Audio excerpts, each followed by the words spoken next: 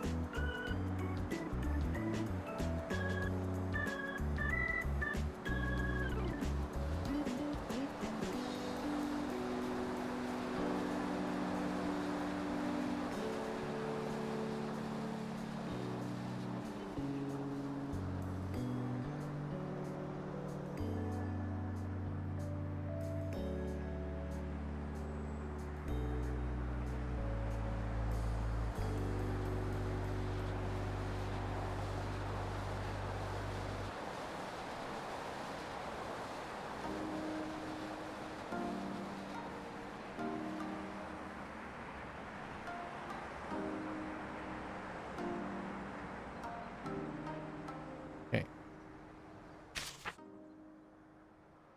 Alright. Alright. Day 24.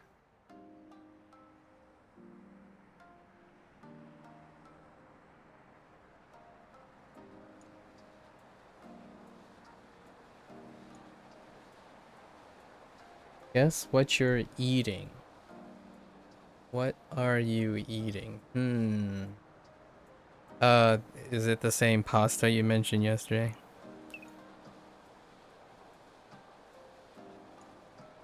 You finished all the dakuon?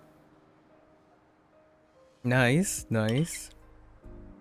Way to go. Half highs.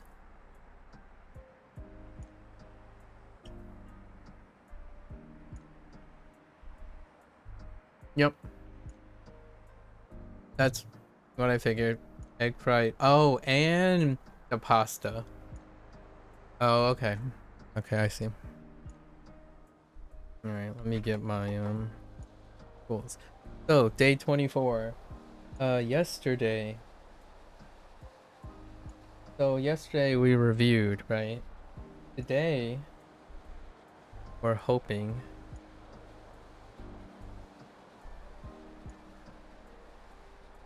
to add a new set, right? We have to work on a new set. I'm having the same thing too, Sub-Zero, actually.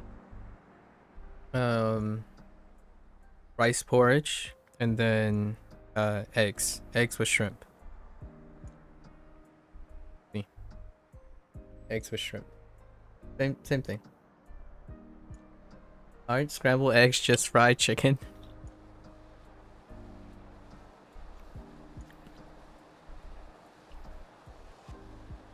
Sub-Zero. One day someone's gonna hunt you down.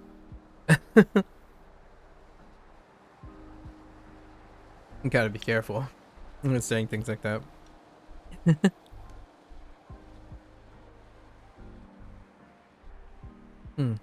Okay. Alright. So let's start from the beginning. Scrambled eggs. Just fried chicken. You think you're funny until someone hunts you down. Alright. Let's see how well we remember this. Whoops. Okay. Where's my pad at? There it is. Okay.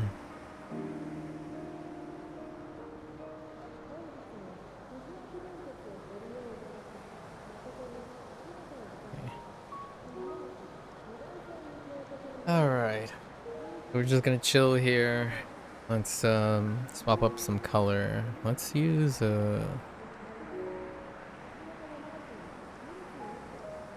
this color seems nice. Oh.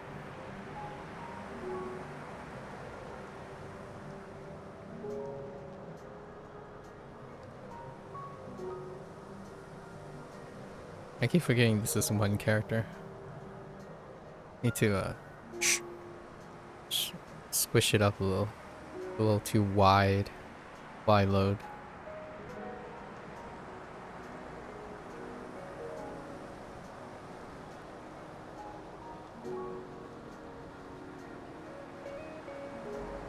So Eki, Kaidu, Kaidu.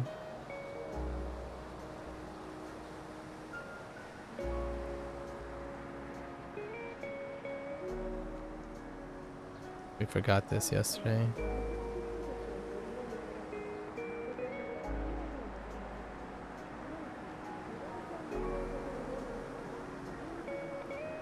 Yeah, that feels right.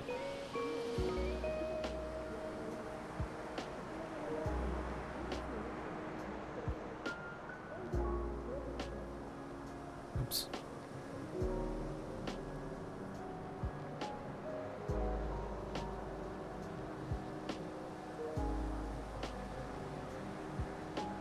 Onzatsuru. Onzatsu.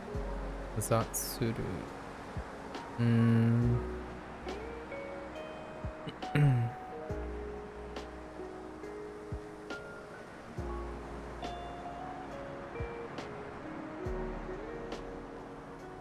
Right.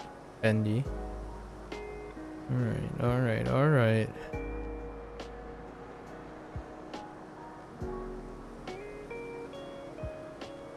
I made an error on this yesterday too. Add an extra stroke.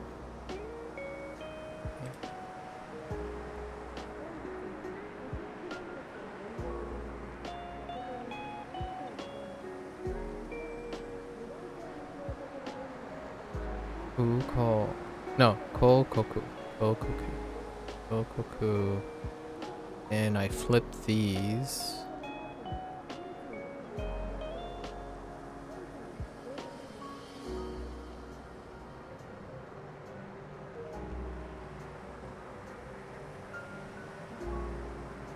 Okay.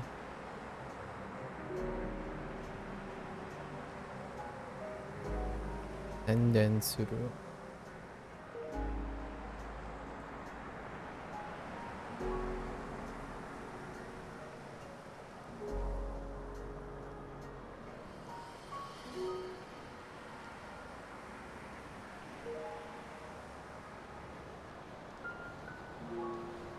Are you ready for this semester, Sub-Zero?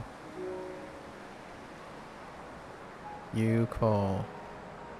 And I totally forgot call yesterday. You call.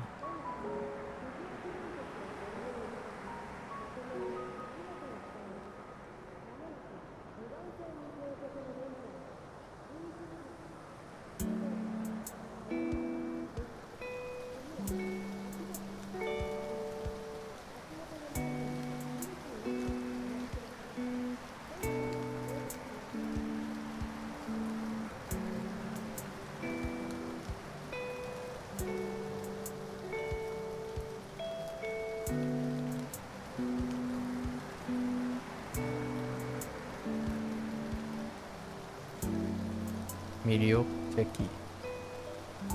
That's a little sloppy. It's good enough.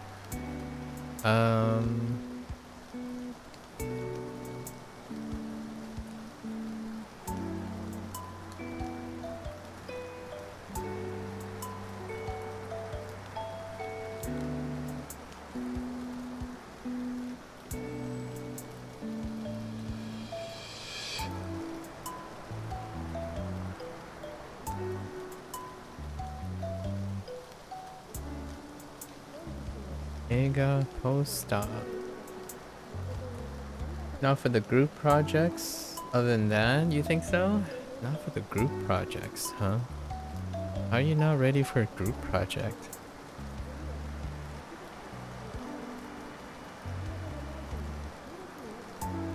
Be brave.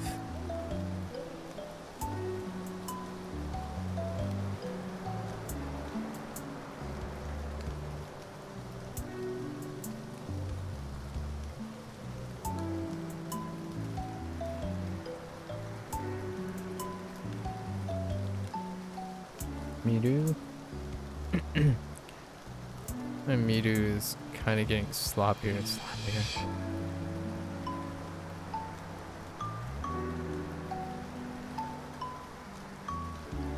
Actually, no. I think that's still fine. I gotta double check Miru. I don't know if I'm adding an extra stroke. Okay.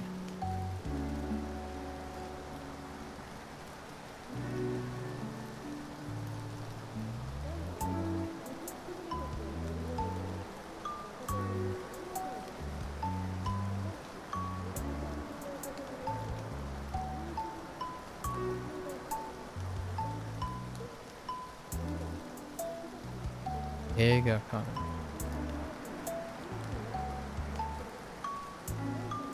Oh, wait. I didn't finish the rest of...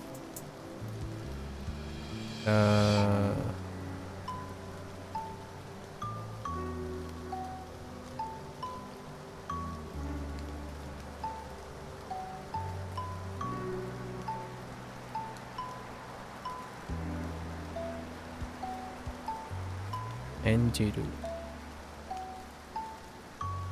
And...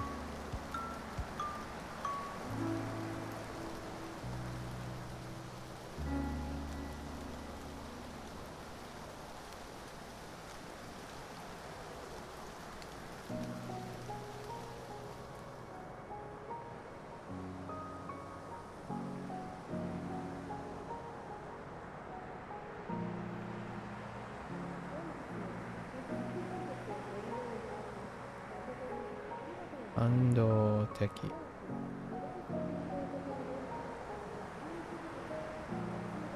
Okay. In considering joining one of those student organizations to boost your resume, but I've heard it's a lot of work. It is quite a lot of work, yeah. Or it is additional work, which, you know, depending on how thinly you're spread, any additional work can feel like a lot, relatively speaking. And it's very difficult to predict how much work it is. However, more times often than not, it will have larger returns than the investment. A lot of times. However, it's so unpredictable what the workload is. Yeah, I understand how you feel about that. They've got one organization that's making F1 cars and is looking for someone studying electronics. Oh, interesting. It's essentially, yeah, a full-time job without pay. Yeah. Effectively. You're investing forward. So you're hoping the cost of investing forward in an organization with people provides a return on investment later. Low-key, at least in college, I was part of 6 organizations.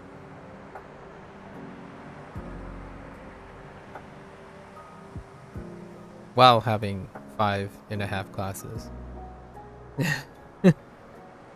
Question, it would be worth if it was gonna affect my grades, you think? That's a very excellent question, right? And only you can really answer that, since I don't know how heavily weighted the Norwegian education system is. Generally speaking, most people will still during my time, most people will still prioritize their grades first. The United States. Although, although, in retrospect, in retrospect, those grades did not hold a candle to the potential networking that was happening. Not that I managed to network at very well when I was in like the early days. I was actually incredibly terrible at networking. So, um, the question is, right? The grades will provide some consistent feedback. Are you great at networking enough and working in a group or an organization enough that it exceeds, in my opinion, the return that your grades could do? Because grades are consistent, but it also has a high cap. Like, it also has a low cap, like a low ceiling. So you can only get so much from having good grades. Meanwhile, on the other side, it can get really low, like you can really tank out. However, if you are fairly confident or understand how well you do in groups, the sky's the limit for that one. And even when I was part of a lot of organizations, that didn't necessarily mean I was able to opportunistically capitalize on it, right? I was still learning, young as well. With that said, I've never done anything like that before in high school because I was recluse, discrimination, all that stuff. It was very difficult.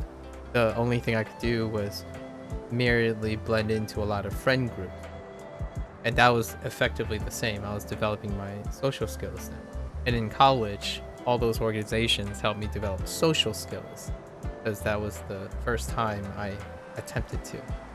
The question is the investment in yourself, exposing yourself to the organizational group, worth the cost of potential dividing your attention for your grades? If I haven't, like, let's just say if, because I already know what has happened. Without those type of experiences, you probably wouldn't have met me as a streamer, and I wouldn't have been able to communicate with you the way I am now. So that's kind of like, well, yeah, duh, we're here now. But the idea is, while it's very difficult to predict other people's demand of you, it's kind of like going to Japan, right? Going to Japan and sucking it up and using your target language. If you're not already working in an organization, when you go get a job, right, you are more than likely going to have to work in an organization. So, if I had to take a gander at a lot of all the other perspectives that you want to take into account, would you rather have a time where your grade is the only thing that technically suffers from you trying out to be part of an organization, or you wait until you get a job and learn all that then? That's probably how I would think about it to myself if I was younger. Like, my thought was, well, I'm in school, I'm in university. The worst thing I can think of is my grades would drop, or I would get tired. Later on in life, if I don't have those skills and I'm still experimenting with those skills, well, how much does that cost? Would it cost you your job? Would it cost you a hiring? So those are questions that you may want to answer yourself, obviously. Lots of people actually say, well, I'll worry about my social skills later. So they would go and then they would learn from their jobs. So, learn from the interview process, how to navigate office politics or avoid office politics for the rest of your life. Avoid leadership positions. Those kind of things still work out. So you can definitely ask yourself, are you a team player? If you're not, then it's obviously going to have to finish returns. For me, university life was me breaking out of my shell, right? And no, I'm not saying I'm an extroverted person. It is very taxing. is constantly taxing to socialize with people. However, the nice thing is, if you have social skills, all the input of energy that you have will have returns most of the time. It's doubly terrible if you have tendencies for not being energetically socializing, as in like I think one of the key properties of gauging whether you're a social person or not is the idea that whether you view or feel that human interactions cost you energy or it gives you energy. And even to this day, with all the things I talk about, interacting with people costs me energy. Now, the reason why it doesn't seem like I get tired is I socialize when I have the energy to socialize. So I focused tons of my life, and that was learned from being part of organizations and stuff. Where can I liberate or generate energy out on my own time, like personally, alone and stuff, because I like being alone, right? That's where you get your energy. However, how do I spend that extra energy? I'm not a person who spends my time alone and say, oh, I have enough energy to be alone, so that's all the energy I'm going to focus on making. I'm mostly on a person now because I quote unquote, obligated myself to be in social positions. I can kind of get a good idea of what type of skills I need to work on, how much energy I need, what do I need to prep. So all of that stuff doesn't really come firsthand back in the day. Nowadays though, when I'm alone, if I have time, I'm building myself up, and then every time I hit an organization, it's rare for that organization to sap all my energy. And I think that's kind of the perspective that you have right now as someone who's very independent. You're looking at an organization as, do I have enough energy, time, and resources to allocate an unpredictable demand on my resources? And in exchange for gaining experience to really answer that question, right? Like, I know it's unpredictable for other people. However, there's generally a fairly good idea after you've experienced enough to be like, where's the cutoff? Like, okay, this can't be any worse than this. If this is it, I will bail out, right? And I'll know how to bail out in the future, how to politely decline, know where your breaking point is. And without that, most of your life you're going to be asking yourself, well, should I join this group? And then you're going to like ruminate, right? You're going to ruminate about, can I really do this? Or, okay, so I have no way of telling what the workload is. And that's kind of the idea of not having experience, right? I just wish the admissions weren't so early. It'd be easier for me to know if it's manageable after seeing my upcoming semester workload. Yeah. You gotta work with what you got. It is a gamble though. I definitely have to agree. In fact, of the 6 organizations that I joined in year 1, 2 of them defaulted because the people who ran the organizations were unable to keep up with their own workload. So, and then I replaced them with 2 others. I did so many things back then. I did outreach, like it felt like every day I'm always at max because I was young. I honestly, like, if people think I'm really surprised how nowadays I still get the same comment where like people say, oh, how can you grind for so long or do something for so long? I actually feel quite old. Like I'm a lot less energetic than I was before. My stamina is not as great. I would say I would do 2 to 3 times the volume of what I'm doing now on stream. So it is very relative, right? That's why I want to give some perspective. I'm declining in stamina. I'm not actually increasing in stamina over time. I do have a very noticeable decline. You feel that? Maybe some of that might be comforting. I totally get your ambivalence though. It's very palpable. I'm trying to like channel my old self.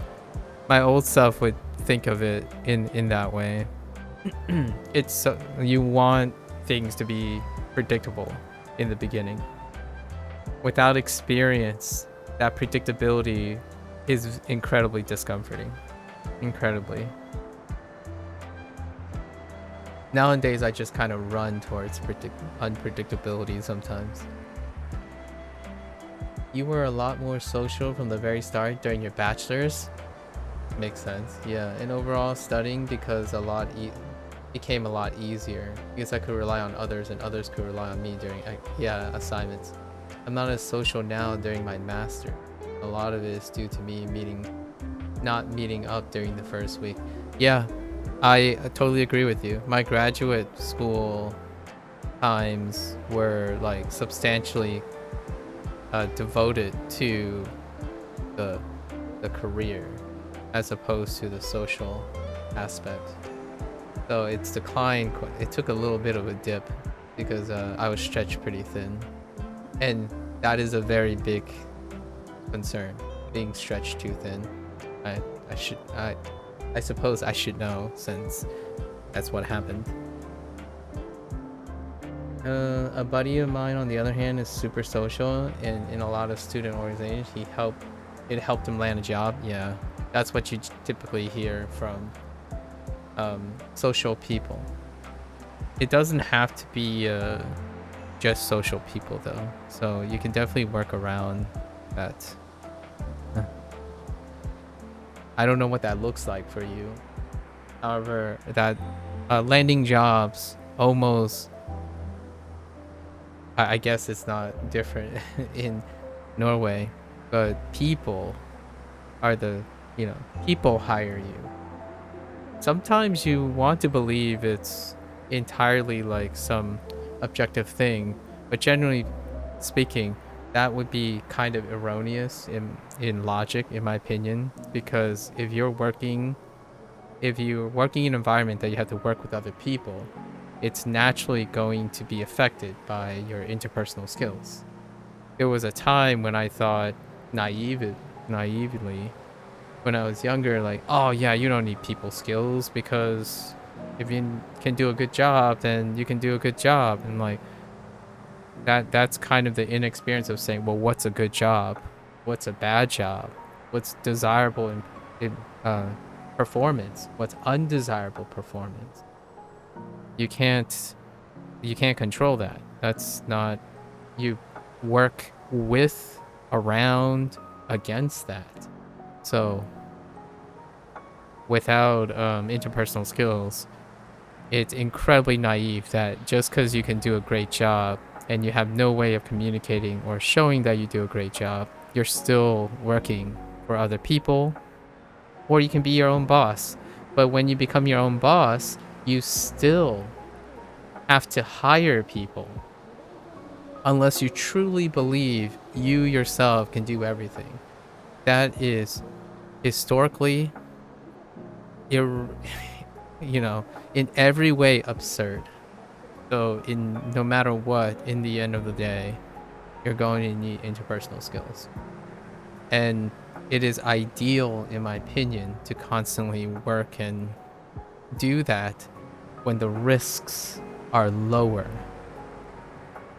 I feel if the significant majority of people choose to deal with that when they have to, as opposed to making it like a natural part of life, like a life skill. I disagree with the idea of, oh, I don't have to deal with bad people if I never encounter bad people, or like whatever they consider bad. All these are subjective terms, right? Interpersonal skills deal with subjectivity. So lots of times when people say, oh, I'll be ready for it. It's like, no, you won't. I mean, even people who prepare for it won't be ready for it. But at least they'll be a lot more equipped to be a little bit more ready. But you can't be ready for something unpredictable to some extent. You can certainly be strong enough and dynamic enough to handle it. That's kind of how I feel about things. So people don't resolve problems very well because they wait till the problems occur. They wait till they need friends. They wait till they need to use the language. They wait till they're depressed. That's kind of, and I had a little run-in when I was playing Elemental Evils with another person who's feeling depressed. Like, waiting for something like that to happen and not building yourself for that. It is definitely a lifestyle choice. I typically don't choose that anymore. I'm almost feel like an introverted person with straight A's and extroverted person with straight C's whose networking have the same chances for a job. It can be. Yeah. Now, the normalizer here is, right, you're suggesting that a person who's extroverted can't have good grades, and then you're suggesting that an introverted person can't network to some degree, right? So the idea is, it's kind of like, if 1 point gives you 10 points in one of the weakest of the two, then you are more likely to at least invest some resources to gain that potential, right? So if you got a straight A's, what happens when you get an A minus? What's your gain in leveling your C social skills to a B?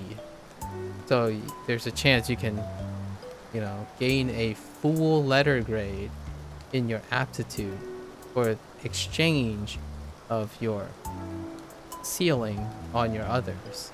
And that's kind of the thing that I think of when it comes to the negotiation. Yes, you can certainly try to equivocate them. So a straight C student with proper networking skills may have similar chances as a straight A student with no networking skills. Perhaps. Yeah, perhaps. Those are definitely extremes. I would like to think that sometimes you can still manage an A while having B level social skills. Your weakest, impossible. I think one thing that often people think about or don't consider is that sometimes diminished return kicks in, right, for these type of things. So you are more likely to gain a lot more from unpracticed skills in the beginning at the expense of a disproportionately smaller investment into your specialized skill. Things like 10 minutes a day out of your busy time to focus on your hygiene or your meals can actually potentially even improve your output in your specialized skills. So it's one of those things, emergent things.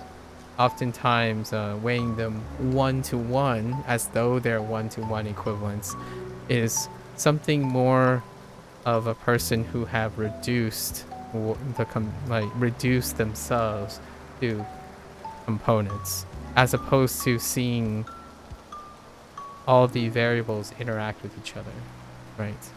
Your interpersonal skills might actually make you have better grades. You don't know. Like, it's hard to know if your networking skills doesn't actually end up elevating your grades. Some people, in my opinion, this is anecdotal, being able to have a support system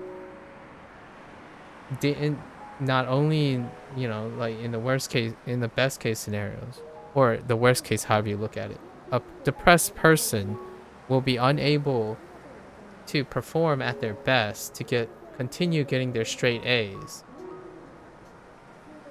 So if sacrificing what you think you're sacrificing time to get like end up getting a B and you socialize, you might still end up getting the A because you're no longer depressed and it's not hurting your output.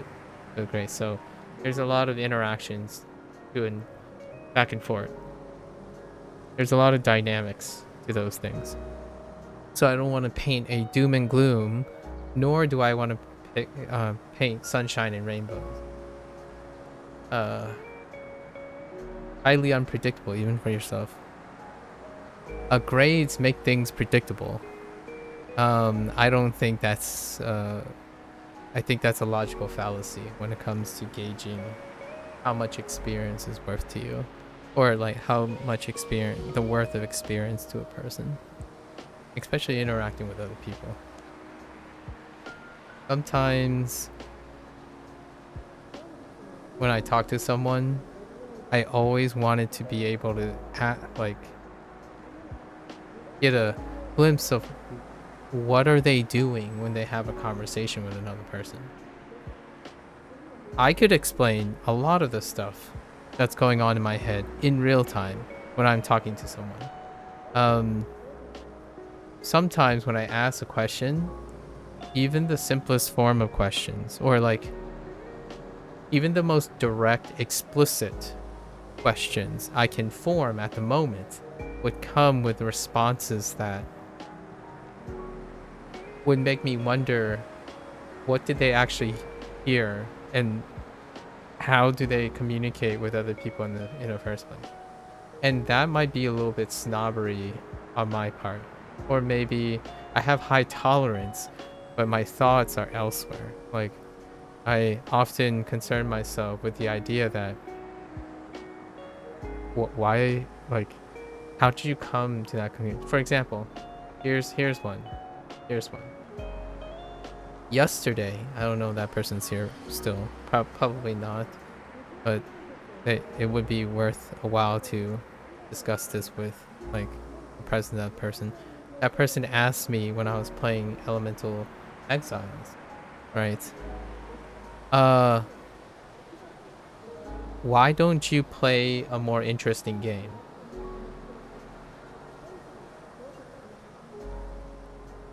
There's no other way I could have responded to that.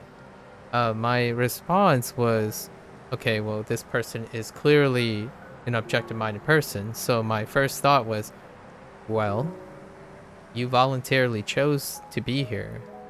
Why don't you go and watch someone else who's playing an interesting game? Right? And that's where I feel like the intersection of logic, filters, maybe a lack of self-awareness, or maybe a lack of social skills, and communication skills come in. Like, and then the person, after I said that, you know, the obvious response, like, you could watch someone else who's playing a more interesting game. The person said, oh, did I upset you? I'm like, I don't know where you're getting that idea either, so it just keeps going south. It keeps going south. I'm like, am I speaking like I'm upset, or do my face look upset? Like, how are you getting these messages? First, it was clearly a red flag in terms of communication. And then second, then it's a misinterpretation of what I'm saying. So that kind of thing. That, in my opinion,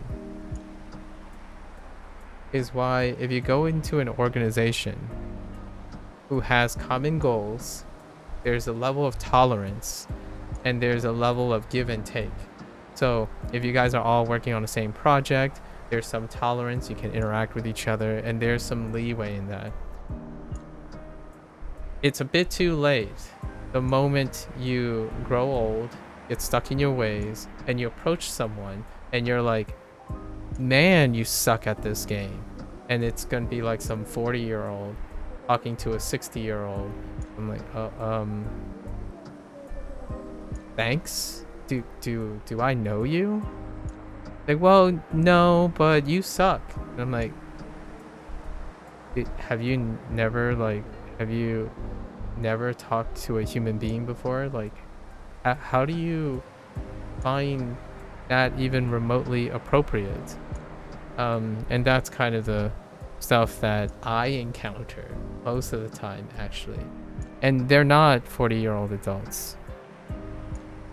They're like 18-year-olds that are probably going to look for their first job, or starting to become a public figure if they wanted to, right? Those are like the worst case scenarios I can even think of. The default career choice for young adults is to become public figures on the internet, because this is pre-selection factor, right? This is a pre-selection bias. So I'm on the internet, I'm a streamer, right? So naturally that would probably pre-select, have some selection bias. The moment someone talks to me like that is the moment I'm thinking, yeah, so this is the default communication skills. So whenever someone asks, hey, I want to be a content creator, or I want to start streaming, and if they don't ask me anything, I won't really say anything. But my first thought is, hopefully their communication skills are sufficient. And I genuinely give the person the benefit of the doubt. We're strangers, so I wouldn't know as much. I wouldn't collect as much details about the way they speak, right? There's this thing where, like, for example, for language learning, you could learn all the rules of being polite, and you can try to spend a lot of your resources learning how to get good grades on Japanese writing comprehension. Like, for example, oh, this is what you say in a popular thing.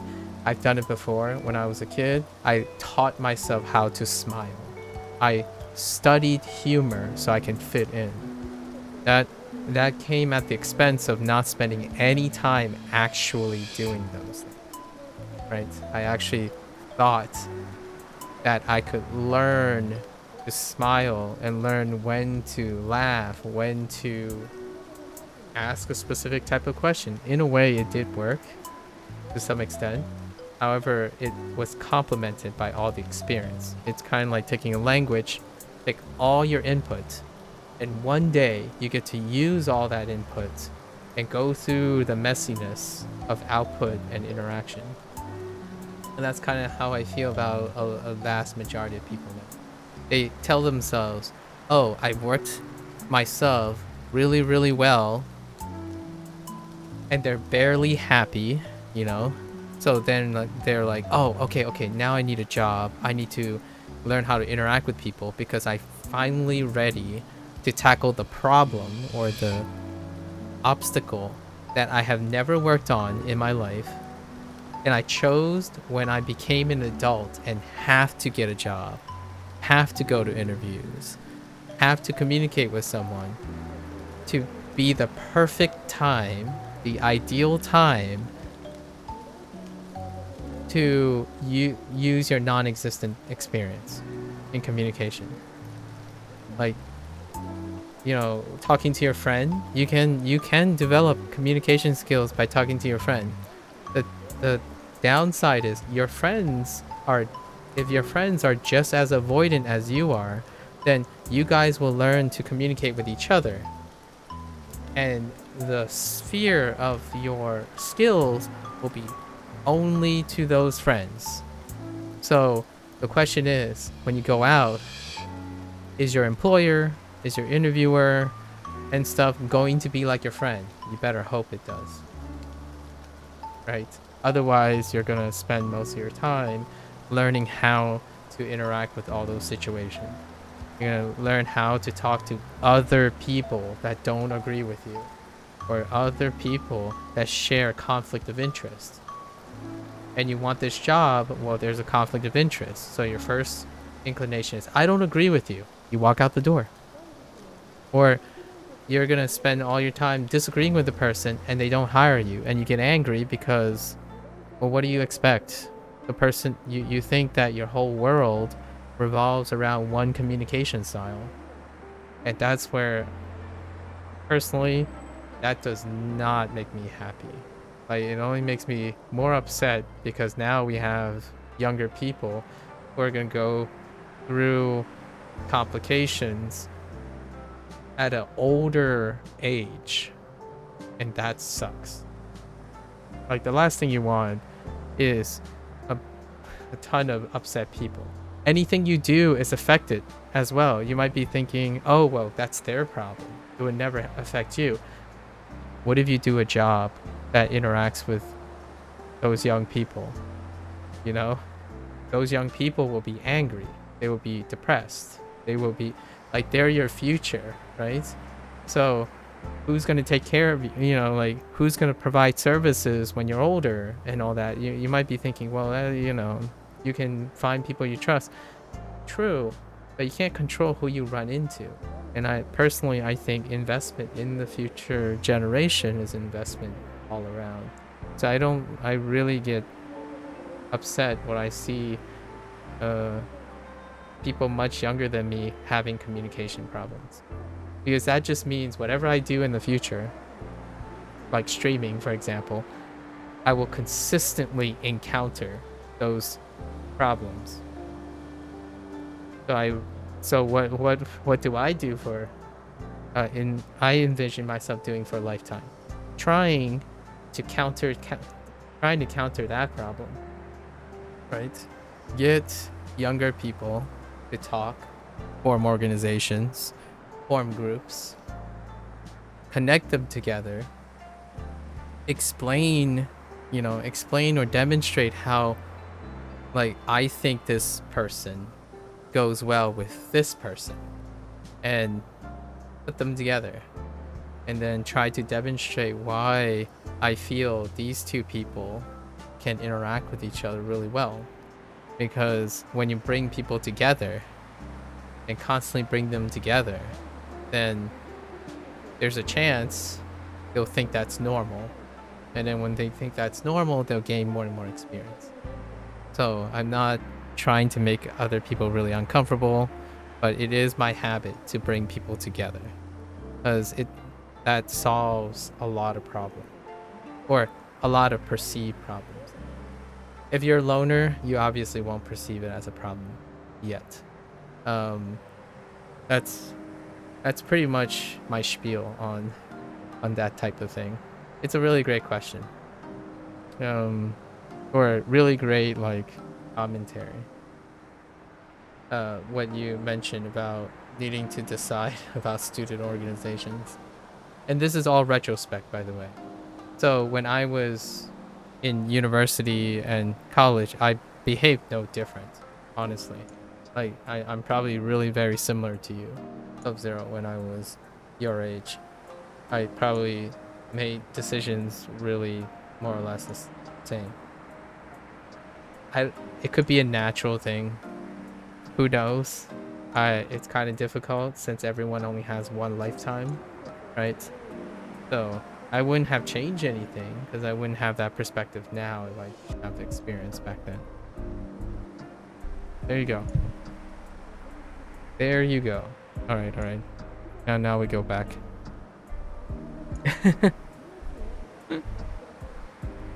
So, Eiga-kan. Desu miru.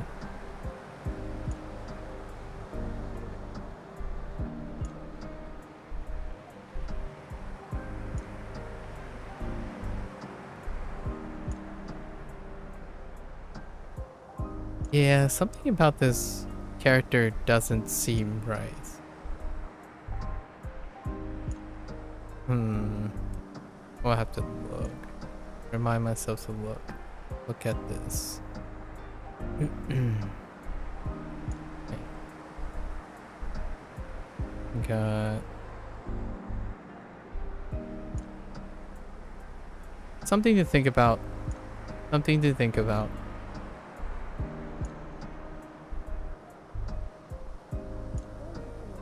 Okay, date.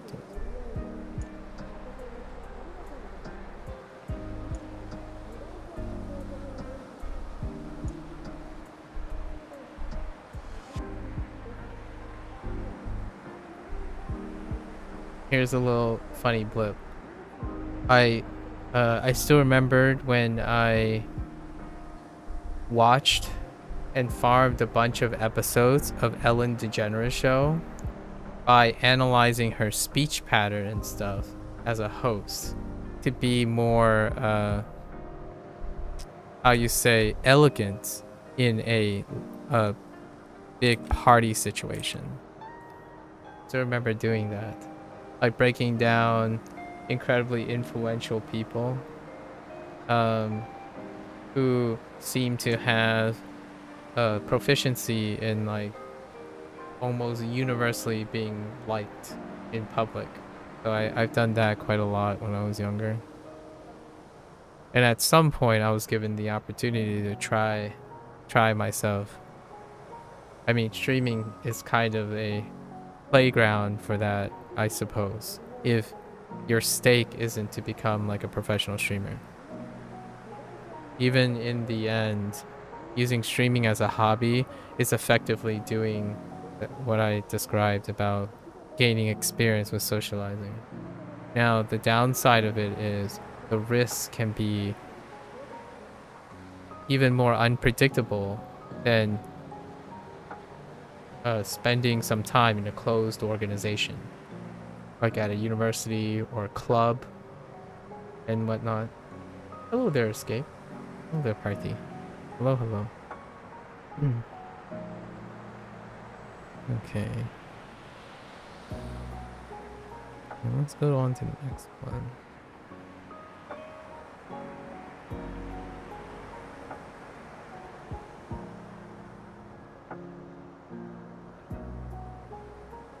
You do.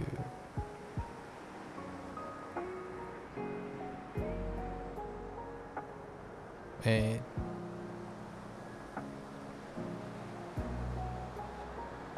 Is it Oki or... Yeah. Okay.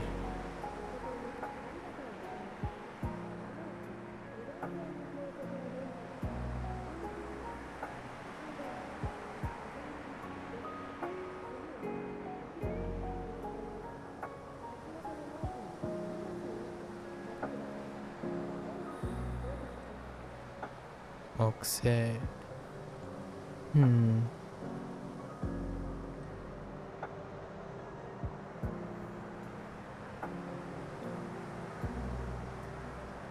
You've been grinding hiragana recently in Duolingo? How's that going? There's another person who's doing the same thing. You guys might get along. At the moment. This person just completed all of the dakuons, and so all of the hiragana and dakuons, and they're moving on to katakana. Or wait, are you the same person? No, you're not the same person. It's Afai's. So Afai's and you are doing the same thing. It would be kind of cool to see how the two of you interact. Both of you are starting with the foundations first. Yeah. Yeah, they're really putting in the hiragana. So they want to like write and get used to all the hiragana and the katakana before they start lessons. So it reminds me of what you're doing right now. I kind of did the same thing too. I threw in a little lessons here and there for word farming for sounds. But yeah. Keep it up. Keep up the good work. Escape. I think both of you are in the Discord, so you'll probably be able to bump into each other in the future. Maybe be able to exchange notes and motivate each other. Oh there, Shizumi. I've been doing pretty well. We have some new language learners, up and coming language learners. How are you, Shizumi? What have you been up to?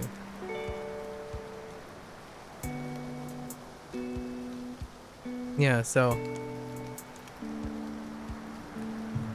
It's because I saw on you, Carthy. Thanks for keeping your name consistent, so I know who you are. In it's under uh, FI's VFX. So if you check the Lala language one, it's this user. So you two might be in a different time zone possibly, but the two of you may be able to exchange ideas and talk about things because both of you seem to be both enthusiastic about a similar place, which is kind of nice. One of us, one of us, one of us. Unlike Sub-Zero over there. Having a midlife crisis with socializing. I'm just kidding, Sub-Zero.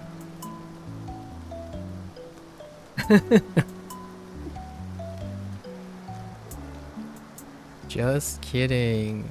Just kidding.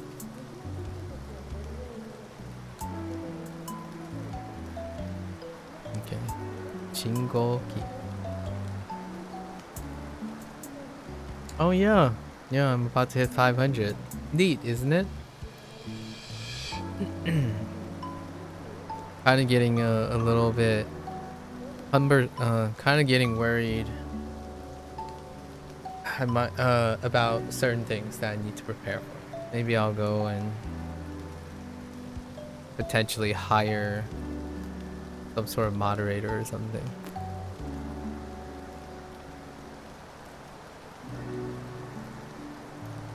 Okay. Scout a moderator is more like it than hire one. It's a scout one. Okay.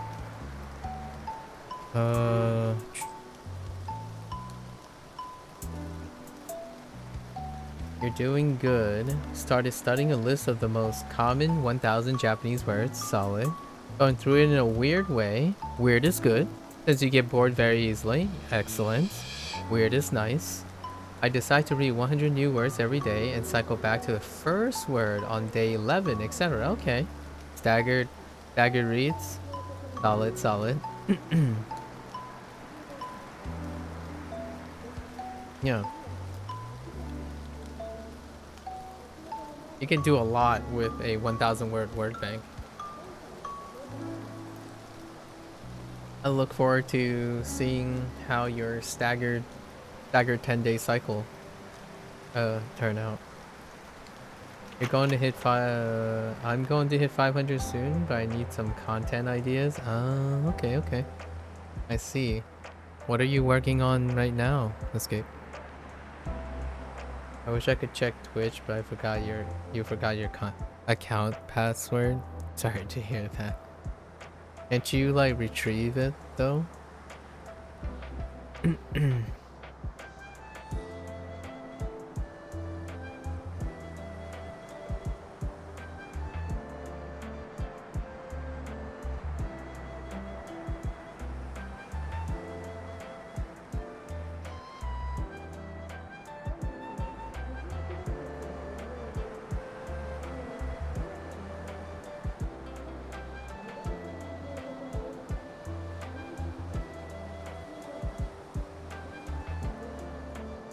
Oh, there's FIs. There you go. Escape. I hope you guys aren't the same person, because it's pretty coincidental. But yeah, the two of you are in a similar place, and you guys have similar approaches. So the two of you should like converse, like go back and forth, like, hey, what is your idea? What are you doing? That kind of thing. It's rare to find other people in the same spot, and both of you almost quite overlap with exactly the same comments. So you guys might actually have like similar enthusiasm and similar approaches. So that could work really well. Yeah, there you go. That's the person I'm talking about. So both of you. Yeah. Oh, I see. So you added the VFX for the. I see. Well, we have reached 500, I suppose. Let's see. Iku.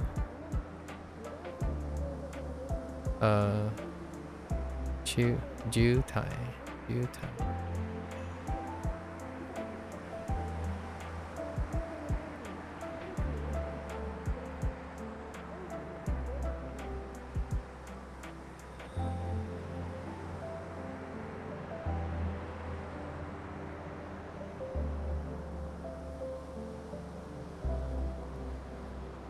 Okay. Jutai.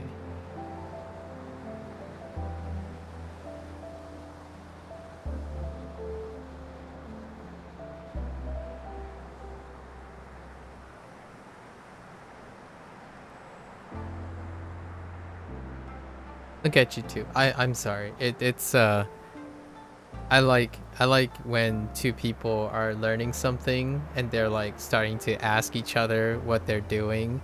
I think that's really fun to watch.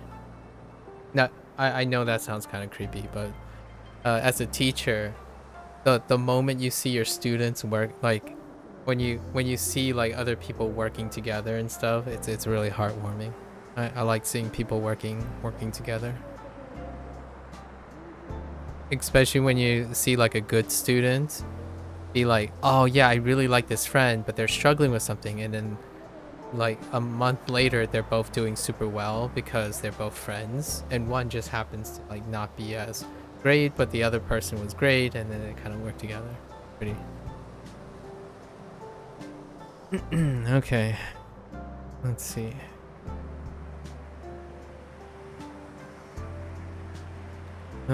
Let's see. Shingoki. Where are we going next? We are going to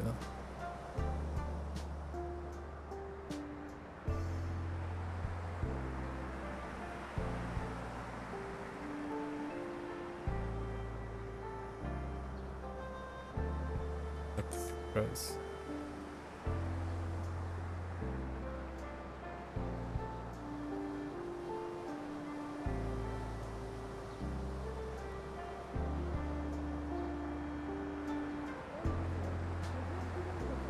How long have you been working, Shizumi, on that strategy that you're doing?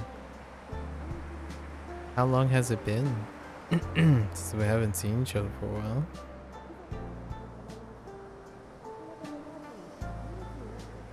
Thank you.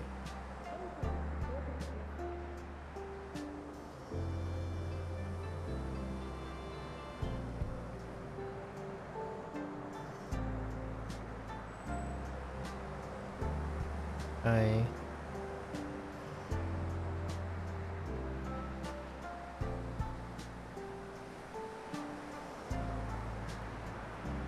Tadashi.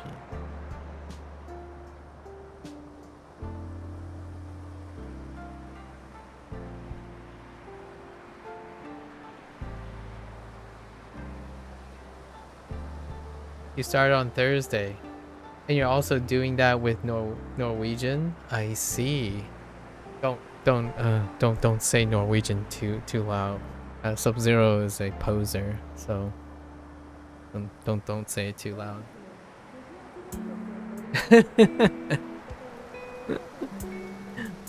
You could always try your Norwegian on Sub-Zero. Sorry, I'm volunteering you. I don't pay Sub-Zero, by the way.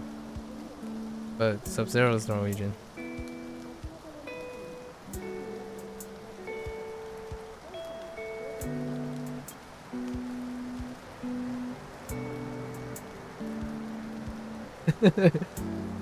Give me my green card.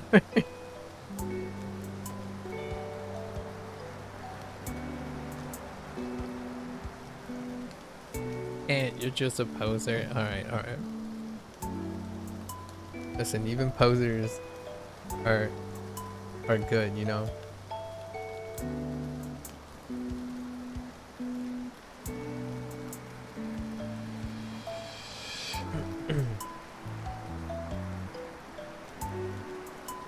Okay, let's see. Where are we now? Terebi.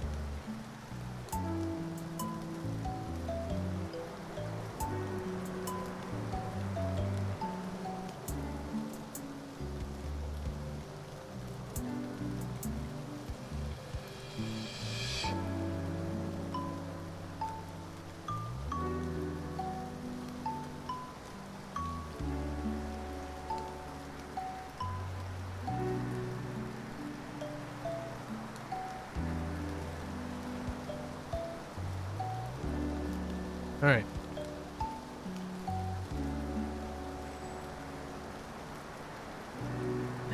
I like how right now, Sub-Zero, you asked Shizumi how long for Norwegian, but Afai's just asked how long escape how long for for Hiragana. Oh, good old, very cute. Alright, alright. Let's check. There's something I have concerns about. It was Miru. I wasn't sure if I'm adding an extra. Nope. Nope. Miru's still fine. Okay. Alright, so let's move on to our next set. Okay. Alright. So, nothing out of the ordinary. Alright.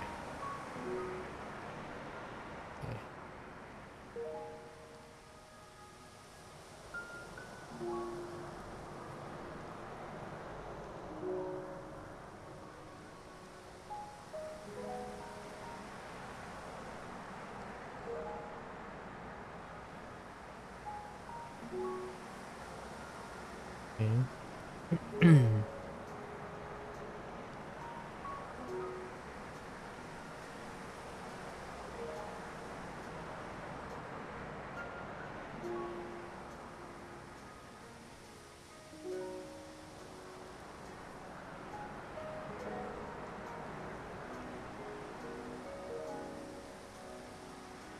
Hmm.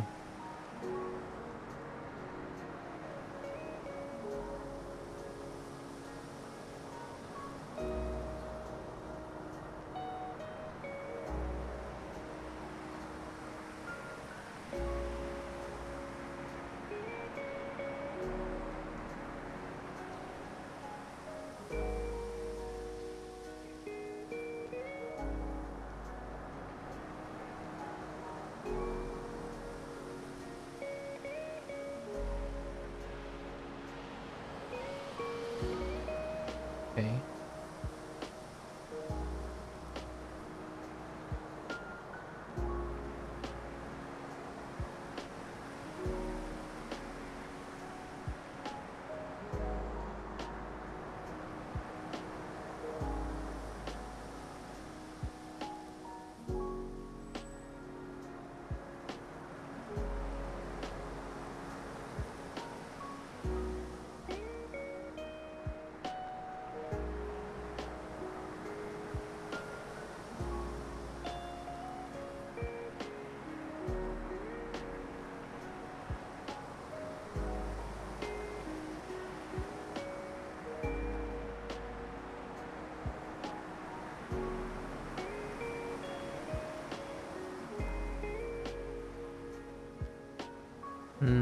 Yep. Nasal.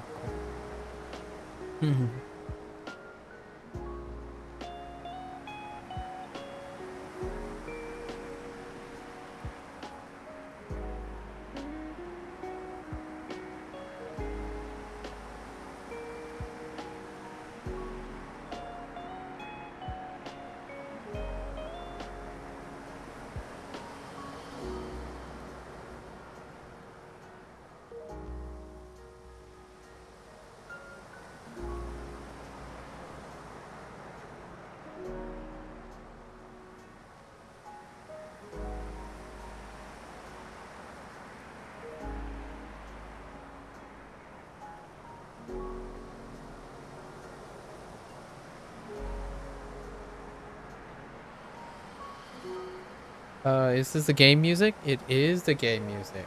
What is my JLPT level? N5 plus. That's about it. Yeah, I can probably say confidently N5 plus. How much plus? I have no idea. The last time I checked was N5.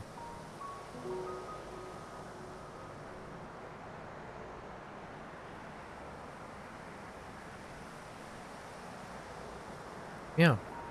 Thanks. Appreciate it. Mata mata desu. Right.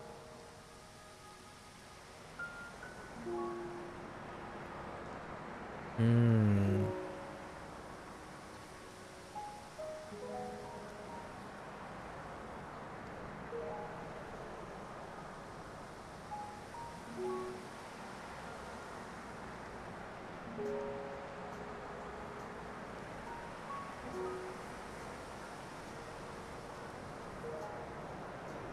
Unofficially. Obviously. Unofficially. I didn't take like an exam or anything. Unofficially. Conservatively. I don't think I have a motivation or a pragmatic reason to take any form of formal education. Do I listen to or read Japanese content? Yes, since I was 5 years old. Although when it comes to reading, now reading is kind of fun.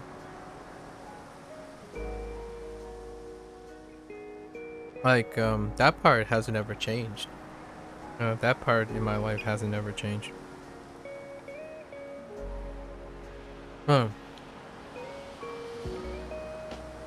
Since I was 5 years old. Like, when I'm at home, it's not like I don't listen to, no, don't consume Japanese media. Now, it's like very different.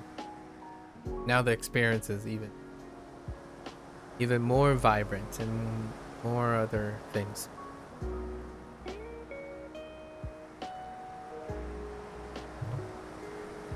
I mean, I would be listening to some Japanese music right now, but Sony Entertainment, uh, Sony Entertainment Japan would have something else to say about that, among other record labels.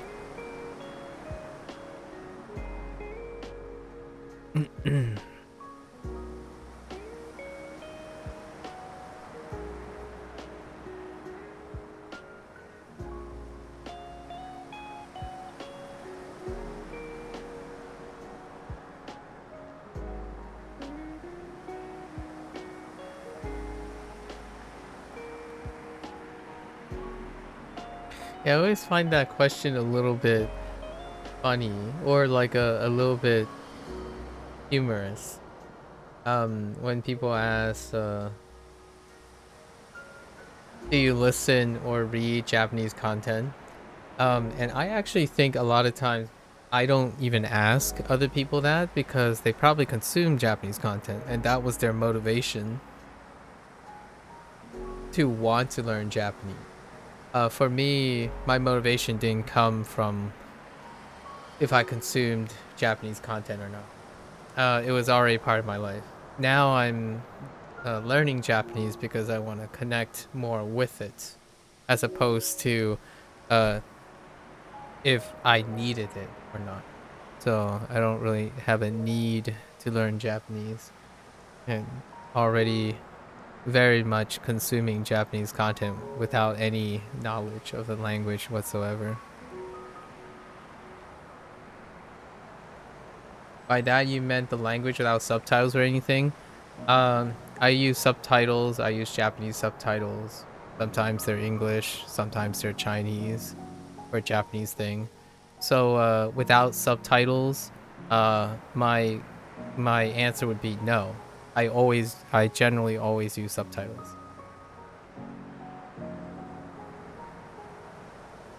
That means I listen and read to Japanese content with subtitles. It has very little to do with whether there is subtitles or not. Yeah. Just as a clarification, I also have English subtitles on English shows. So it's very different. So I read and listen to Japanese content while while watching Japanese content. It's not the same. I'm a person who absolutely probably disagree with the normalization of how to interact with content in different languages. Yeah. Occasionally, I get the opportunity to see Spanish subtitles for Spanish shows because there are quite a number of Spanish shows that are interesting these days or accessible these days.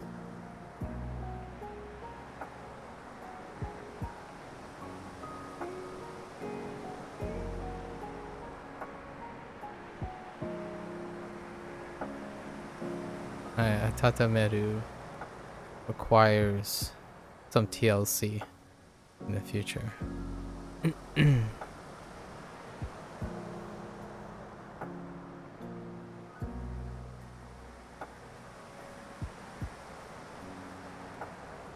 Yeah, call it an unpopular opinion. Yeah, call it an unpopular opinion. It takes a lot of discipline, I would say. If you're not disciplined enough to interact and engage with the content, I can totally understand that the most pragmatic way is to view things without certain things. You know? I can empathize with that. Because there are things that I do avoid. Like, for example, when I'm trying to write something, I would avoid a lot of sound. And then meanwhile, I hear all those crazy people who like just shack up in Starbucks punching out like 1,000-word essays.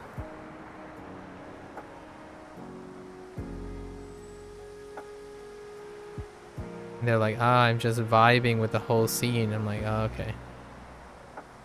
How do you do it? How do you do it?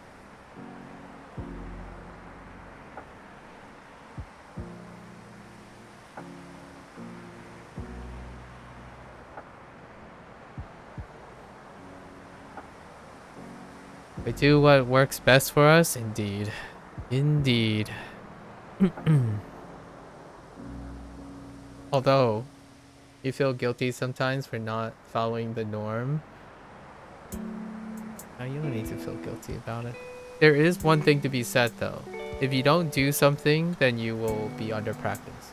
So, for example, one thing I can say by how I interact with my medium is that much like most people say, well, if you always have subtitles on, then when you take them away, you will have less comprehension. And I'm like, I agree, because I don't practice without subtitles. So now here's the question. Do you read Japanese and listen to Japanese at the same time, or fast enough? Because if you don't, then that's kind of why you don't have subtitles. So it is a double edge. You got to know not only what works best for you, but what you desire, what your desired outcome is, right? And you work towards that. Here's another one that a lot of people would disagree with me. It's like, why waste time on translating if you only are going to speak in one language all the time? Like, well, I don't plan on always speaking in one language all the time. And I do have to translate all the time. It's my natural state. I interpret from my parents all the time. In fact, it happens nearly every single day. So, again, work with what you're looking to work with. And what works best for you also implies that you understand what your goals are. Because a lot of times when people suggest what works best for another person, they don't understand what their goals are yet. And that's a very big presumption that I've encountered at least 100 times now in these days, on average. It was like twice a day, every day for the first like 10 or 30 days because it wasn't it's easier for a stranger to approach a beginner and say, I know exactly what you want, because you don't have enough experience to know what you want yet. And the first thing they would say is, in order to be fluent in Japanese, here's what you need to do. And my first response would be like, that's kind of nice, I appreciate it. If my goal was to be fluent in Japanese. It's nice. It's a nice goal. Maybe it'll happen, maybe it won't.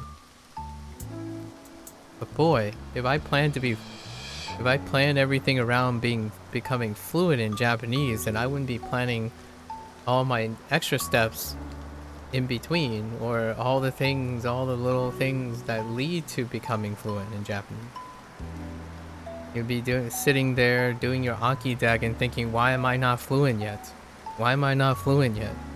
And meanwhile, I'm like, let's start with Duolingo. Oh yeah, this is fun. I'm still learning Japanese. Let's go and do something else. Oh, let's play this video game called Shashingo. That's my perspective. So it might not lead me to fluency, but that's because I don't focus on that, right? And then another comment that I get quite a lot is, oh, but then you'll only be Duolingo fluent and you'll sound like a non-native Japanese person. Like, well, I didn't say I wanted to be a Japanese native sounding person. I want someone to say Nihon what was it? Nihongo Jozo. I forgot the phrase. I don't even want to. I want to hear that phrase. So if they just keep saying my Japanese is good but not really good, it's like, that's fine. Yeah, that's fine to me too. Yeah, and I don't think you should feel guilty for not following the norm. Obviously, if you're affecting other people's livelihood and they have a place to say, and I had some of those people as well.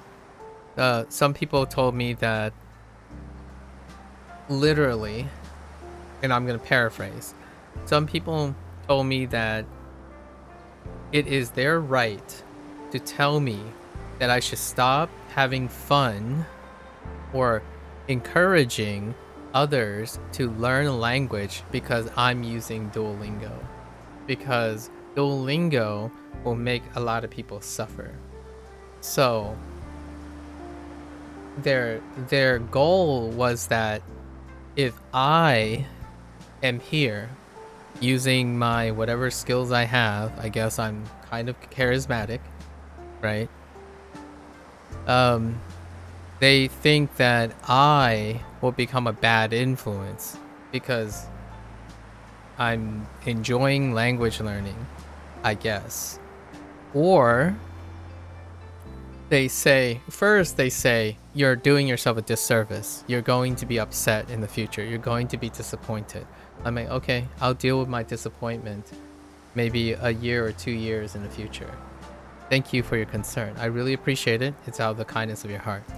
And then a little bit later, the same people often are like, but you can't show that you're having fun. You can't show that you're having fun with Duolingo. You can't show any of that because you'll be a bad influence. And I'm like, oh, so now you're helping all the other people and not me. Like, okay. So now the question is, are you being nice to me, or are you being nice to the imaginary people that you are painting as your victims so that you can make me into the bad person? That's how I broke that down in my head. And obviously this person then began to pretty much go off, and I ended the stream eventually because I was really tired. It was like right at the end of my stream. So yeah, I still remember that interesting altercation. The person basically called me a sociopath and that I needed to go seek therapy immediately. But I think that's more like the colloquialism, because I see that on comment sections all the time in YouTube. So that person must have like normalized English where you tell someone to go seek therapy as like an average comeback these days. And I'm like, well, I mean, I wouldn't mind going to therapy for some preventive measures. I don't have health insurance. Or maybe I wasn't there actually. Yeah, you were probably observed many of the other times. This is like just the one particular time I'm talking about is one of the times. But it happens. I'm not telling anyone to do anything. However, doing the things I'm doing, some people might say, and that's fine, it's fair. They might dislike me because I'm doing it. So, just for the act of doing it. So, that's probably what you mean by sometimes you feel kind of guilty for not following the norm, right? Following the norm.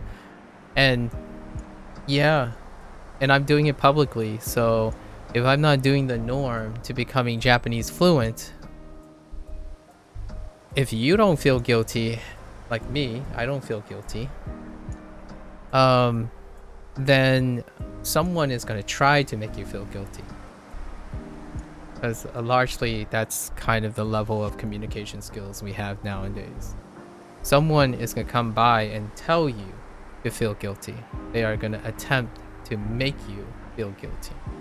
And earnestly, and I'm going to say this very encouragingly, well, I'm not going to tell you that. And how much is my word worth compared to the other person? Well, I hope is worth more. At least in the sense of not making you feel so discouraged and depressed and concerned and fearful of the choices you make voluntarily. Again, we're not talking about something you have to do, like eat healthy or get exercise. We're talking about voluntarily learning a language because you choose to. Making someone feel guilty about something they are choosing to do for fun, for love, or something that is not necessary, and treating it like it is like, it can, if you can justify that, I wouldn't, in my opinion, want to associate with someone who can justify something voluntarily to gaslight people, let alone imagine what it's like to talk to that person when there's an actual need. Like an actual need. Like people, it happens quite more often with Japanese than Chinese, unfortunately, from my experience. Japanese, learning Japanese is voluntary for the most part for a lot of people.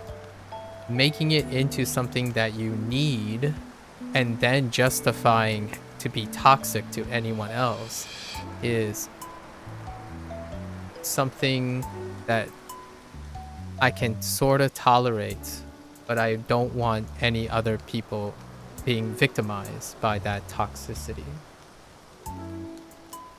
Or maybe he was projecting his own sociopathy on you. I don't know. The person seemed very competent. It does sound like they know Japanese and whatnot. It might come from, in my opinion, a place of passion. It might come from a place of passion. So, emotionally, probably not sociopathy. They're most likely very emotional, like the opposite of sociopathy. Like, it's not from the lack of empathy or emotions, but maybe from an elevated sense of emotions.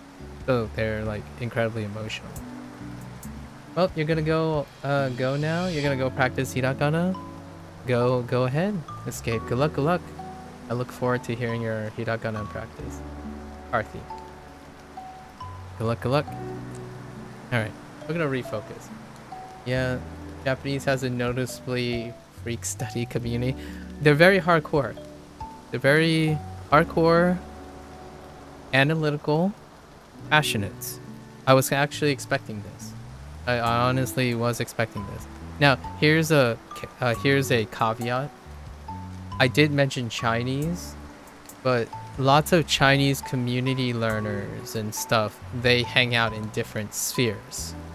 It's less likely to encounter cross selection on Twitch and YouTube for Chinese learners, because Chinese learners would go to like things like WeChat, Talk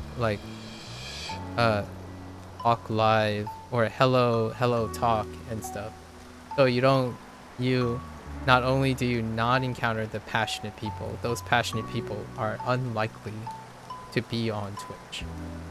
Twitch, because of the the gaming influence, which Chinese have some gaming influence, and it's trending. The Chinese market and the gaming influence from Chinese, um, like culture, like Chinese background developers and publishers. But Japanese is still the most dominant, right? It's one of the most dominant.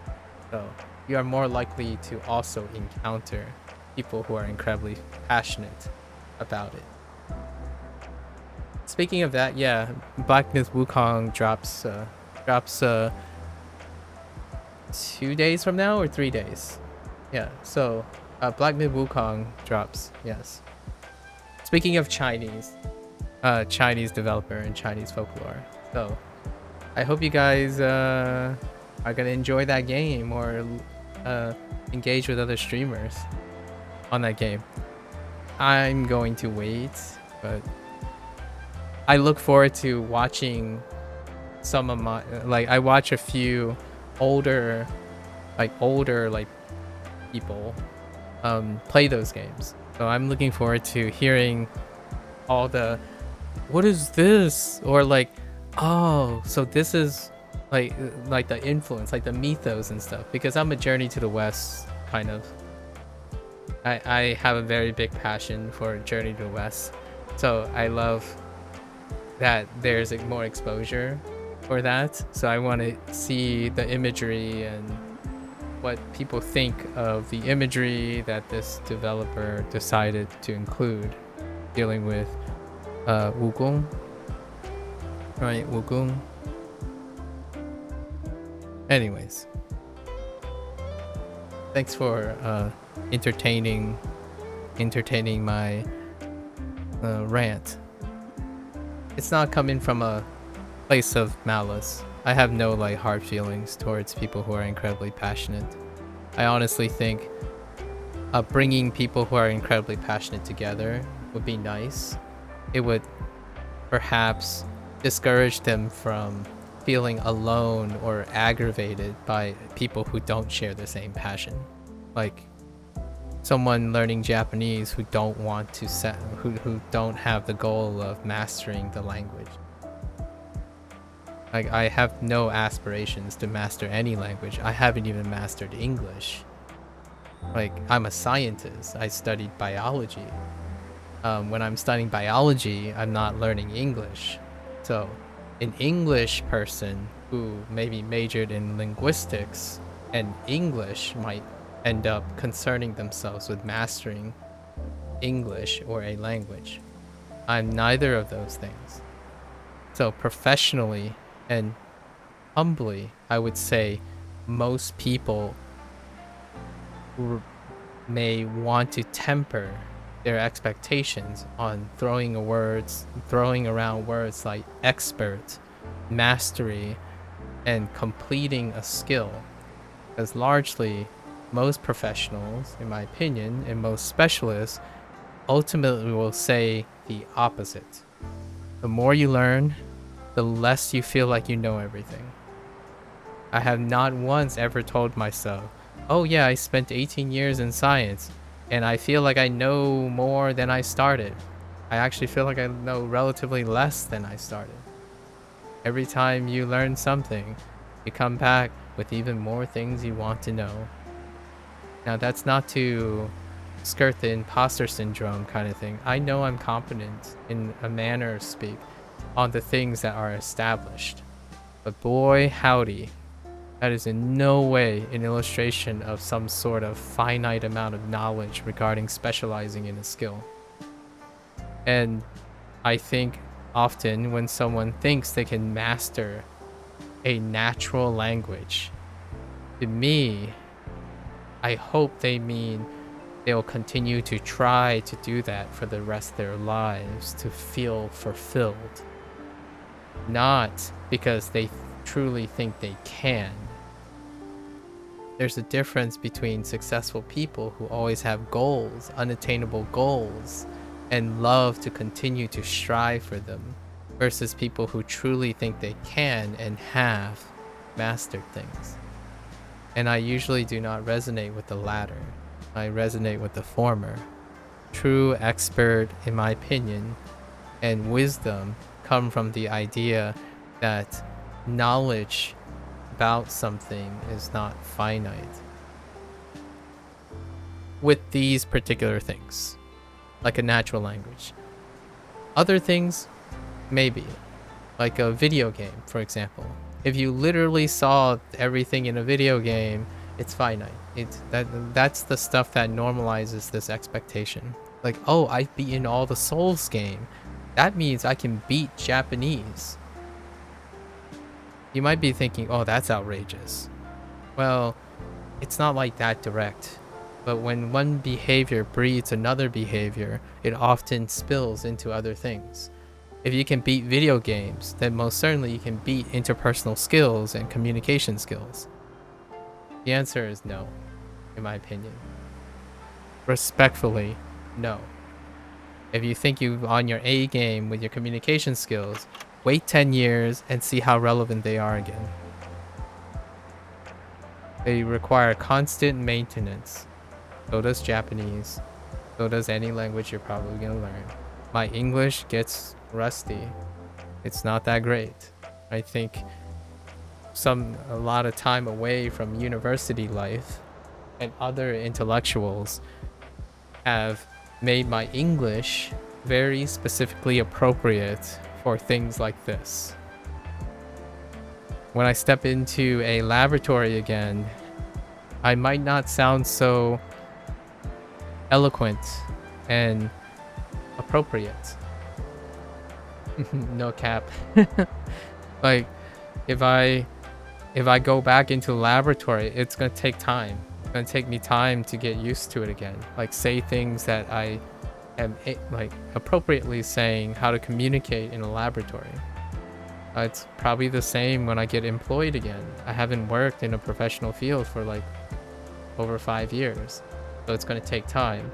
When an interviewer asks me, "Oh, so, you know, what have you been doing the last?" That's probably what they're gauging. They're gauging what I have been doing the last 6 years. Well, I can say that I've been talking a lot and working on these skills, and then it's up to them to know it's appropriate because they're the ones that are working in that environment, and I'm not. Great, you know, temper, that's a realistic response in my opinion. If someone can explain the pros and cons and detractions and whatnot in an objective way, but also have a subjective feel to it, then I would be more likely to trust that person. Trust that person's judgment. Not that I don't respect it and feel like they can, like, they're not supposed to have those opinions. They can have those opinions all they want. You're asking for my trust, right? So that's my trust to give. Most people get my respect by default, like respect and the right to exist, right? To coexist. It's not other people feel like they have the right to determine. They have the right to determine if other people exist or if other interests exist outside their own. Which is kind of very, very, very dystopian for a digital future. Quite dystopian.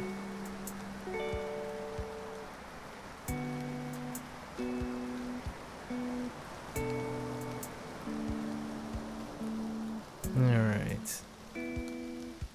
Now that I'm all nimble. Let's hope I don't stop on anything.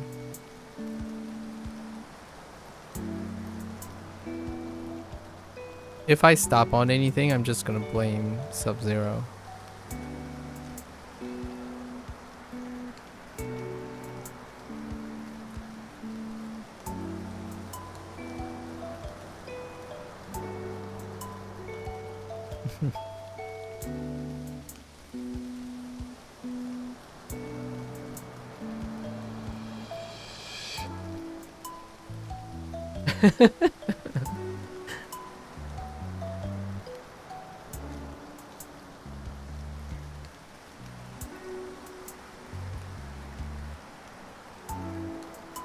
Listen, I only blame you because I know you can handle it. You feel me? You feel me?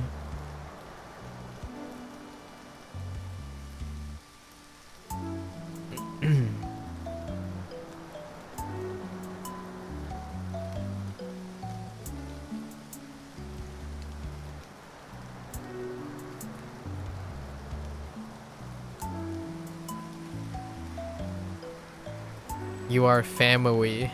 Yes. 私の、私の家族。家族の、家族のネット。Yes.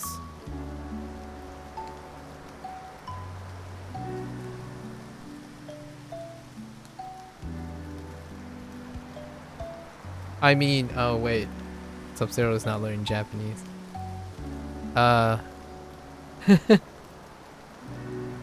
Oda Marathon. Are you doing Wanikani at all for kanji, and would you recommend it? I have not used Wanikani. However, Boda, so far, anyone who has started using Wanikani enjoyed it that I have met personally. And if you're thinking about a place to start with kanji, I think most of the people that I've had closer connections and communication with would say Wanikani is a winner. So hats off to Tofuku. Not sponsored, by the way, but I've said this before. If Tofuku, if I got the green light to stream Wanikani, I would do that.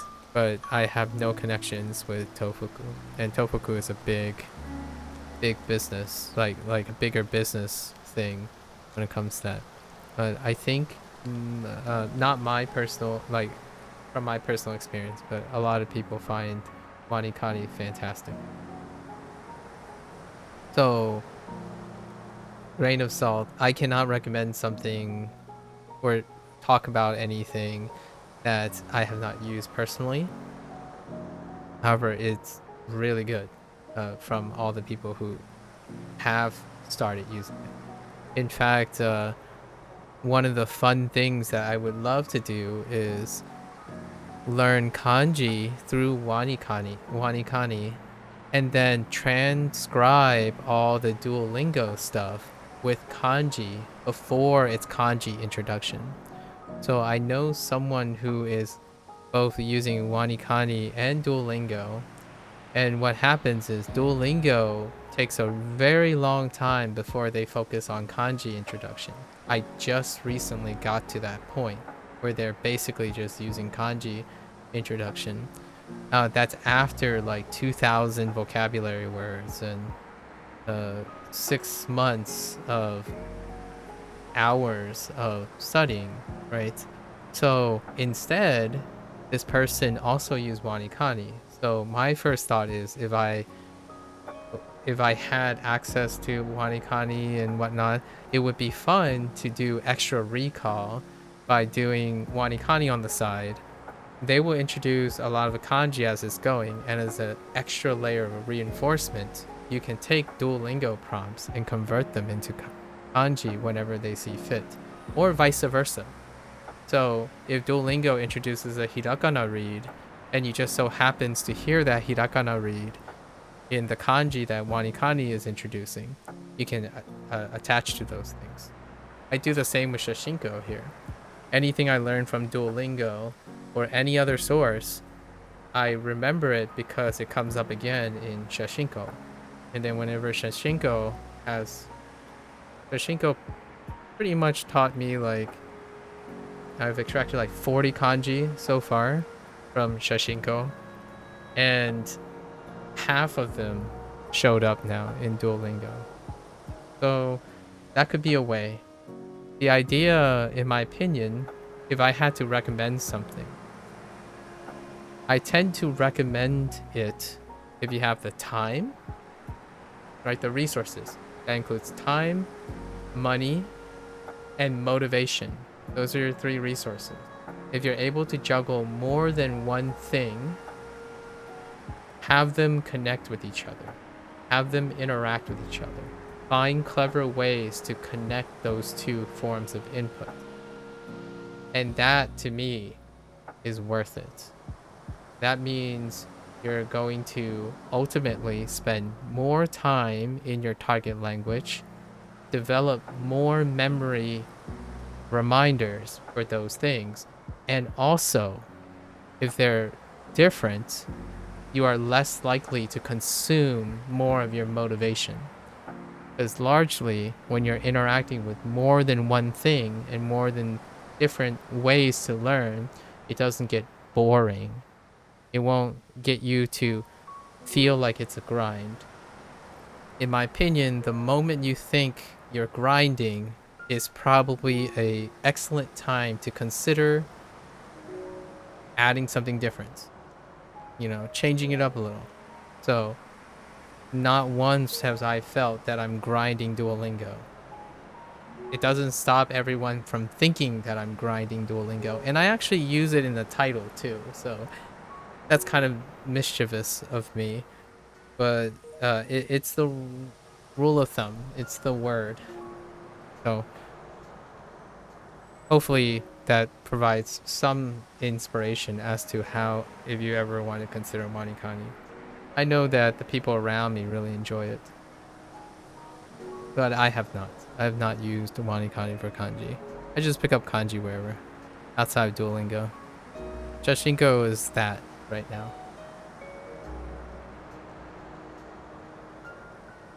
I figure Shizumi, I figured I need a lot of novelty regularly to keep going. Exactly. Yeah. If you're able to gauge how long you can continue to do something, and then you know when, like, I need to change it up. I need to change it up and then go back. You know, like, if you have enough things that you change up, you can go back. Change up, go back, right? Enough time so that the novelty doesn't work. Right. I think one of the biggest indirect problems of the digital age is that people are so good at running something to the point of boredom very fast. Like, I know this is not solving the problem or addressing the problem, but if you're really hyper-stimulated already, like everywhere, like, I gotta play this video game, I gotta play this video game, I gotta doom scroll. If you're already hyper-stimulated to no end, and you want to channel that into learning, you gotta learn how to offset it too. And in the long run, you get to learn something. So that's kind of what Duolingo was trying to do at first. That's what the gamification thing is trying to do. And then you can take bigger leaps and bigger steps towards that. I'm a very patient person, but I wasn't a product of the internet. So, like, I can sit there and read one sentence and ponder about it for hours, but I'm not a product of the internet. So, like, I didn't grow up with the internet. I'm not hyper-stimulated to the point where things get old so quickly. I actually stuck to doing exactly the same thing for like 30 days. And then every 30 days, I kind of swap it up. And we're talking about 30 days at 6 to 8 hours a day. So that's like my normalized threshold. That's my safe degree. Weirdly, you're the opposite. I am hypoactive. I find doing nothing to be less boring than doing something. Oh, well, I hope your mental health is doing well. Izumi. Yeah, hypoactivity can be rough. It can be very debilitating over time, actually. I hope you're doing all right. Your mood is okay? All right. That's good. That's good to hear.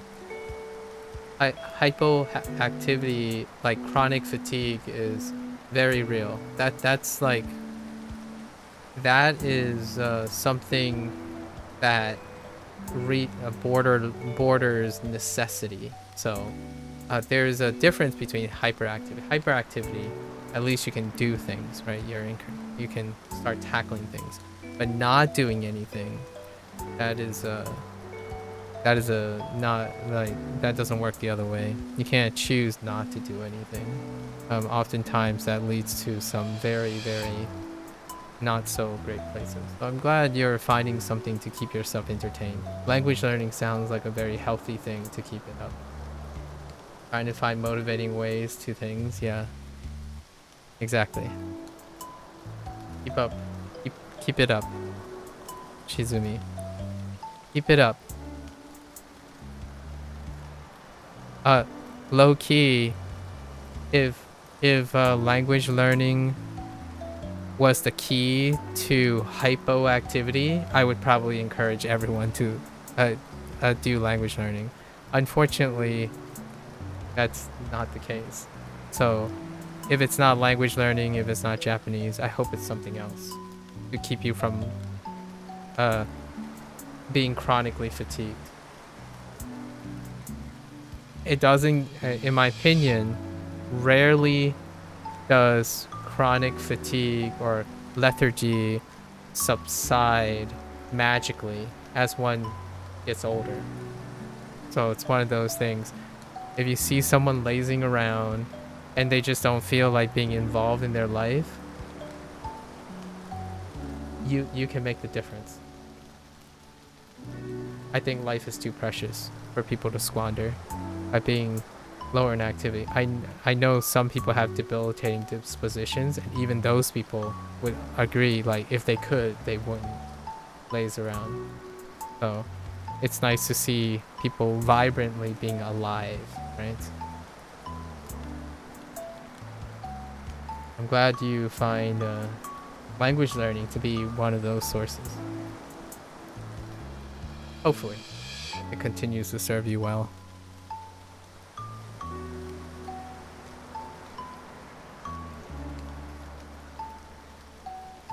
Welcome back, Afon. From the other side.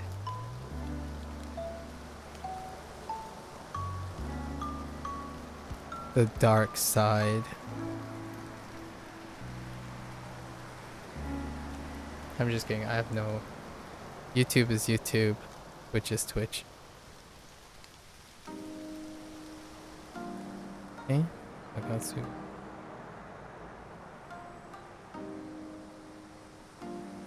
Miru.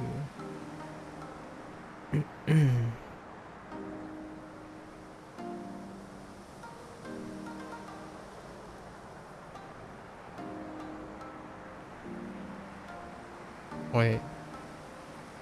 I guess it's Iku, right?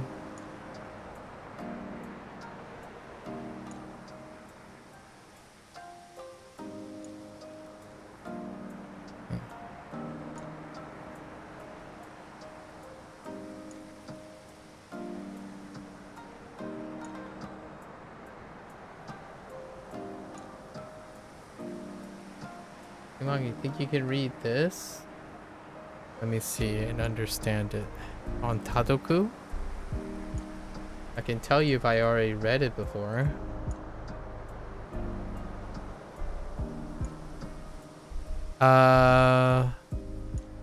No. Probably not all of it. I haven't read this yet. Although the furigana... I guess it does have furigana in it. Watashi no kareshi wa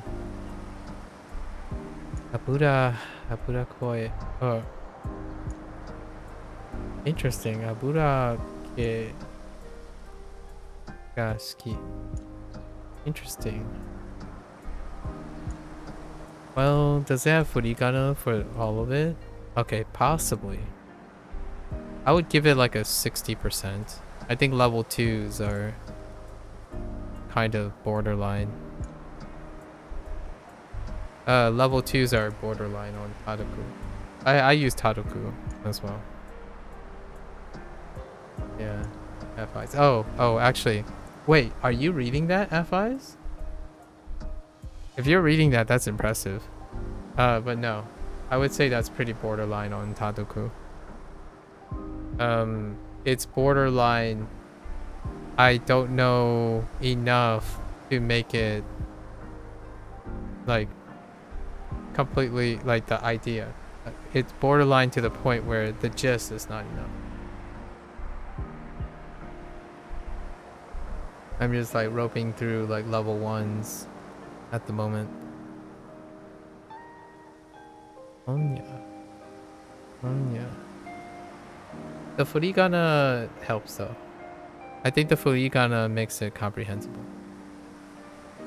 No, I wish I can read start, but I can only understand like 70% because I don't know any vocabulary. Yeah, that's understandable. Tadoku does provide furigana, so when I said no, I'm gauging in the idea that I probably don't know enough kanji to read that. There is a chance it will be comprehensible with the furigana.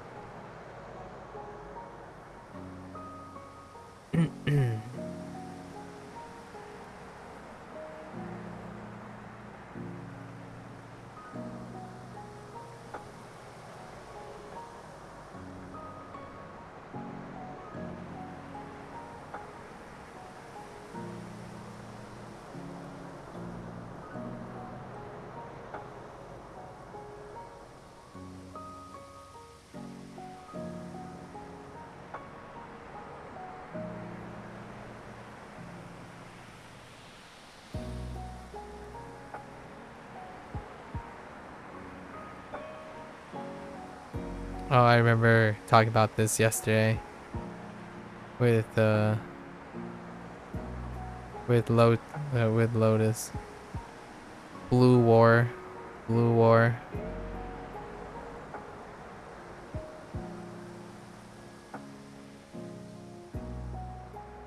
Or Shizuka.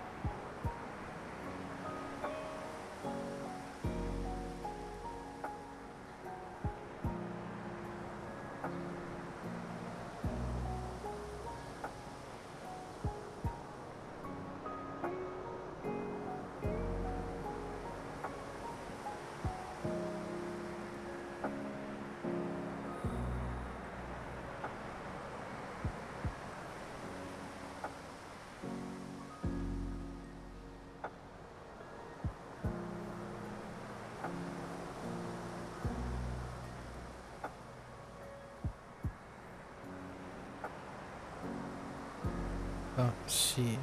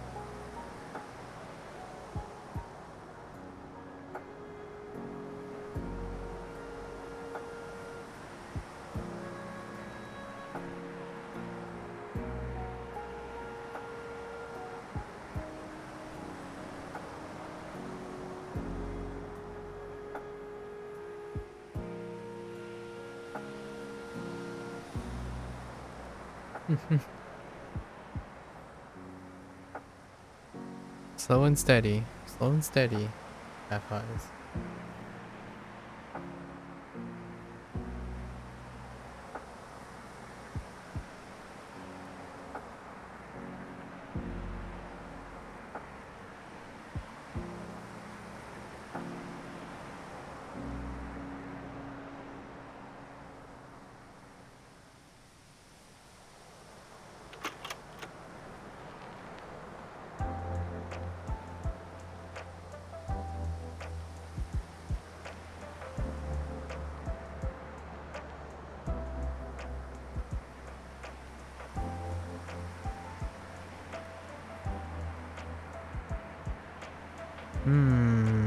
Where call me?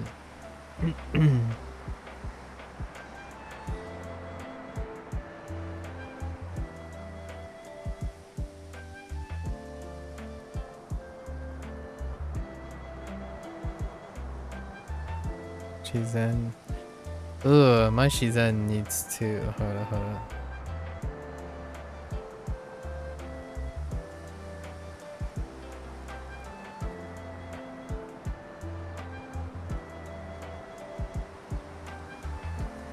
My Shizen needs to be.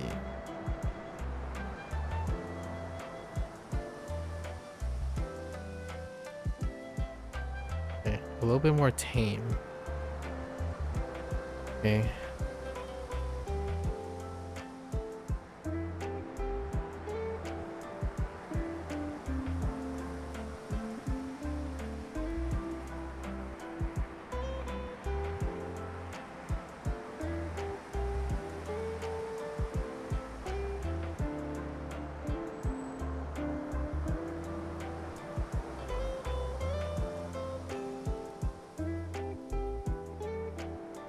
Kakureru.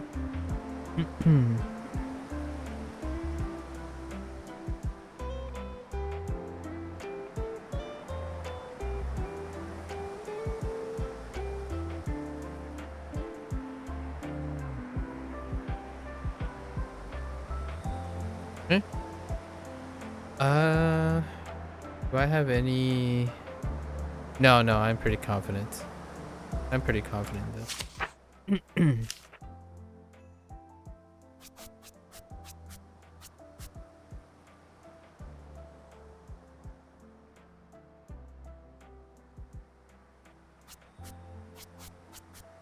Yeah. Okay. All right. Let's mosey on down here. Okay.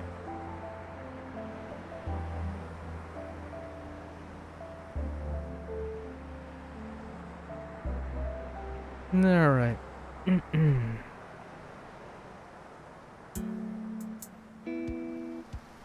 All right. Today I forgot these two, right?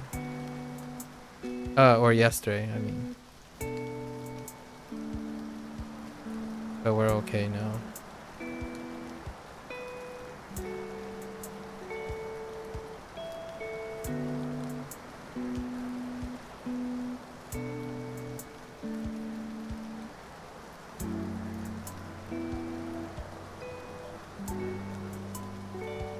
Okay.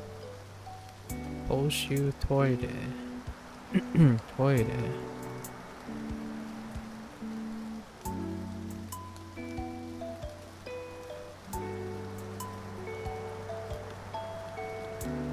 That's a little far off.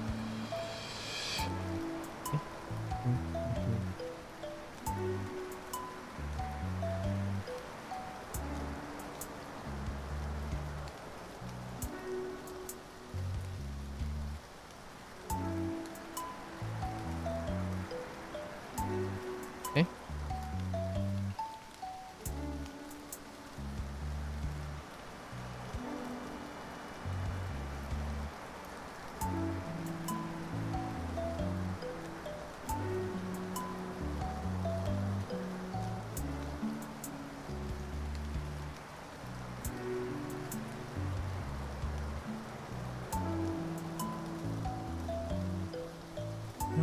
Bum, bum, bum, bum, bum, bum.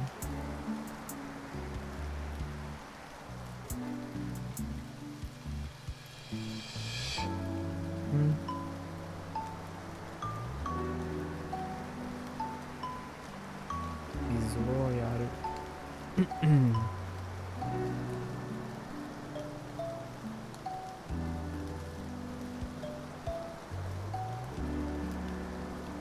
Saku. Okay.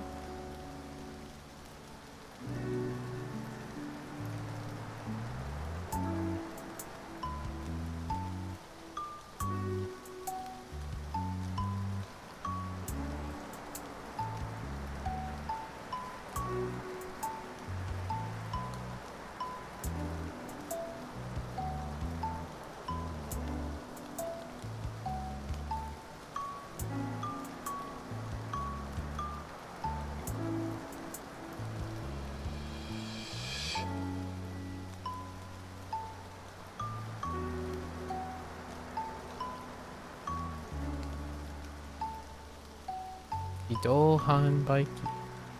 Dohan bike.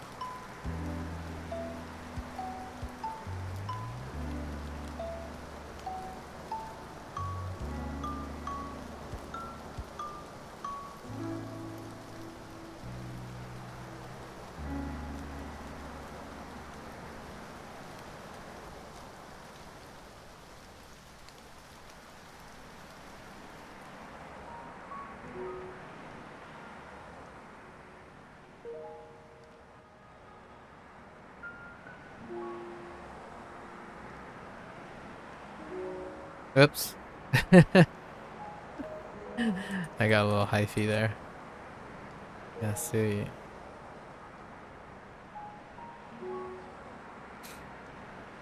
Okay.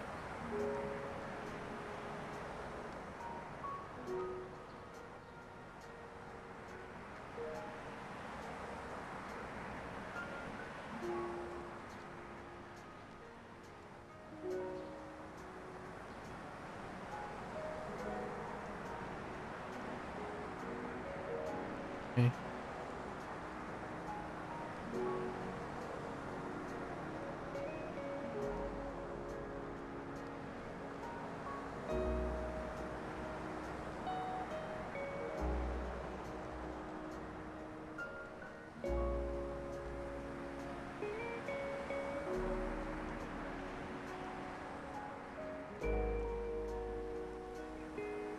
Also,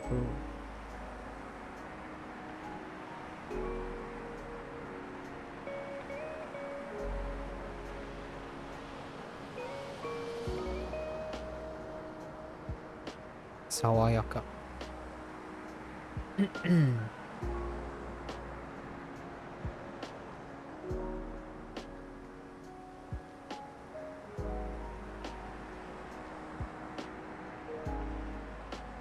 Keep up the good work, everyone. Keep up the good work.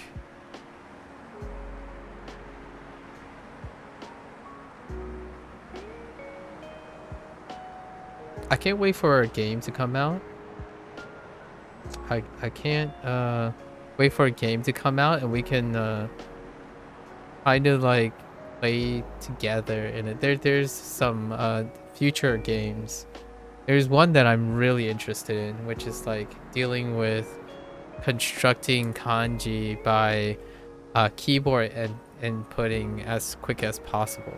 But more on that later in the future. So the game doesn't have like a TBA, but it does have 2024 listed. I can't wait to play more video games, edutainment games.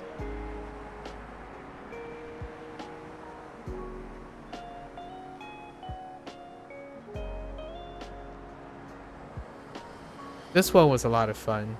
Shashingo. Shashingo was a lot of fun. And many have joined quite a lot.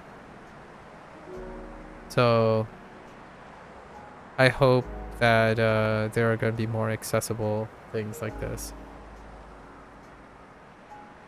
And yes, I won't ever outgrow wanting to use Japanese. So no, when I become better at Japanese, it's not going to stray me away from enjoying games like Shashinko. I'm not I want to emphasize that if something you already know, if something you already know, there are other ways to enjoy it. You know? Okay.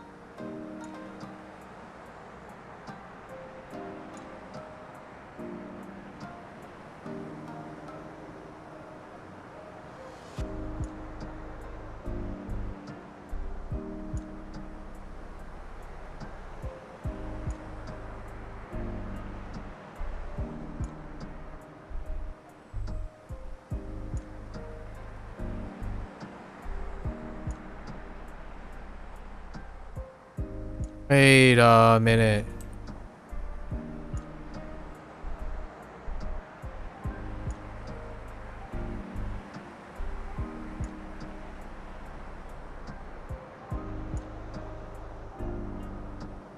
Uh, hmm. I might have to double check that. Hmm. It's probably correct. It's fine. It's all good.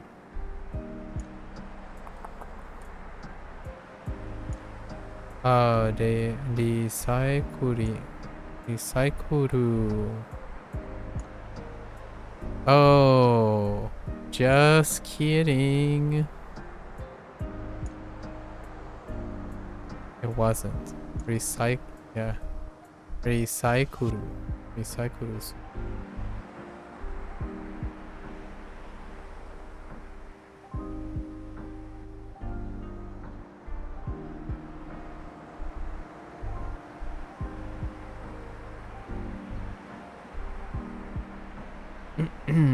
Okay.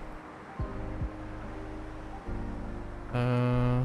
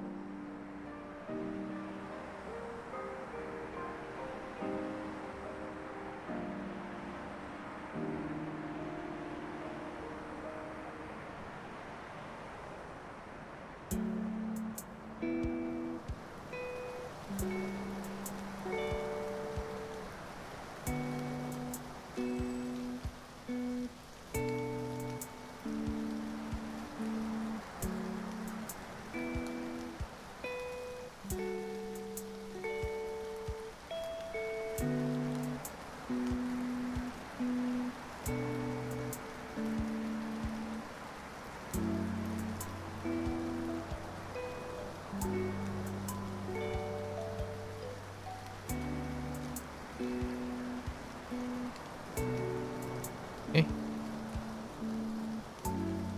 Hmm.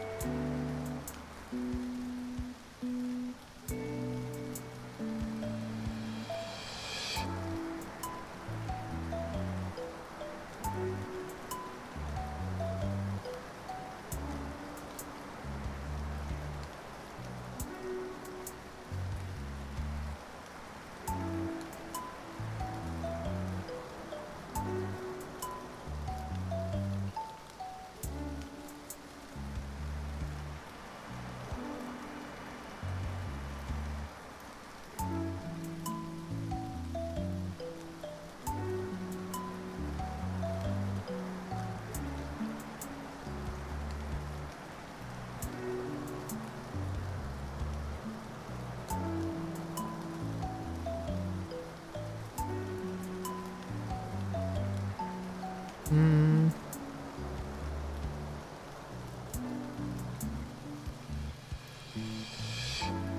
Okay.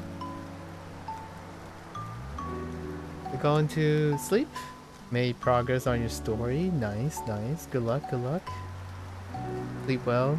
Until next time, Shizumi. Good luck with everything.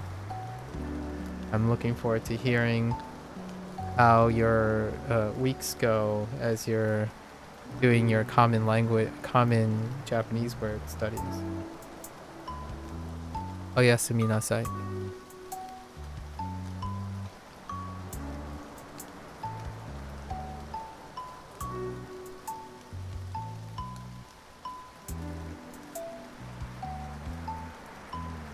Gaito. Tata gaito. Karaoke? Karaoke.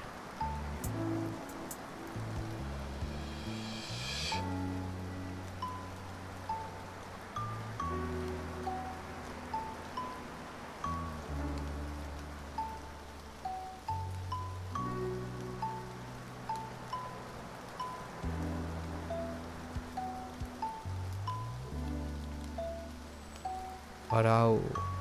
Oh no. I forgot this yesterday.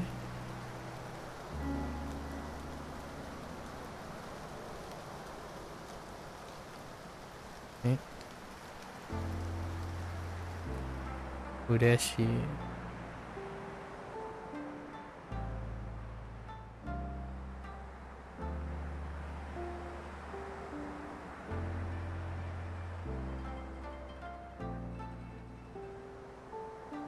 Yeah, Utao. Nope. I'm pretty confident. No misstrokes there, so that's 8. And now we're off to our final set. And that's where we're gonna end. You know what? We might introduce a new set, right? We might introduce a new set. I think I'm being a little complacent. Ooh, my arm's a little stiff. And I have like a death grip on my pen right now. Okay. Alright, this was our final.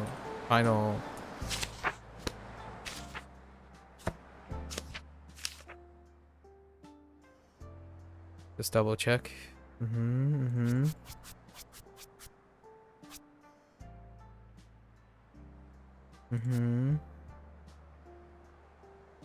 Yep. I kind of like whoopsie daisy here. But it's all good. All right.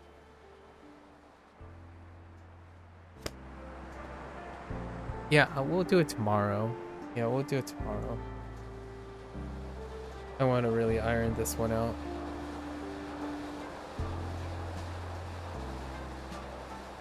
I don't want to go too late. Hover or drag? You have to drag for writing. You gotta feel it. Oh, which by the way, I'm using a program that deals with weight. So you gotta make it like your strokes weighted in order for like the characters to look nice. Or like to... Oh, you're talking about for OS? I still... That's a good question. I glide. I gotta glide. So you gotta glide in OS. So what I mean by that is you place your pen, right, on the pad and you guide it. So you see how this line is always the same thickness?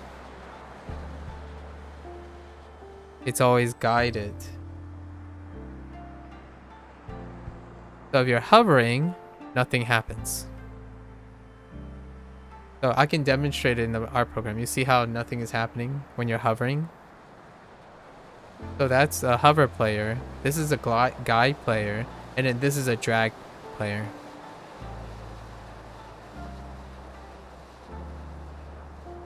You see how the thickness is different? So I guide the thing. So it's like resting on the pad and you're moving it left and right. You're guiding the thing. So it's a little in between.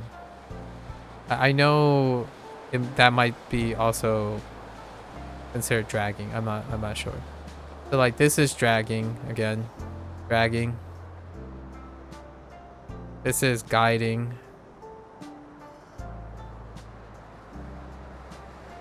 And this is hover, which it registers nothing on your pad. In an art program. To demonstrate like the difference between what I consider dragging right here and then guiding, right?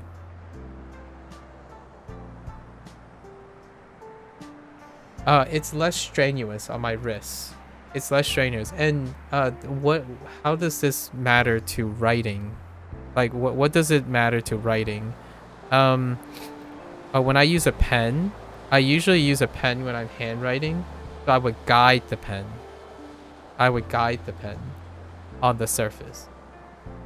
However, if I'm using a pencil or like a brush, it would be something like this. You can see that you can enter and you can get sharper, right? So you can do things like that. right? So if you really get a big brush, you can do things like this, right? Right. So that's more like the thing that involves artwork a lot of times, and I'll be doing artwork in October. And that's what I think of when I'm doing Japanese, like kanji. You have to know where your strokes are, and that's what makes stroke order matter, in my opinion. This is why your characters might not look quite right if you're ever trying to make it look like the kanji that you see handwritten. Like ki, if you have your stroke order properly, right, it should be thinner here. Like there are many like telltale signs where your stroke came from. That's probably the reason, in my opinion, that's probably where people notice if you see stroke order. And most of the time though, people use flat. So in digital art, I remember I answered this question before, or tried to my best ability. Digital art, like a digital like medium, like typing and stuff, they choose all the same thickness. So like it's kind of like dragging. See, I'm using a brush that has no weight, or a pen that has no weight. So no matter how hard I press it, and even if I'm guiding it, so I'm guiding it right now, and I'm pressing down on it, it's the same weight. That's kind of what digital does. So when you have like digital text, right? If you're typing out stuff or you're writing in digital text, everything's the same length. So sometimes if you wrote like a different stroke order, like this, sometimes when you're lifting, it can tell where your stroke order started. But if you're very precise, right, and you do like something like this, it's gonna be very hard to distinguish about the stroke order and the direction. However, you're talking about handwriting now, and handwriting typically has where you're heavy and where you're light, right? So it trails. So there's gonna be trails in weight, and that's generally where that fanciness comes from. Whenever you see Japanese stroke order, the reason why they chose those stroke order is the character itself will have trails that matches up with whatever the stroke is, and that's where you get like the lips, the little like tiny lips at the end of strokes and stuff, and you see them every once in a while, right?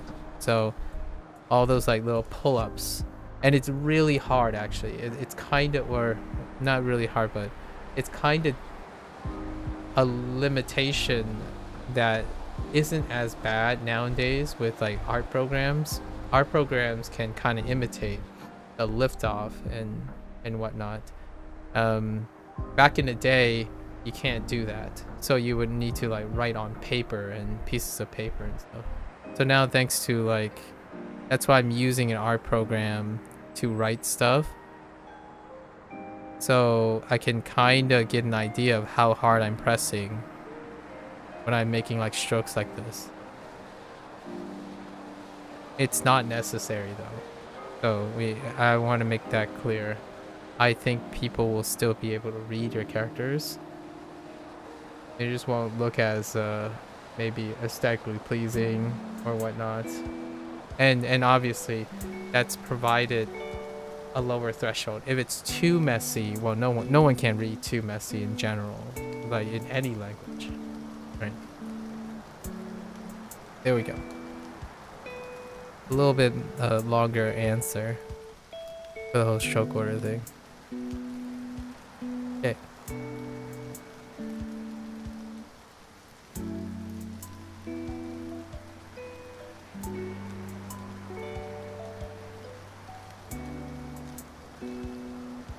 Like if I'm writing this small and this thin, probably can't tell. to some extent. So writing small is kind of... I just remember the stroke order. It's a kind of a cheat. Don't tell anyone.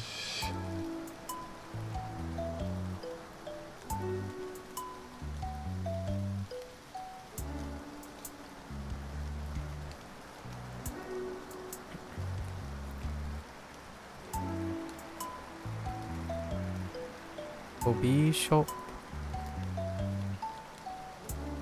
Okay.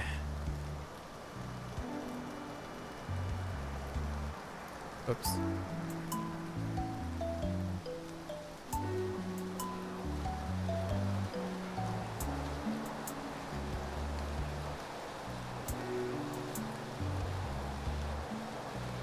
I used to make a joke. I'm probably gonna make this joke when October rolls around, but in art, unlike kanji writing, kanji requires some level of precision, and when I do art, I'm pretty unhinged.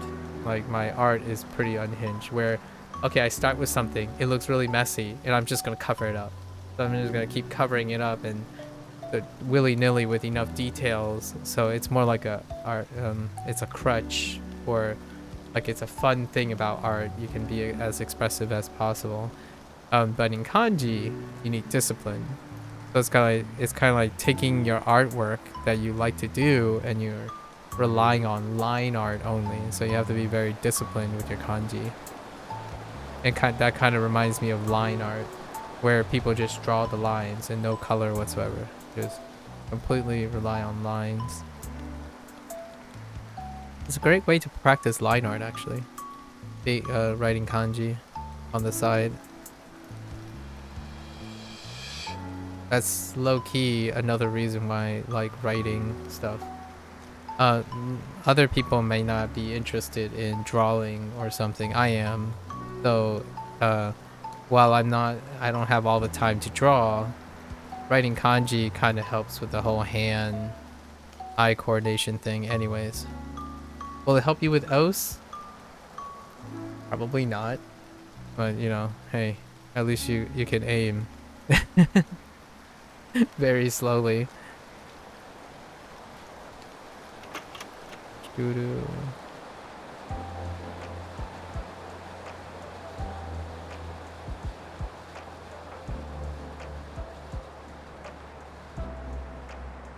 Small area gang, right? This is small area gang right here.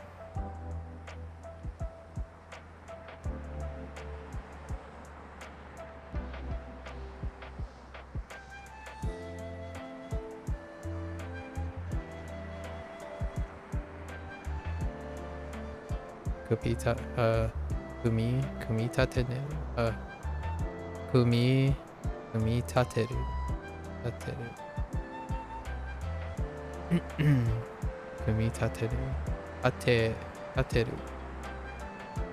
kumitateru.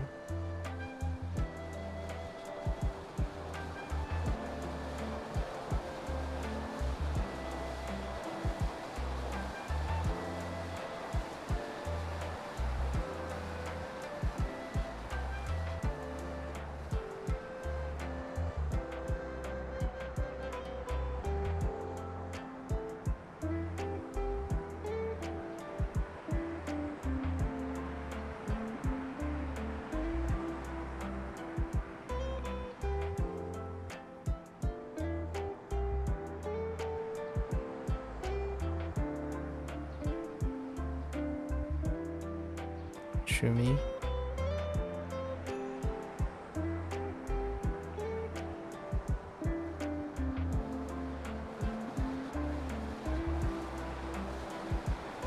Rip.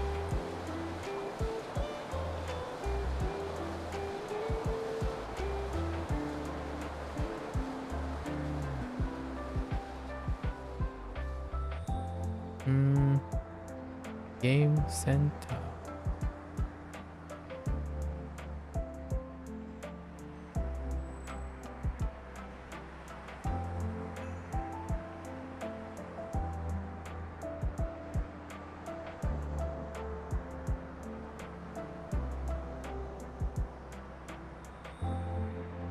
Urusai.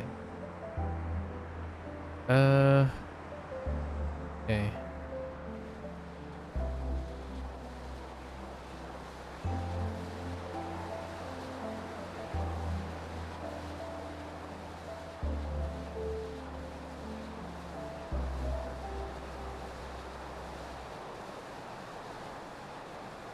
Asobu.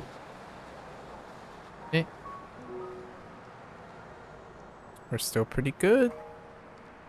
Pretty good.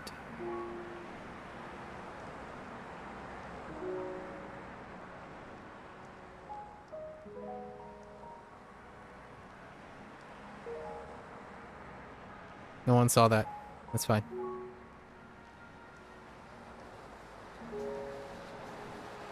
Detention.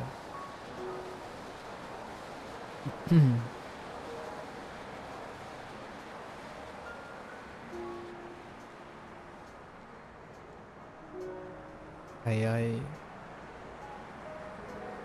Oops.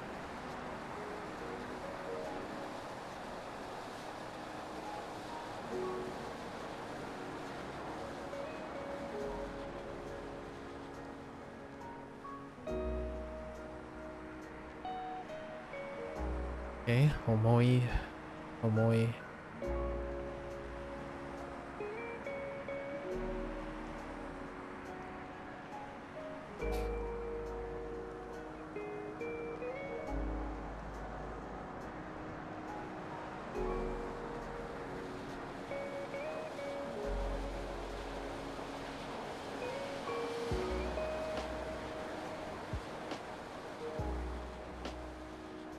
Nodu. Eh.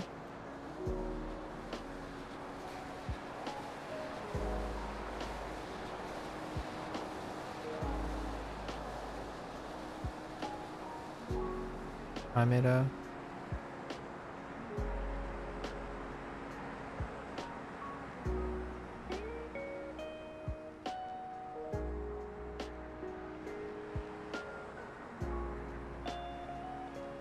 Toru. Toru.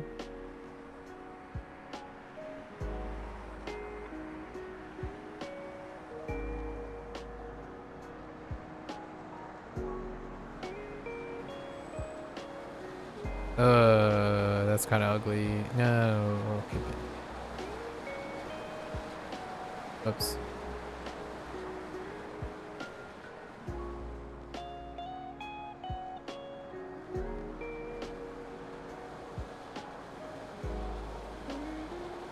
Actually,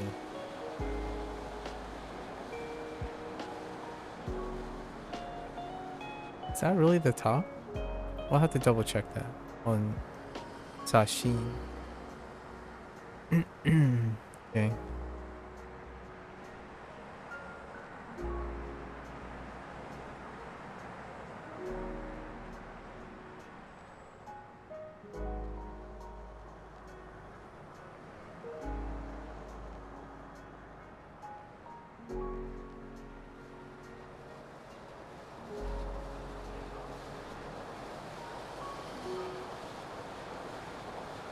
Okay.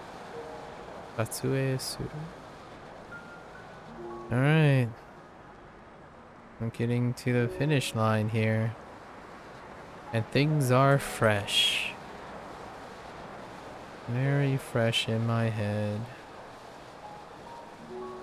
Kankakukon.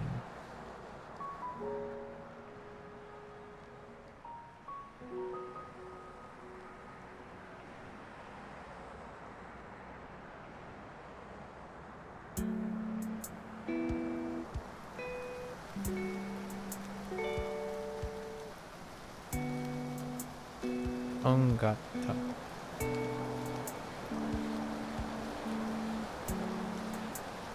Struggled with this yesterday. Not today, though.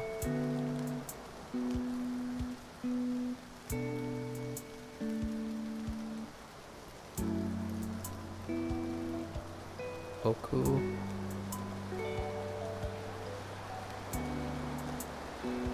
And this as well.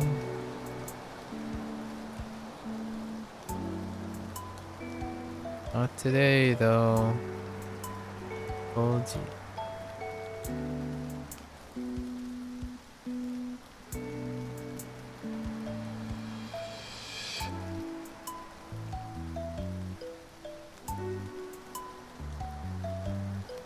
Forgot this as well. Not today. The difference that one day makes, right? When you're reminding yourself of stuff. Chochi. Chochi.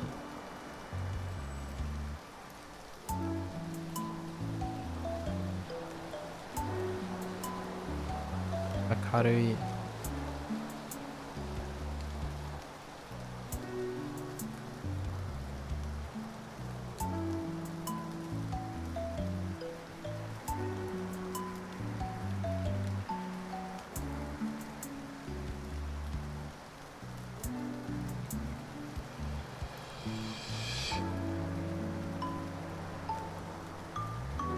Karui. Karui. Okay.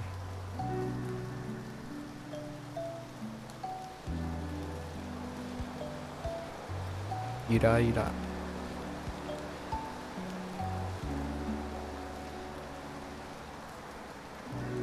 My eyes. They're kind of burning. Okay.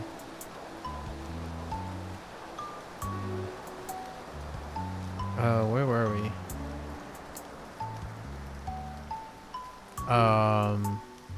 Hmm. Oh.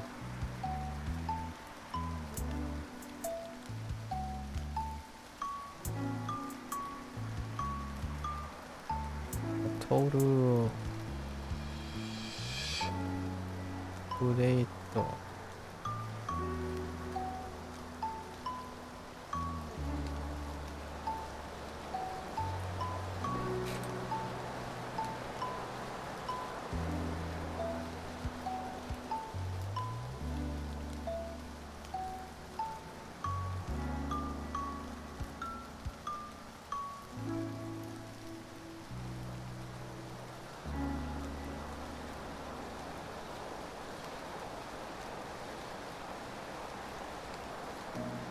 Akobo.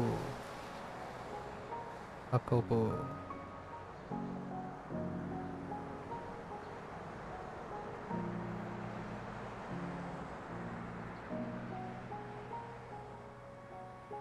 MAKU.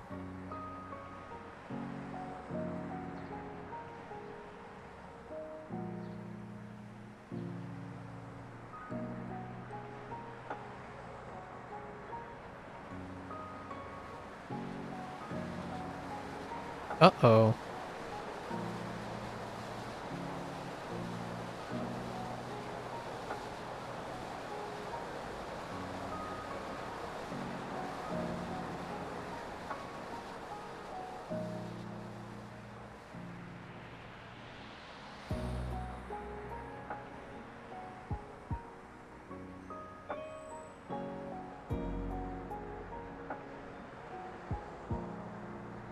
I'm gonna take a jab. Probably this.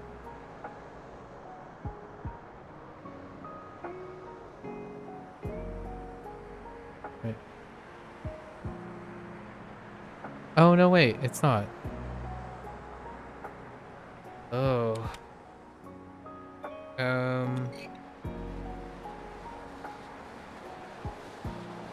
I see the bottom of it.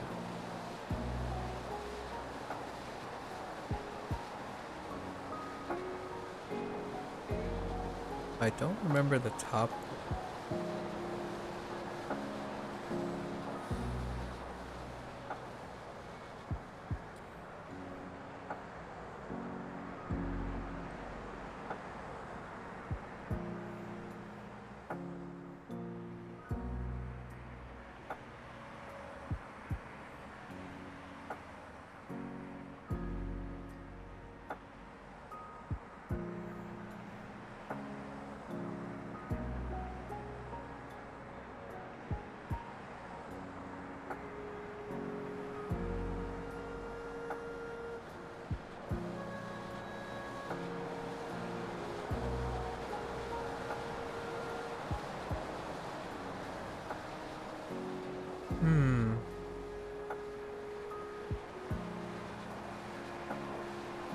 I'm gonna take a guess.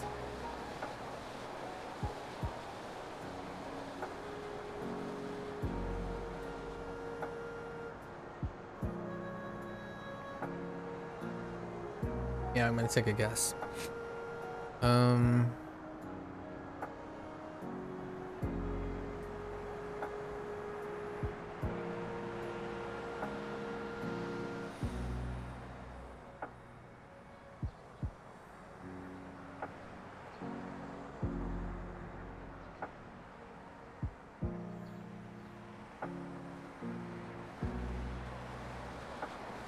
No.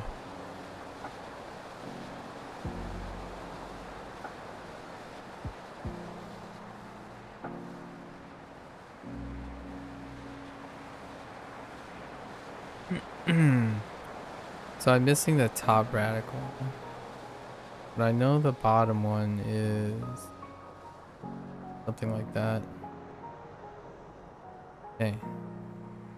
So clearly. Okay. Meat. Tornado.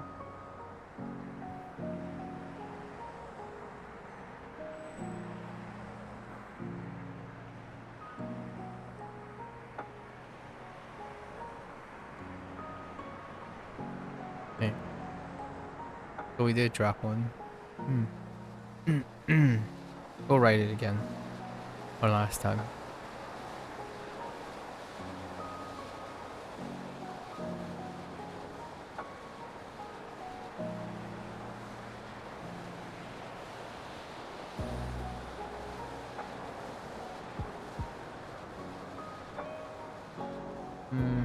Yeah. No. Not drawing any memories. Not jogging anything. Okay. Last one.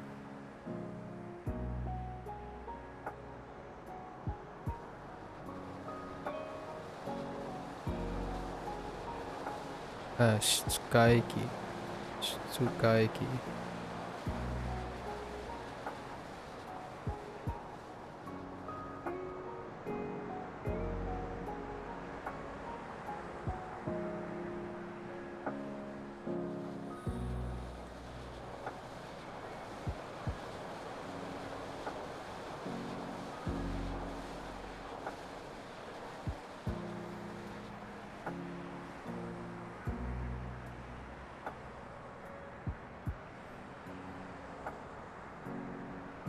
It's kind of an awful one.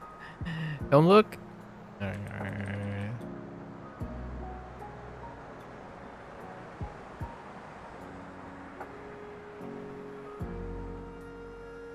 It's not that big of an improvement.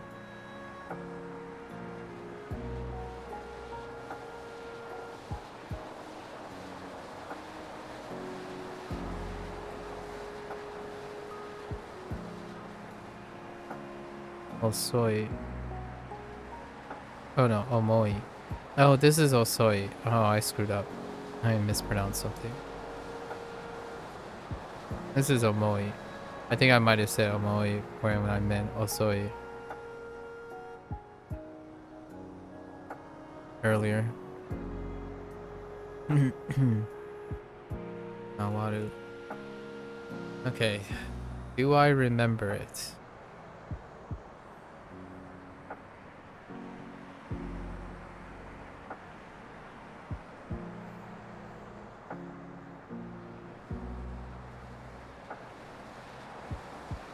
Yeah, I'm gonna take a gamble, right?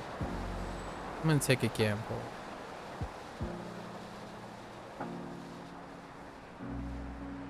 Doesn't quite look right.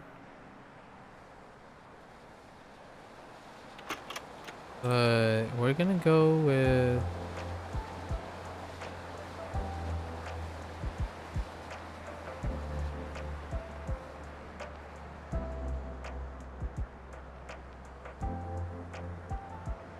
No. I am gonna be shocked if this is how if this is the character. Let's see.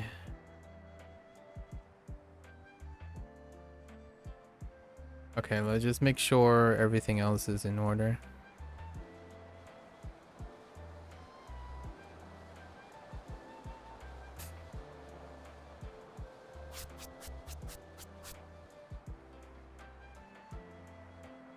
It is that character. Wow. All right. Well, I guess I should have stuck with, I'm glad I stuck to my gut feeling.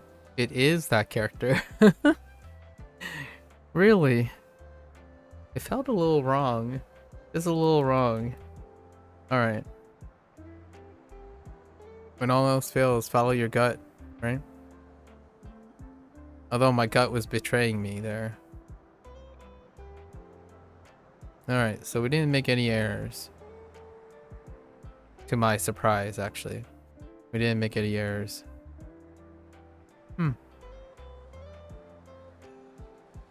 Intriguing. How long has it been? It's kind of been like 2 hours. Yeah, we'll start the new set tomorrow for the next 2 days. Oh, we'll just start the new set tomorrow.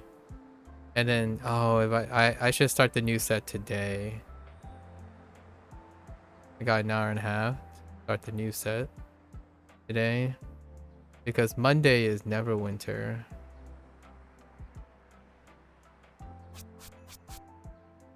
A little tired though.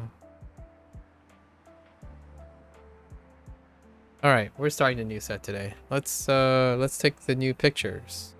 Okay.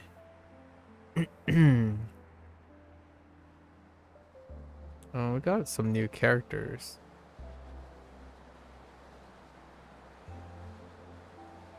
I'm not quite sure what I'm looking at there.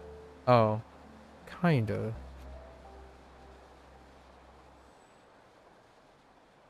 These aren't too bad.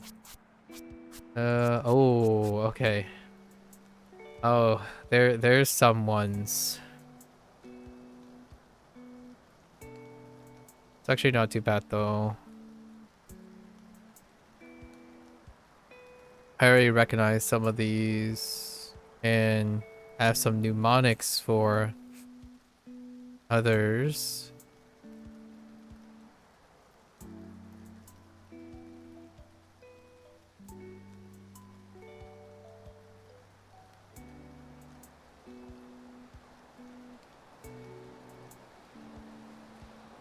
Yeah, no.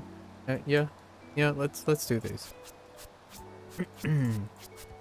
So we need something that complements the patchwork. Okay.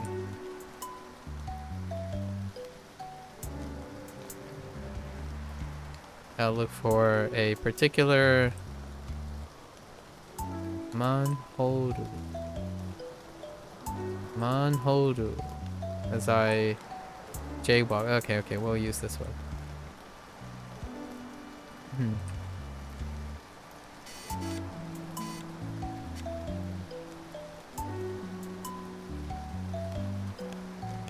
What filter are we going to use? Honeycomb? Whoa. Black and white? Ooh. I do like this.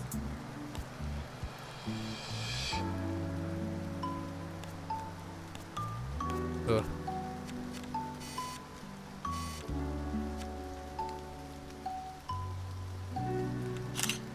Manhole. Manhodu. I'm gonna use this. Manhole. Okay. What else we got? Izakaya. Okay.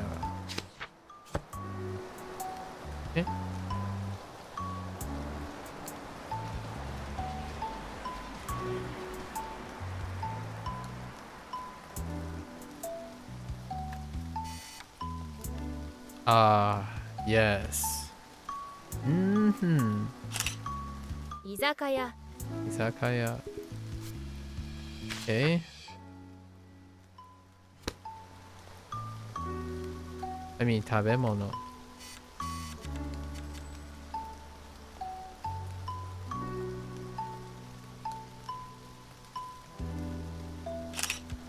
Tabemono. 食べ物.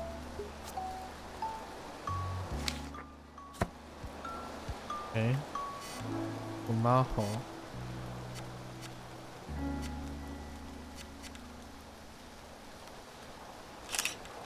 Sumaho. スマホ.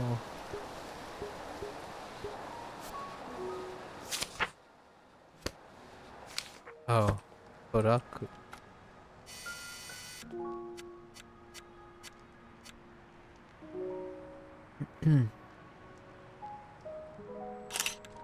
Toraku. トラック.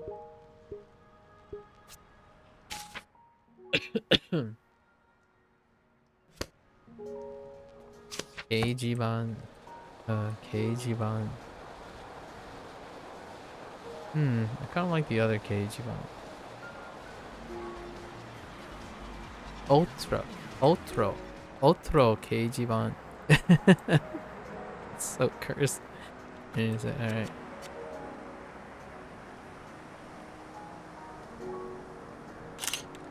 Keijiban. 게이지반. Keijiban. Oops.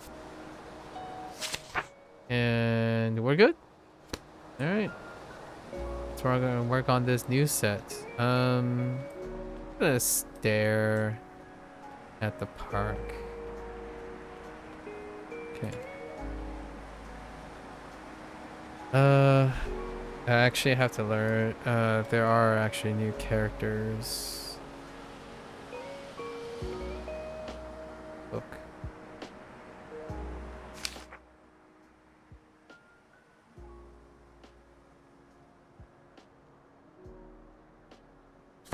Okay. We flash. We go.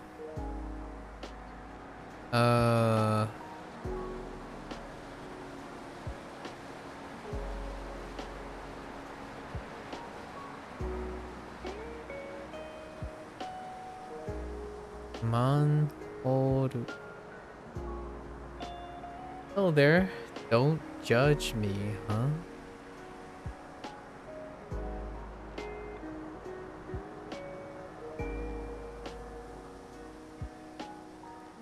Manhoru. Go with that.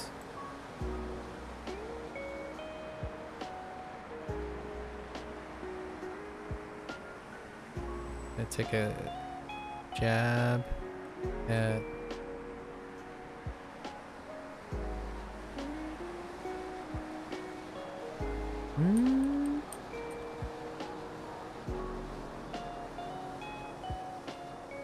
Just go with that for now.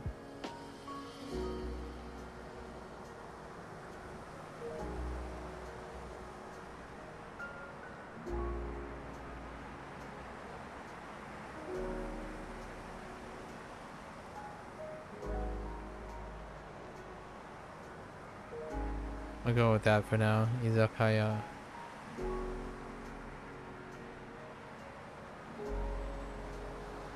Also four. Okay.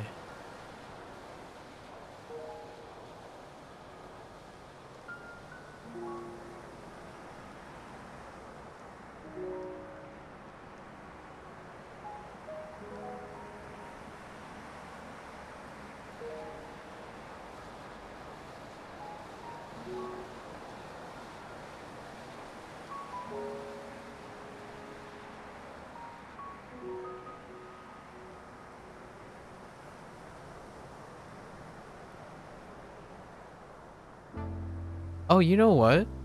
Oh, no. No, it's fine.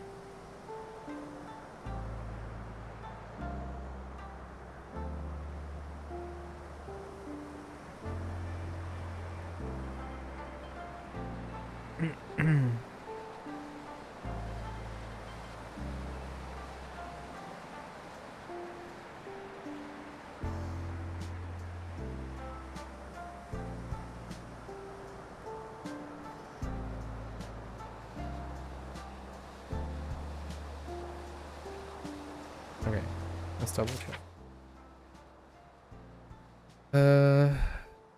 Oh, I shouldn't connect them now. You've been studying Japanese for a while now. Do you have any tips for you to learn better? How long have you been studying? You might be ahead of me. Oh, it didn't have that little tip. Dang it. I overextended. Alright, that's fine.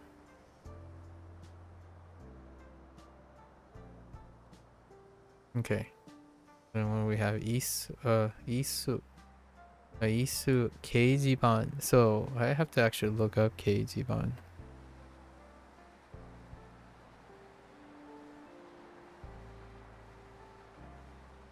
Yeah, you studied longer than I have. What have you been doing? What have you been doing lately?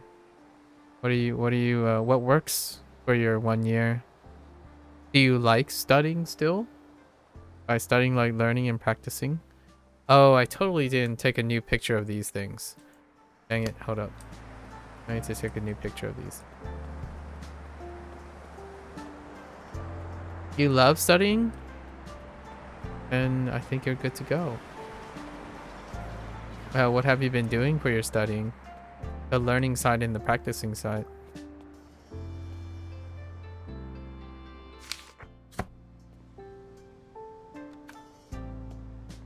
Oh no. I had to wait for daylight. This filter is cursed at nighttime.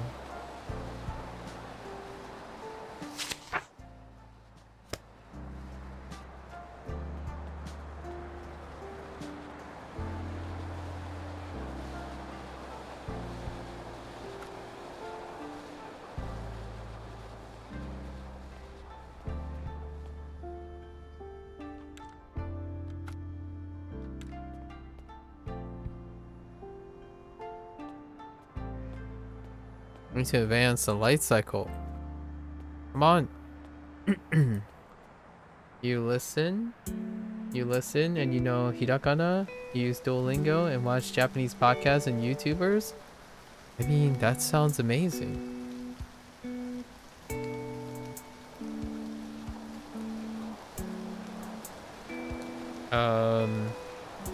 Usually my only go-to advice or catch-all advice without knowing the person and like having a long detailed description of what the person's history is like I would say generally it's about finding as many inputs as you can so that you don't get like bored of it.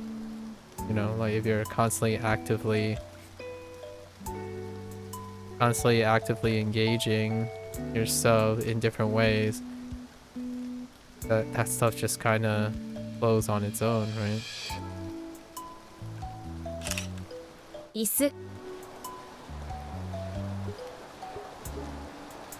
So the only with that sense, what are other forms of input and output? Talking to someone who might be a language learner around your competence. Talking to someone who's more competent than you, maybe like if you have a Japanese friend or something. Graded readers weren't mentioned, so there's graded readers. Writing, if you haven't written before, writing is an option. So if you have time, you have resources. So if you still have available resources, what are they? Time, money, motivation. If you still have more to spread out, then acquiring more inputs and outputs would be the other way, right? You want to start talking to people but don't have any Japanese friends. I see. I know how to read hiragana and a little kanji. I see. And you just want to talk to people? I don't know what your general goal is. Are you there for the reading or the talking? You said you want to start. So you don't need to find Japanese people to start speaking Japanese, right? Maybe perhaps find someone that also likes to speak Japanese regardless if they're Japanese or not. Right. Right. 最近どうですか? はじめまして。最近どうですか? Right. So, we're all going to make mistakes and all that stuff, but if you point out mistakes and then they point out your mistakes where they go back and forth, it works. Right? So, maybe joining a language learning community of some sort, pick up like a Discord or something and then pop in. Actually, sometimes you can even join game discords like this. Like Shashingo's Discord has a bunch of people who have interact with language learning. Yeah. There are others if you have time. Again, time, money, motivation.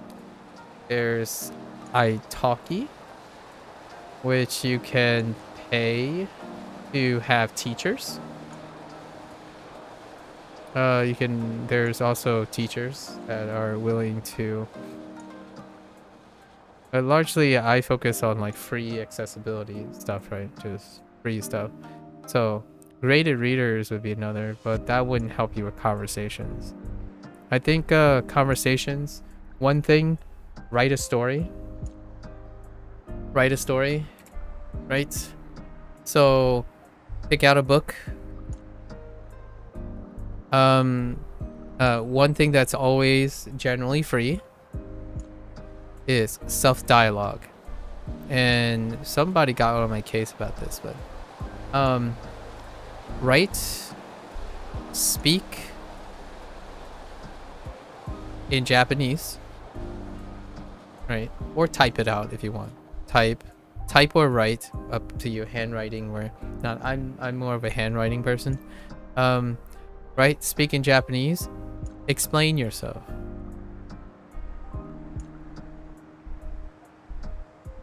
Journal your thoughts in Japanese. The reason why I would suggest this, right, is that self-expression happens in conversations. So if you're talking to yourself, as in like, hey, today I went on a run and I thought this was a pretty interesting thing. I saw this guy with a dog at the park one day. I thought the dog was pretty cute. What you're doing is you're establishing talking topics already. The reason why I would say this will likely improve your insecurities. Oh, you try speaking Japanese to yourself? So writing, organizing your thoughts, expressing yourself, right? Not specifically just saying whatever, but forming ideas, telling stories to yourself, expressing the stories of yourself often is a bridge to normalizing conversations. So the reason why I say this may likely prepare you, per se, like break down the walls of approaching someone and speaking Japanese, is that generally this is a communication technique for anyone's native language. So if you're someone who doesn't like approaching people, don't really initiate conversation very often, and when someone asks you to express yourself or how to express yourself, if you don't typically practice that already, then throwing in another target language is probably going to exacerbate it. So for the time being, since you already know Japanese, you can use a journal, keep a conversation about yourself, do journaling, do storytelling about yourself. And when someone asks you, hey, how was your day? You already written it. You already spoke it.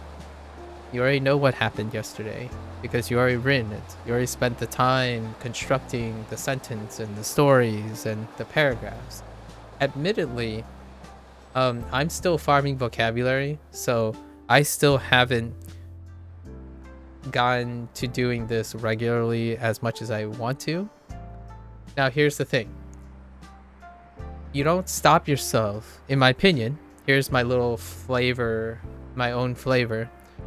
When you write something and speak something in your journal or to yourself, when you're explaining things to yourself, if you don't know the Japanese word yet, write it in English. As in, what I mean is, you write all the Japanese words you know. Use Japanese structure as much as you can and substitute anywhere there's English. In fact, it would be even more fun if you wrote, every time you wrote in English, switch to a different color. So every time you go and you look, you can scan your entire paragraph, and immediately you will know which words you want to look for in the future, which words you want to learn because they're important to you. So if you're writing, right, you're saying things like I don't know. I don't have kanji for these things yet. So, right.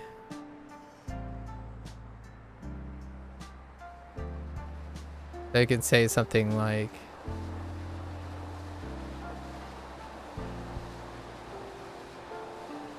I'm not very fast at this.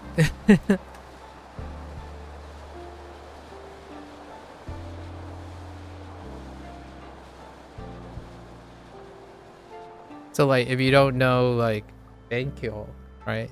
I don't know the kanji for benkyo. I could write the hiragana, but maybe I'll just write study, right? So if I study, I'll just write in a different color, maybe like here, right? Study, and then I'll go back and do maybe shimasu, right?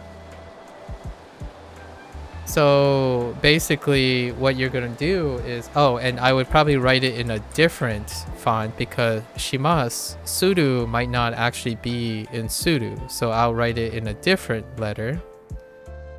I'll write it in a different one just in case. I'm like, maybe this has a kanji. I don't know. So then you have Muzugashi. Yeah, Muzugashi desu. So now you have a color code. So when you write a story, eventually you can actually visually see, okay, well, that's in English. This is an important word for me. Let's go to my Anki deck or something. Let's throw that in there, right? And then it's like, oh wait, I'm not sure if this has a kanji. All right, let's make a separate Anki deck. These are the kanji that I already know the hiragana for. So now you're sorting, and at the same time, you're practicing constructing your sentences and your ideas. So if you're already in the groove of taking in input already, you have plenty of input sources to pick up all these things. And you love studying, so there's no short. Usually most people ask about motivation or things like that. This one, since you already have all the inputs, as many input source, you need conversation deals with output, right? And if you don't want to talk to people, or you're not very comfortable in talking to people yet, working on constructing your own stories, your own ideas, then would break down the worrisome. It's like, I got this. I have plenty of things to talk about in Japanese. I've written it to myself all the time. I even figured out all the words that are important to me. And in my opinion, when you start thinking about all the words that are important to you, those are the words that you're going to remember all the time. So if you're already writing about your day and expressing your day, that's probably the next step, is to ask someone, hey, can you listen to some of my Japanese? I want to describe my day to you. And there you go. Off you go, right? Obviously, finding the person while you wait and find the person and find trust and whatnot, you can always do this. And I don't do this literally. You can do it in your head if you want. If you're not like a writer, like you don't like writing or typing, you can do it in your head. It's going to be a lot more difficult because when you go through your book, like all your book, you can visibly see everything. You're like, okay, I got a lot of green here. Let's fix that. And then the greens will slowly disappear because you're replacing the English words, right? And then the yellows will slowly disappear because you're acquiring kanji. And then eventually everything, you pick your favorite color to be the final color. Maybe it's pink or something. So eventually as you're writing and flipping through your book, almost all of it's going to turn pink. So that's kind of like a pseudo way of testing yourself with no other resources available to you. So when you're writing and stuff, you aren't breaking out a dictionary. You aren't breaking out, you only have yourself. And when you're having a conversation, that's the goal you want, right? The idea that you're not like stuttering and waiting for reference material. So I think this would be a fairly fun thing. I've been thinking when I'm gonna get to this situation. I am only 6 months in. I don't think I'm at this stage, but this is something that I have considered. There's one other thing that you may want to try if you're competent enough, like if you think you're competent enough, and is to use ChatGPT. Use ChatGPTO. Yeah, use ChatGPTO. There are lots of guides on like YouTube and stuff about prompt prepping. So the type of prompts, like how to sort your prompts to engage in in Japanese and other languages. So you can use this as a way to form conversations, hypothetical conversation topics that isn't restricted to yourself. So ChatGPTO may be able to introduce new ideas in which you have to scramble to respond. The nice thing about ChatGPT is there's no time limit.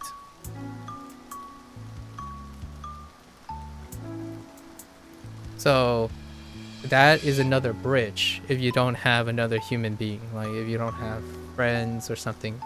It's ChatGPT is still more reliable than a lot of other, like me, language learner, right? It's still more reliable than someone else. However, you might not form the same type of connection, but that's also an alternative to form like synthetic conversations with something else that's offering. You're not gonna lie, my Japanese is I barely spoke Japanese, but thank you. Mada mada desu. Mada mada desu. I spend a lot of time writing. I haven't spoke that much as well. I think the difference, yeah, ChatGPTO, or it's just ChatGPT. You just go to the site ChatGPT, and you can search up guides. There's quite a lot of people who do prompt farming. Basically, they show you what type of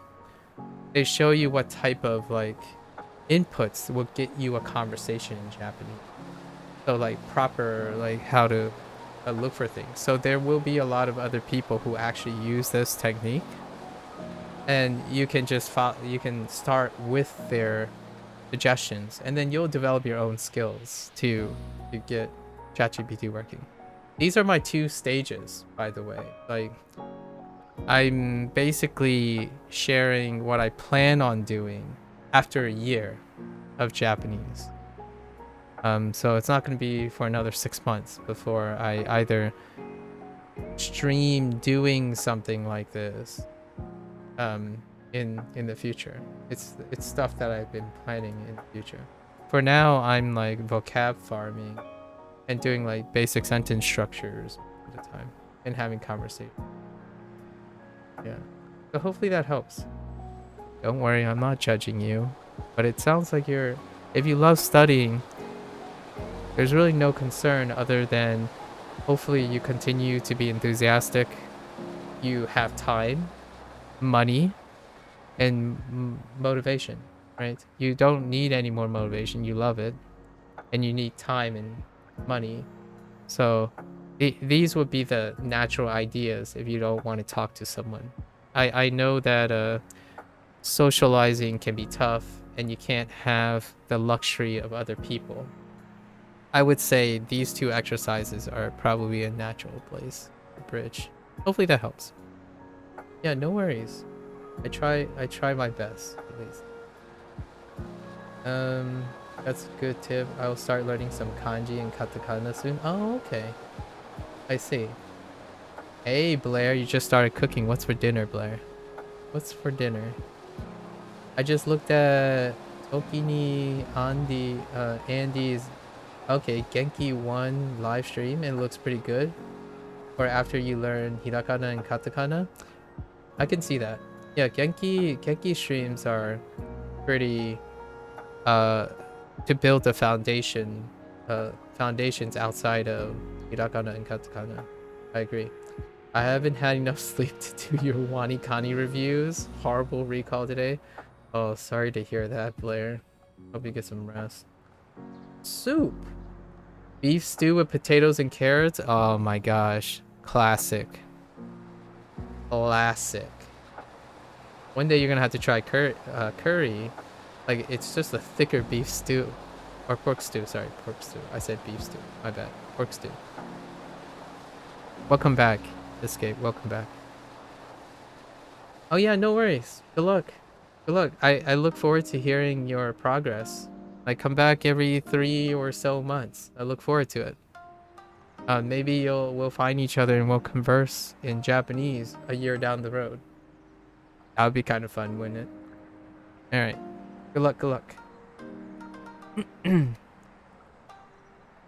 Okay. So, did I replace the photos yet? No. Oh no. Take care. I need it to be daylight again. Daylight is mine's to command. Come on. Alright, I guess while we wait on daylight, I can...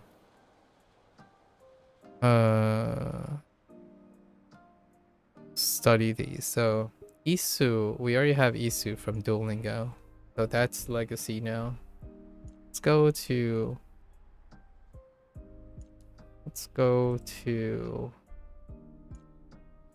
Eijiban. Meanwhile, my IME is not active. Eijiban. Okay. Alright, that makes sense. That checks out on that character.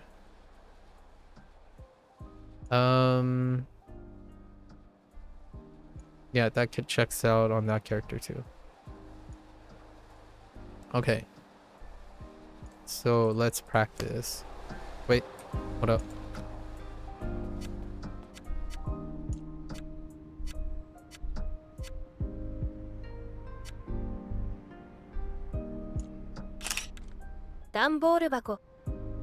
Nah, we need something in the sunlight.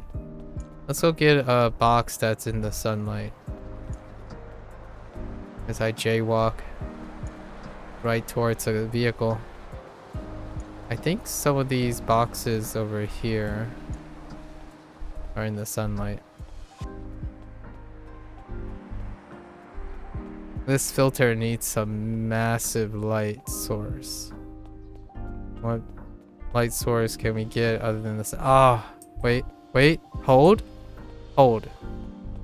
Yes.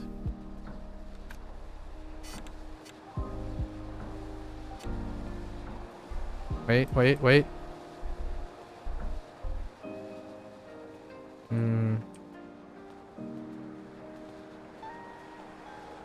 Now I'm being an influencer.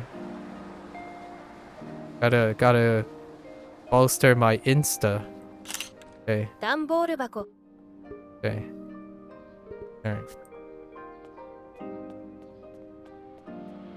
My new pens come in today. Now I have more pink. Very nice. Very nice. Very, very nice. More pink. I like it. I used to be this, I'm sure this comes as no surprise to a lot of people, I suppose. When I was younger, I always talk about how I'm like I had trouble socializing and I was like hyper objective and all that stuff. My colors were monochrome. It was just like black, white, black to white. That's it. If this is the most chat you've seen on my live stream, boy. It's probably because you're not around during the late hours. We usually spend like half the hours talking most of the time. And you were away as well. I haven't been doing very well today. I already spent an hour and a half talking to Sub-Zero earlier. Yeah, it happens all the time. It was pretty normal. I actually used to make separate videos of all these things. Now I just don't. Like there's a whole video list. It's under something called deep digressions. Although most of the time the deep digressions mean that I'm deviating away from what I'm doing, which oftentimes I'm not anymore because I'm doing language learning. So I'm talking about language learning with language learning. But if I ever deviate, it's usually in a different section. Yeah, I spend tons of time talking about these things. It's usually dealing with people who are willing to ask me something. Most they are willing to ask me a question, but they are also willing to answer the questions from me, like stick with it. If it's more like something like, oh, what's your favorite something, and then say, oh, that's neat, and then they leave, that's fine. But genuinely speaking, generally, if someone sticks, I'll probably continue to talk about it. And strangers strangers ask lots of questions, but it is very rare that they're actually asking for advice or opinion. They typically are asking to see if their confirmations are correct. So a lot of times when people are asking a question for advice, they're really here to hear what they want to hear and if they need to hear it. And oftentimes I need to determine if they need to hear it or not. So when I mean by need to hear it, there's very serious topics. Like sometimes if I have a concern that this person is maybe chronically depressed or something, I wouldn't push my button, I wouldn't push their buttons. I would try to lend an ear and let them speak whatever they want, right? Or speak something that makes them feel comfortable. Usually though, it's someone who's very confident because I don't usually show that I'm very competent in a lot of things. I'm usually doing things that I'm not competent in. That's why I prefer to have a learning stream than a instructional stream. And most of the time, maybe like 8 out of 10, like 7 out of 10 people, 70% of the time, most people would come here just to either choose to disagree with me or find that something that they agree with. How late do I normally stream for? I still have 5 hours in my day. I still have 5 more hours in my day. Usually I'm between 8 and 10 hours. So, and then, when things are going quick and whatnot, it can get down to like 5 or 6 hours. Something like that. Anyways, let's try to get the last thing. The last 4 things. So we want to get the 4 objects. Okay. Yeah, I gotta practice these first before. So these 2 is fine. That's legacy. Let's go back to our color.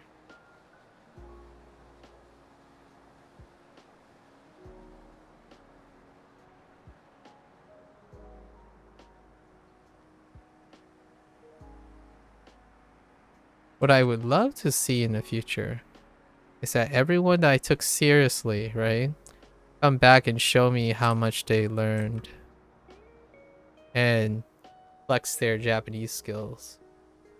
That would be really awesome. It would be the most rewarding thing. Okay. So Keijiban. So Keijiban is like this. Yeah. Keijiban. Obviously these things take time, so I'm in no hurry. I'm doing this myself too.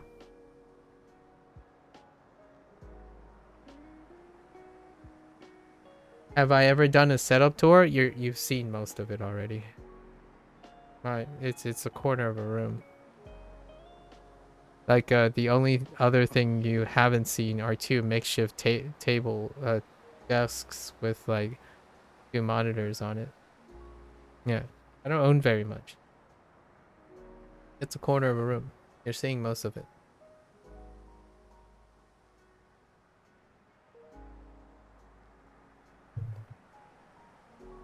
Yep, that's it. Other than that, it's a pretty standard. Well, actually, less than standard. Less than standard. Maybe when I move to a new place, or I get an office or something, like rent out an office or something, I'll have a setup tour.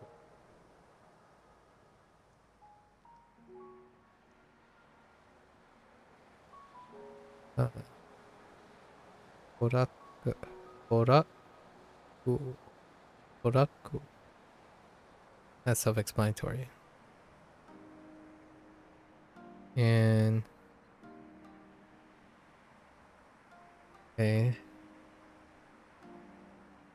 ダンボール箱. Danboru bako. I wonder where danboru comes from. Like which language that is borrowed from. Or it could be classic. So this is a repeat. It's a bako. Baku. Sorry. Yeah, bako. Bako is shelf. It's used for gomi bako as well. Alright, let's try to absorb. Keijiban. Keijiban. Alright, it's the new one.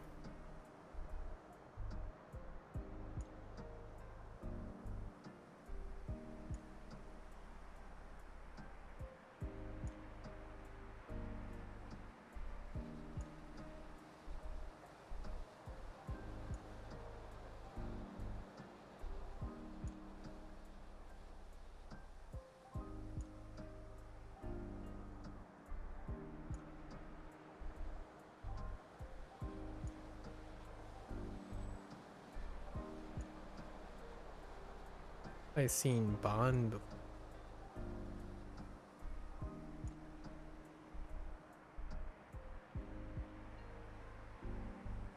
before. Alright. And let's try it from the top. Oops.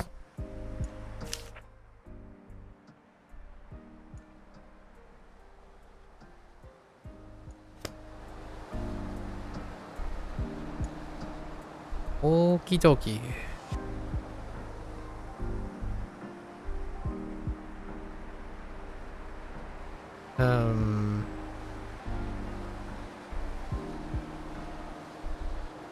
Great start. Great start.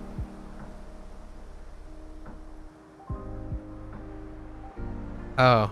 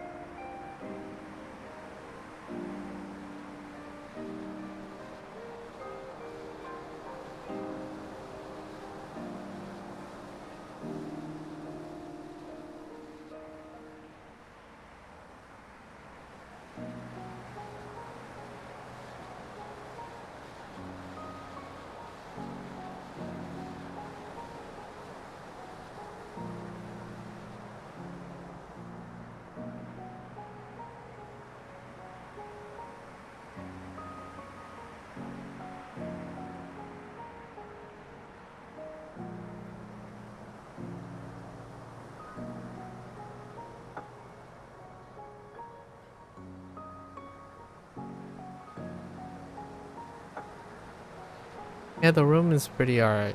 It's that corner. Thank you, though. Thank you.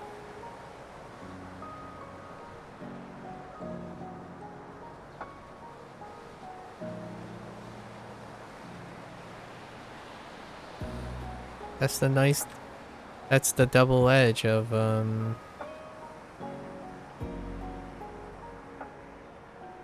double edge of content creation, right? Content. What you see is what you get. I mean, like, what you see is not the whole picture. The rest of the room is just plain white walls with laundry and with, like, storage stuff. We store things in this room.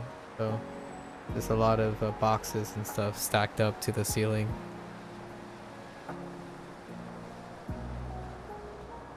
Hey Maku, have you been learning any grammar particles? Like, if so, where? I use Tofuku.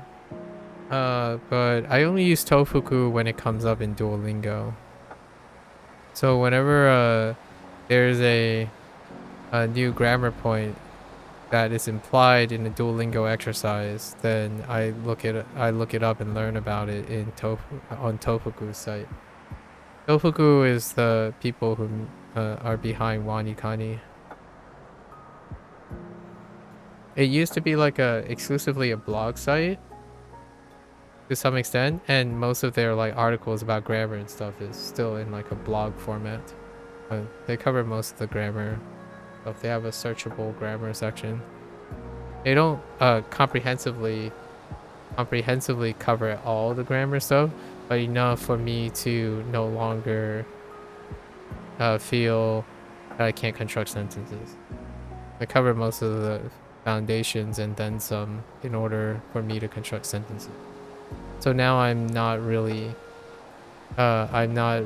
focused on acquiring new grammar points until something else comes up. Is it just me that I would reuse other letters in the hiragana writing for other letters? Like I would use... Is it just G for Mo? They look so similar that they just reuse it? I can see that.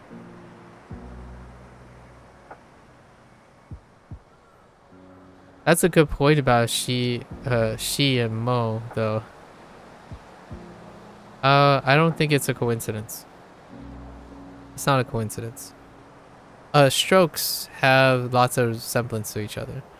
And as you learn more kanji, as you learn more kanji, you'll notice that in the radicals. So it's not that my writing per se improved because I have some like unlimited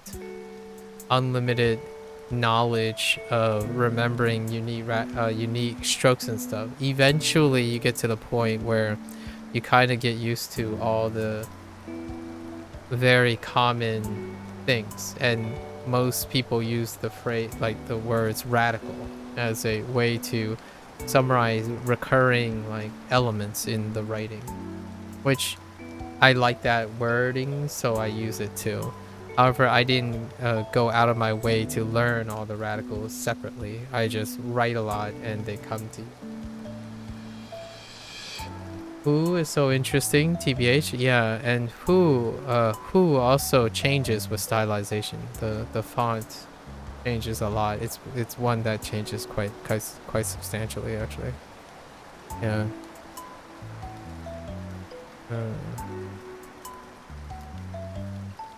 Done.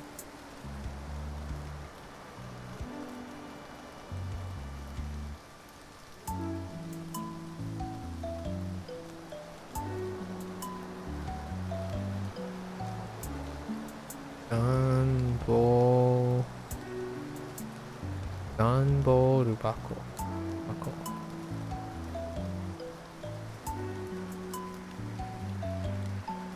Okay. And then we add the other ones. What were the other ones?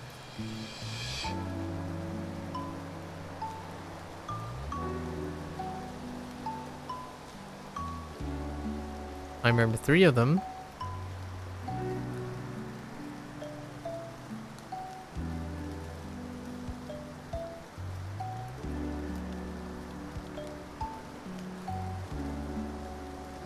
Only 3 of them though.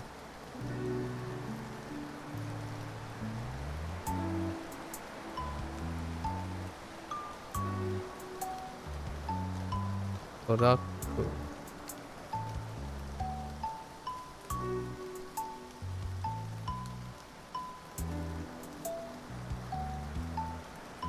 Sumaho. Sumaho. Oh, I remember it now.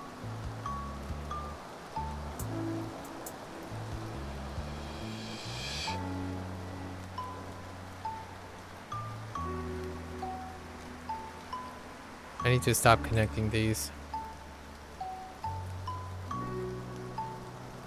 Stop connecting these. Uh,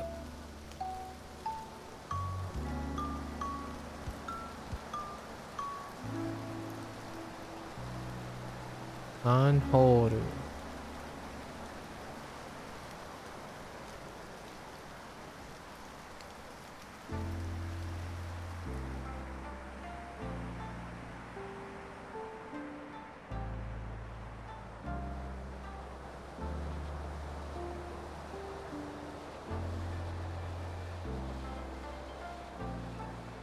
Oh, I forgot the watermarks. Hold up. Pretty sure there were watermarks. Or maybe not. Actually, maybe there's not watermarks. We'll see. Initially, I don't think there's watermarks, so I think I'm just creating something that isn't there. We'll see. Izakaya. Are there watermarks? Yeah, there are watermarks. So, that's all of them. Now let's look at the back.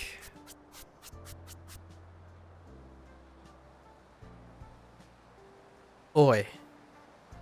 We're starting off strong. Ugh. Oh, there's some... Ooh, there's some rough ones. Okay. By rough, I mean they're just new.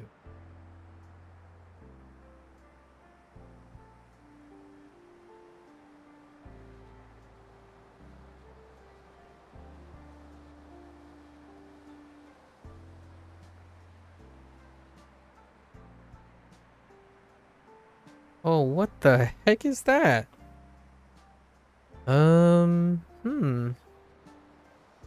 It's kind of hard to tell what that is. Okay.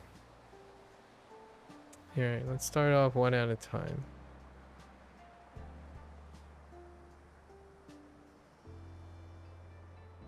So we have metal, which is Inzoku. Inzoku. Keen is fine. We know the read for this.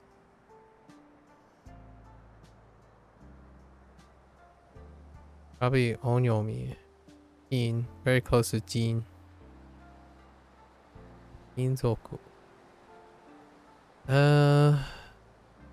Oh, hey, it's that radical. We just had this radical. It's in Dan. In Jidan.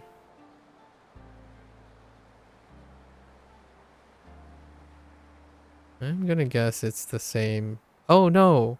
No, never mind. It's not. There's an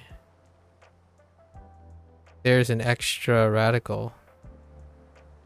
Although it's in another one too. Okay. There's an extra stroke in it.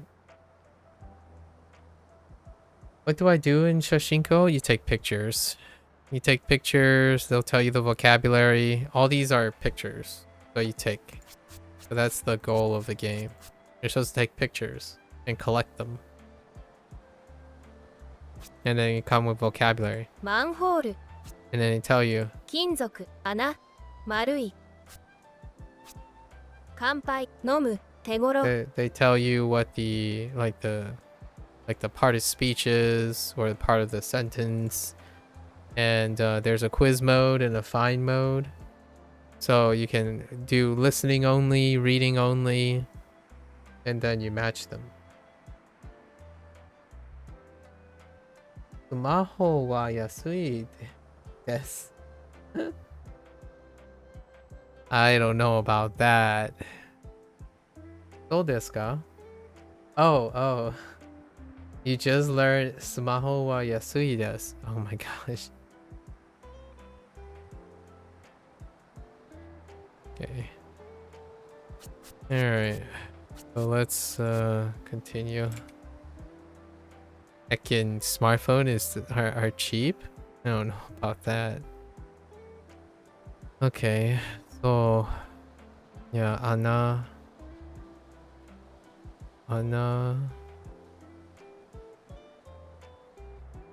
Okay. We had a mnemonic for Anna. That's fine. Marui.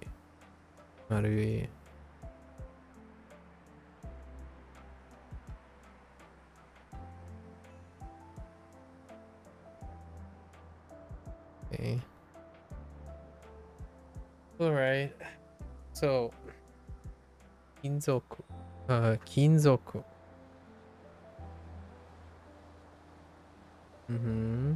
Kinzoku. Ana or Ana. Actually, what? Whoops.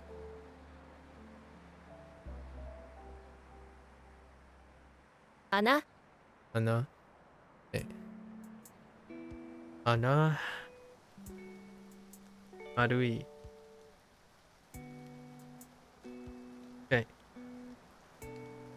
I'm actually studying Japanese too. I recommend to use Kim Guide if you want to study all the Japanese grammar. Also combined with Anki is one of the best combos out there to do daily. That sounds nice.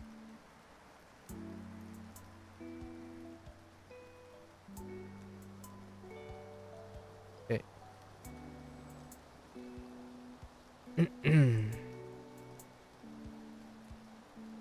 Anpai. Anpai. Let's see.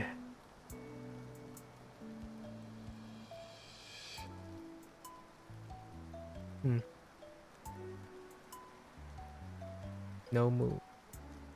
And Tegoro. Tegoro.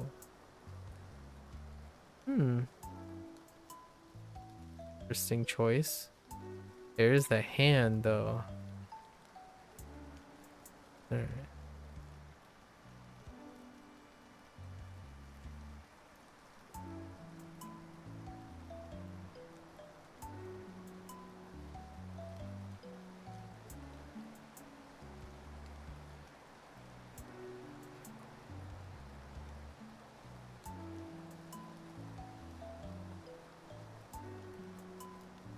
This is probably Boo. That's probably Boo. Let's confirm.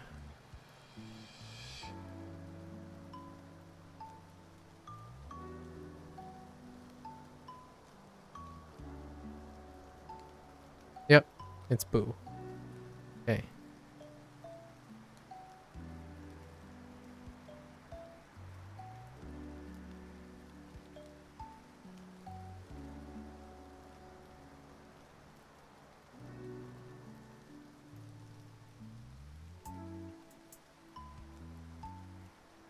Do you think the new friend streak feature is cool? It's not on desktop. Not on desktop, but I did add whoever added me on mobile. But since I don't like use mobile, I think it's pretty cool. And then like the streak feature, the streak feature when someone drops their streak, it has like a level of like accountability. Kind of nice. On desktop there isn't any. Uh, Generally my stream is how I keep people reminding people about their streaks. So here I am. Obviously, I'm also reminding them about having discussions, using their target language, right? Using their target language and engaging in it, whether if it's in Japanese or not. Talking about Japanese, fine too, right? You're forming memories in some way. You're forming motivation and investment in people. It's something that you cannot substitute with self-study. Okay. All right. So Nomu is a freebie.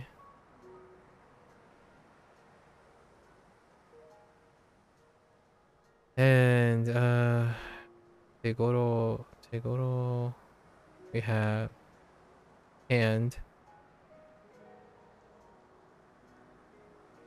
guessing stroke order. Okay. I just need 2 more quests, then you can get the monthly badge. Very nice. Very nice. Keep up. Keep up the good work.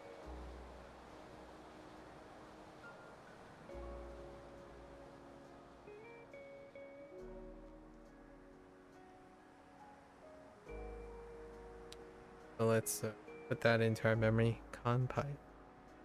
Kanpai. Kanpai. Right.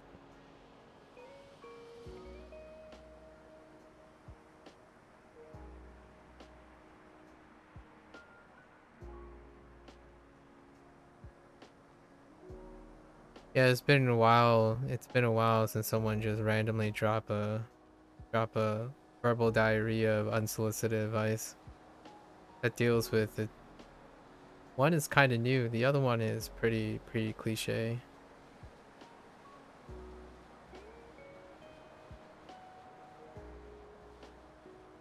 With good intent, obviously.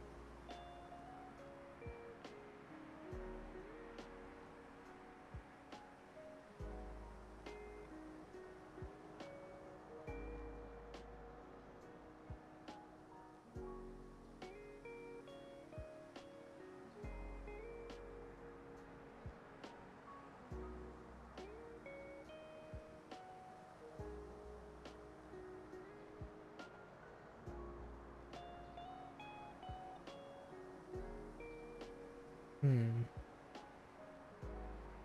Hmm. Okay. Oh, did you get a kampai already, or are you having drink? 乾杯 Cheers. Cheers. Kampai.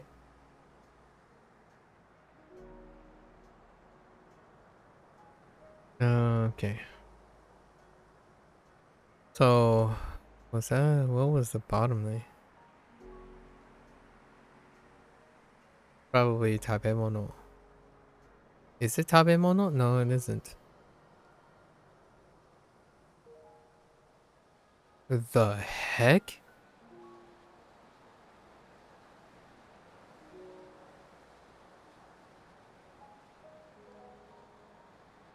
Oh, that must no, I thought izakaya is up here. What the heck is this? Oh, it is tabemono. Just kidding. Oh, I got them mixed up. That's awkward. Okay.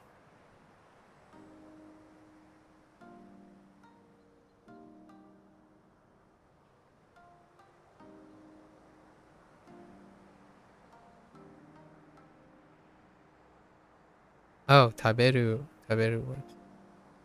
Still getting used to the keyboard, so trying stuff out with kanji. Very nice. Love it, love it.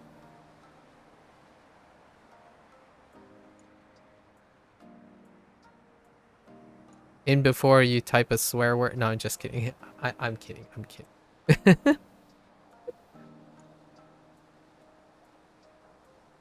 In before you insult someone by accident. Kidding, kidding. That doesn't happen. That doesn't happen. Right? Okay, oishi. Oh, are they using... Oh, okay.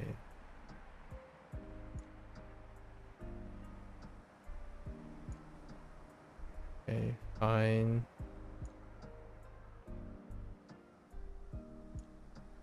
Interesting. So they use this for oishi.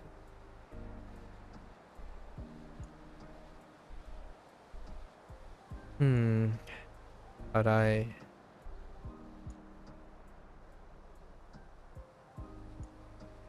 only have 24 minutes to complete this. Or else I'm gonna go overtime on my Duolingo stuff. That can be a little problematic.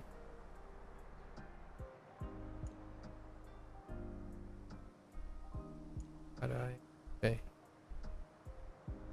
So we have taberu, the given taberu for tabemono.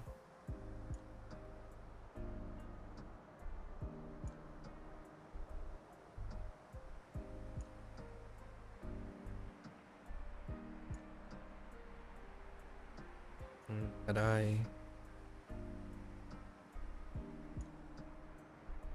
When do I start Duolingo? Uh, Typically in another 23 minutes with my new schedule. And we spent 2 hours in Duolingo Japanese and then 2 hours in Duolingo Chinese. However, the current unit in Duolingo Japanese is very, very short. Like, what I mean is, the vocabulary list is very short. So we kind of just blitz through it. We're in that phase of kanji acquisition right now. So Shashinko, investment in Shashinko is in future kanji anyways. Ooh, this one's kind of tough. Maybe I'll just do the first 4 for today. I need to go to the bathroom again. I've been hydrating way too much. I'll be back. Don't overhydrate.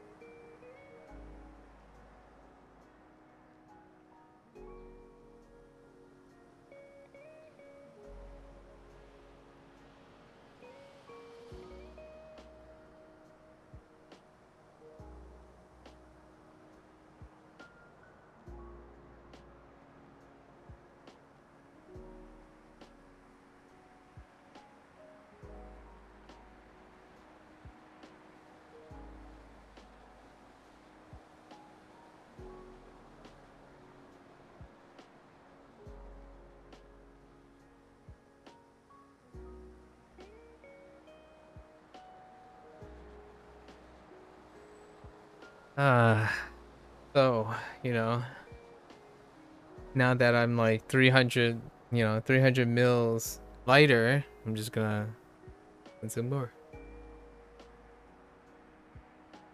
All right. Okay. Yeah, so I'm sure Blair, you know exactly what I mean.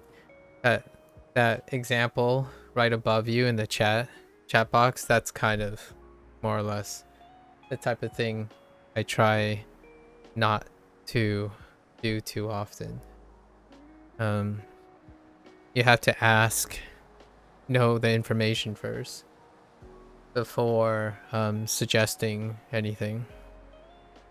So it makes me very uncomfortable when people ask me something if they don't respond to my follow-up questions.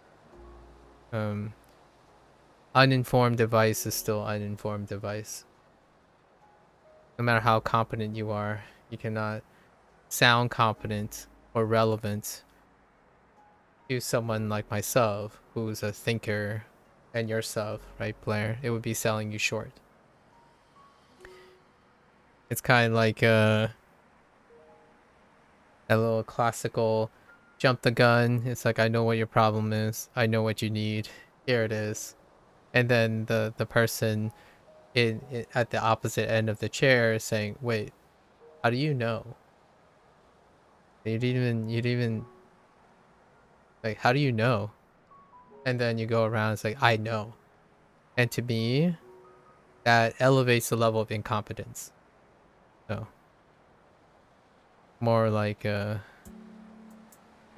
it comes from a nice place. It can be kind. It comes from wonderful intent. That doesn't necessarily mean that you are competent. So kindness can come with incompetence, which is perfectly acceptable in my opinion. However, I am not one to encourage that. I hope that the people around me are incredibly compassionate and that they offer an understanding before that. If you're not prepared to follow up stuff, why even share that advice, opinion, or knowledge? Yeah. Or even ask people, right? Even talk to people before that. So oftentimes when people ask me questions, I invest forward. I start by saying, hey, if you have 20 minutes or so, let's talk about it a little bit. I'm willing to invest 20 minutes or more. If you want to stay for the whole evening, then go for it. I'm more than happy to sit and talk. And then obviously I hope those people then would give the time of day to another. I think to me, that is the most wonderful thing from all the investment. If I am encouraging to someone else, and that person can have a time of day to encourage the next person, because the first thing they thought about was, oh hey, there was this person who had the time of day, and now I want to do the same. I think that's a very lovely, romantic, maybe a little idealistic impression I have when you help someone, when, or like, not necessarily help someone, but show that you care, right? You don't actually have to be helpful to show that you care, in my opinion. Sometimes people just want to know that they exist so you're not like talking at them, but you're talking with them. That big box reminds me of exactly what I mean by someone talking at you and not with you. Let's see here. To make a phone call. Oh no. How am I gonna remember this? Interesting. Any clues? Kakeru. Kakeru. This does deal with handish things.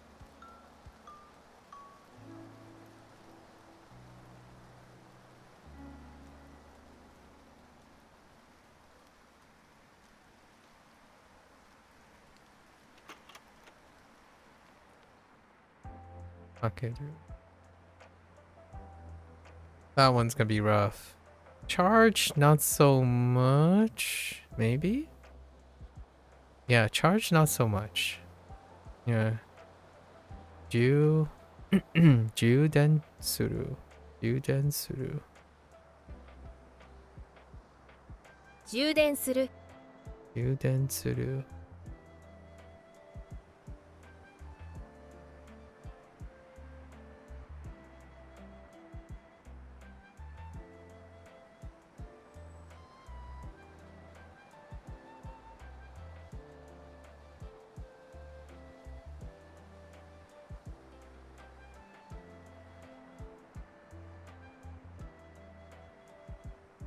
Gyuden suru.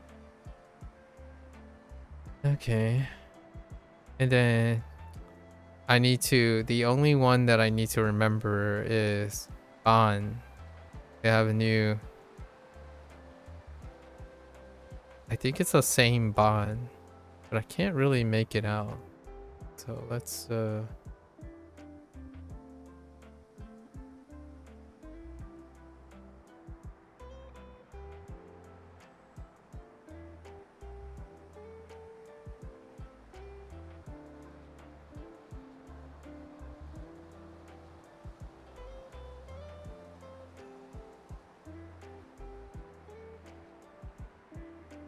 oh, right.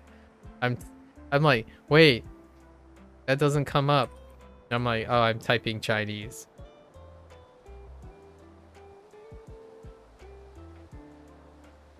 I keep saying like, what the heck is going on? And I keep typing hua instead of wa.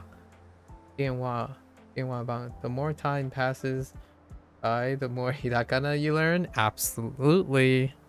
Keep on going. Wait, where is this? Okay. Okay. What the heck? What is that character? That's not the character. No, no, no, no. Yeah. Wow.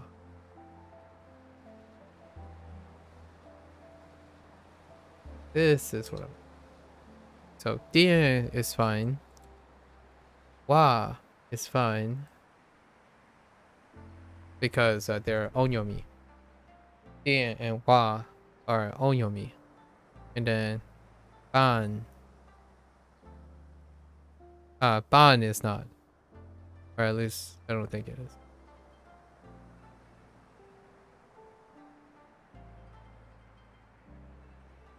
And that's an interesting character. That's an interesting order. Alright. I see it. Alright.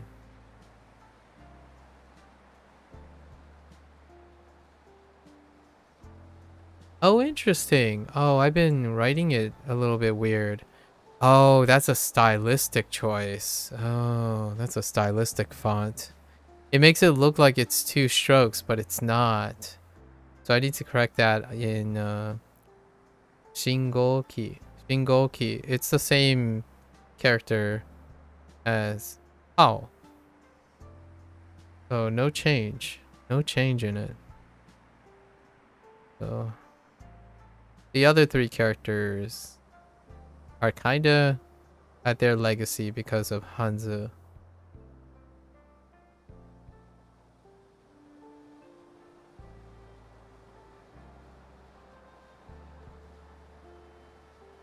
And then this one is like, it's weird. It's like a curtain.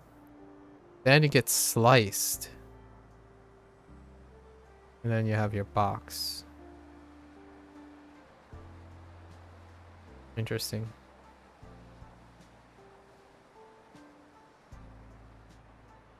All right.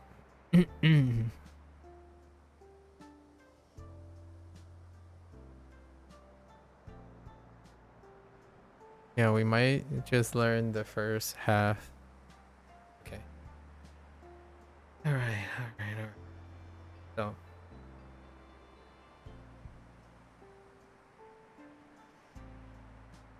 So, kakeru. Kakeru.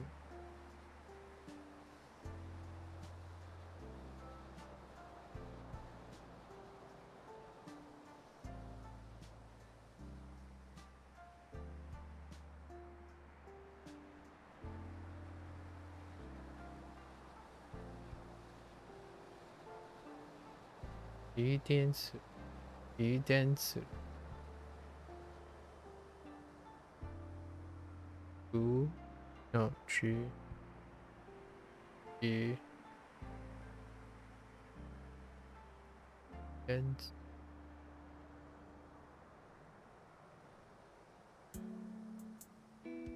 Yu.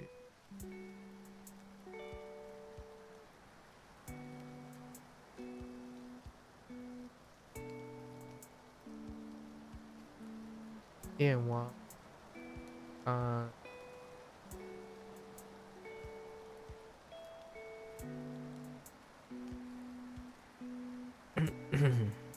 Angle.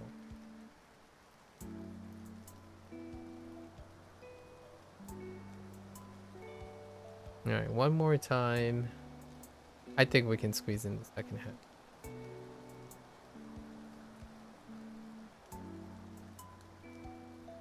Old.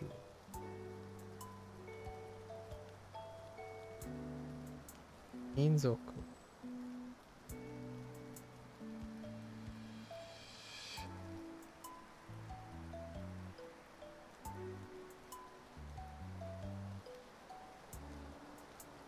I'm already screwing it up. Heckin. Okay.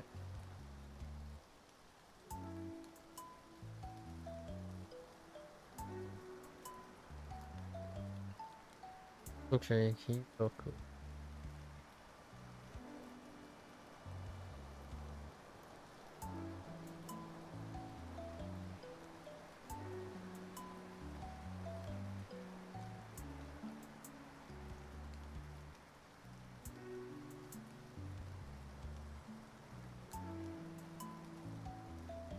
Akaya.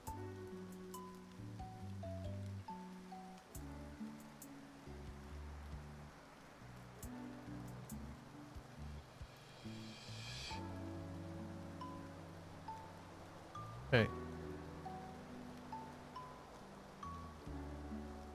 Mm-hmm. Mm-hmm. Kanpai. Kanpai.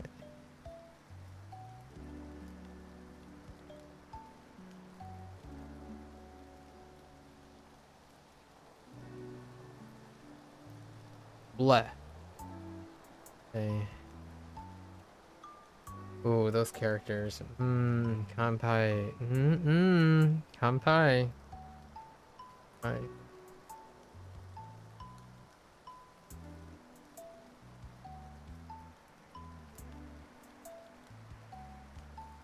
Oh, we no move? Yeah.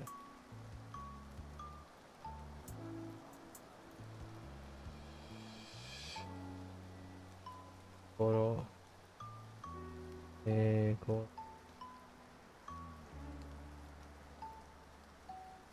Hey, my face. Hey, tay my face.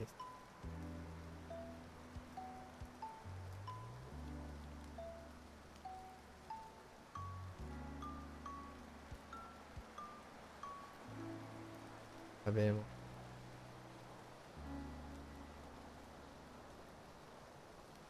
Oh no, yeah, tabemo no.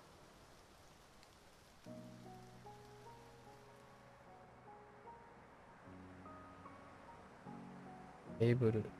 Taberu. Taberu. Taberu.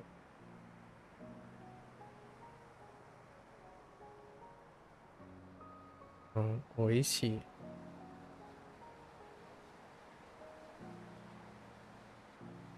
It's just past 7 hours? Yeah, it's just past 7 hours.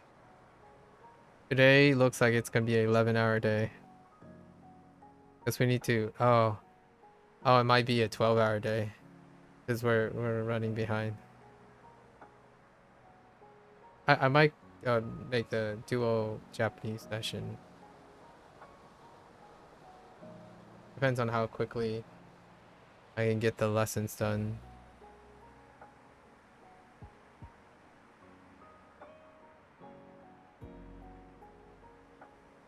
Oishi. Pep? What's the third one? Oh, Karai.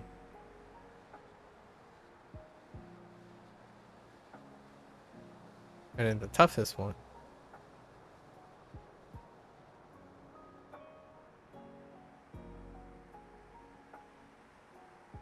Sumaho. Maho. Keru.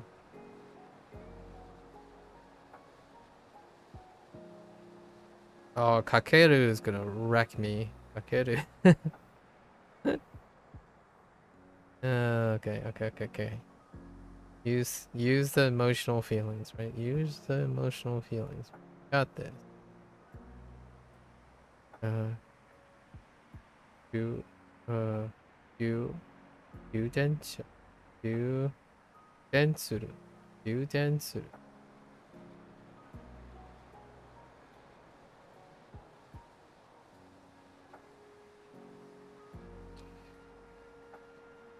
Okay. Alright. Alright. It's fine.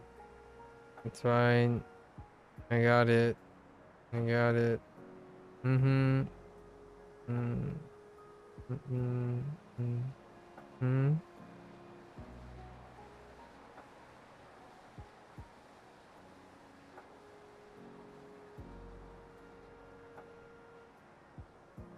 Mm-hmm. Mm-hmm. I like it. I like it. Give me some more. Oh no.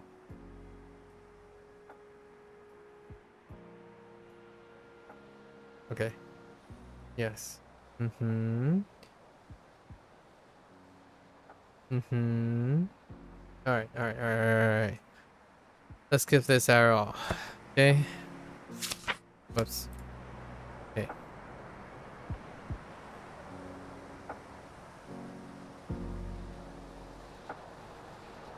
Look at that little adorable kitty cat. Alright. Let's go pet him.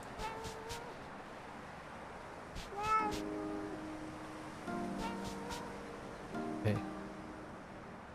Alright. Um.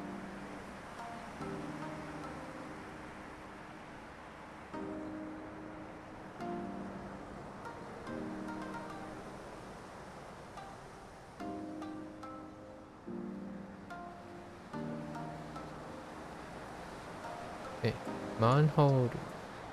Manhold.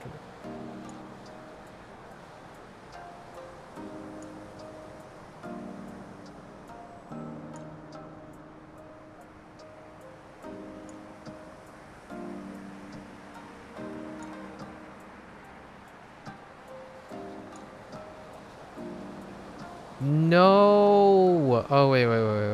It's fine.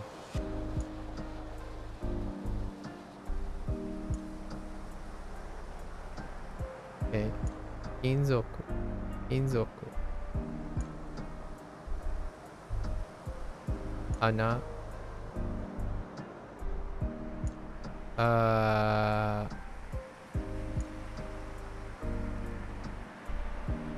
Marui.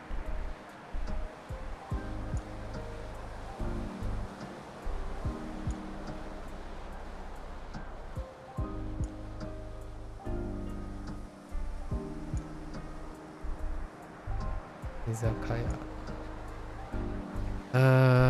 Okay.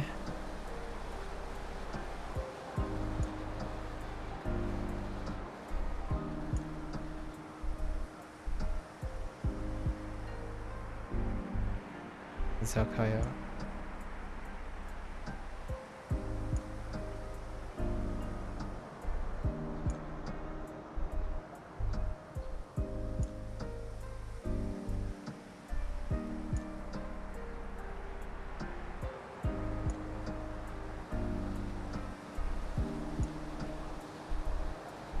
Kanpai.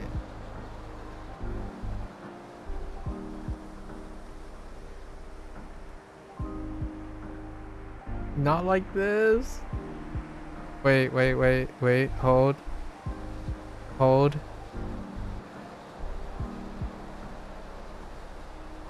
Uh. Alright.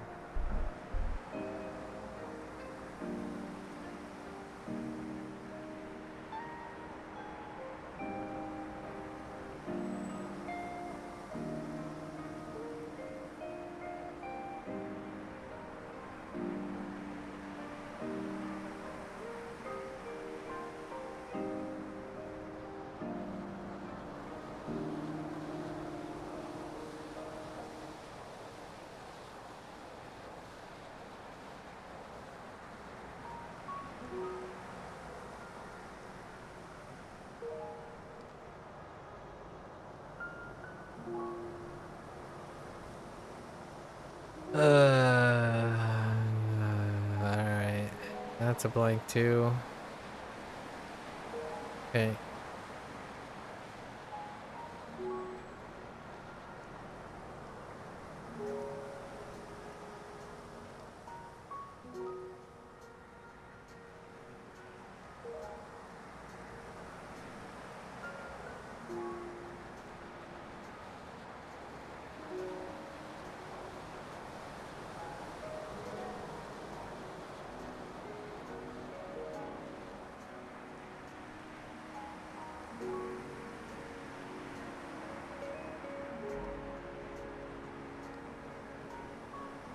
Taberu.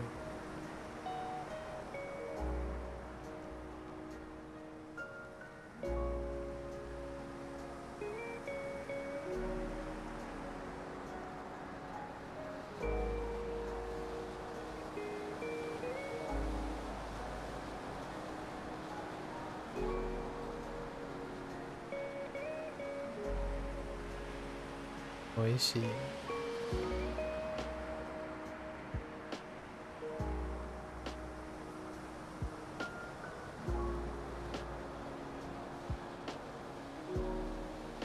Arai.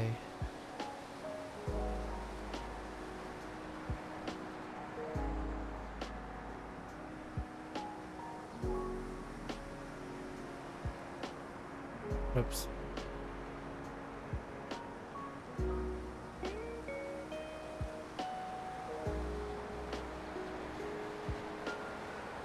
Oh.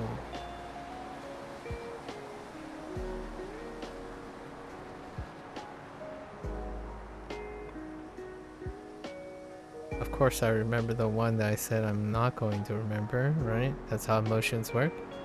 Takeru.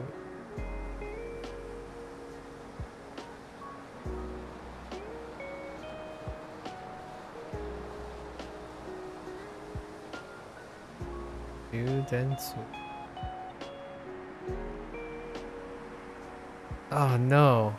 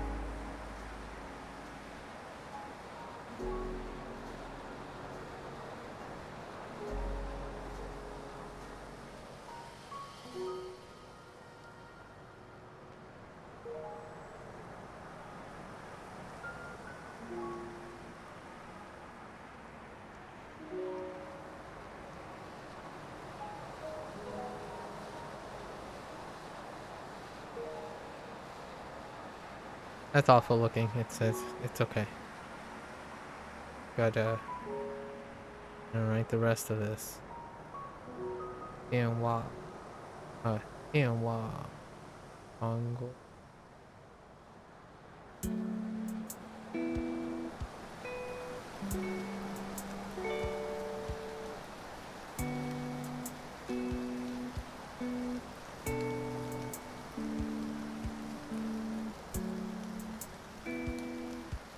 Hey, alright. Let's see if I can pick up the others.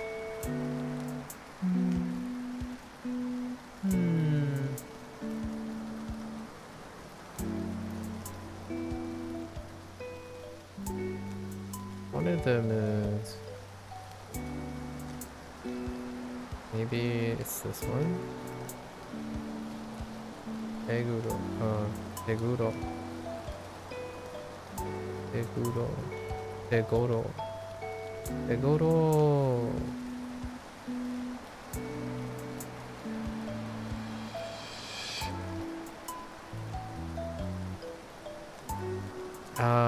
Maybe there's a radical to the right. I don't know what the radical is. But... I feel like it had this. Yeah, it's missing a radical. Let's just throw in... That doesn't. Okay. Let's just go. Cut to the chase. Son of a. Oh no no no no no. Oh it's that one. No no no. That's fine. That's fine. False drama. False drama. Oh man, dude. Pie. Oh no. Okay. Oh man. Oh, you know, I have a mnemonic for it. Wait. Oh no, it doesn't work.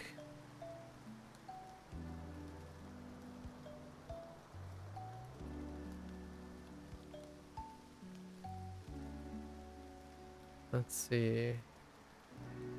No, that doesn't work.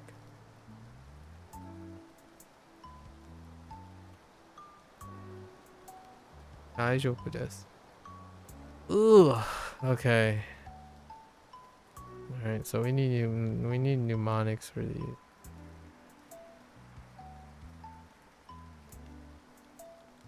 I really hate when sick character designs I find on Pinterest are linked incorrectly, so I can't find the artist's work. Ah.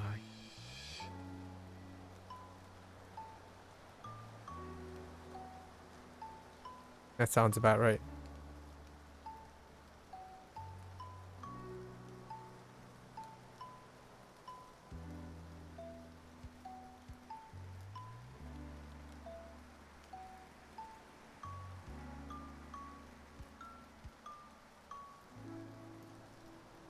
Uh,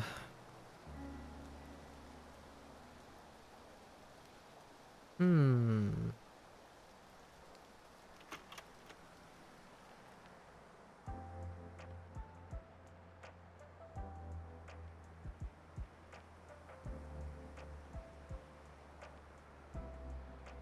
Nah, I think we're relying on brute force at this point. Okay.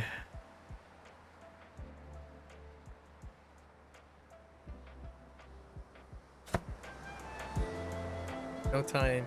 No time for.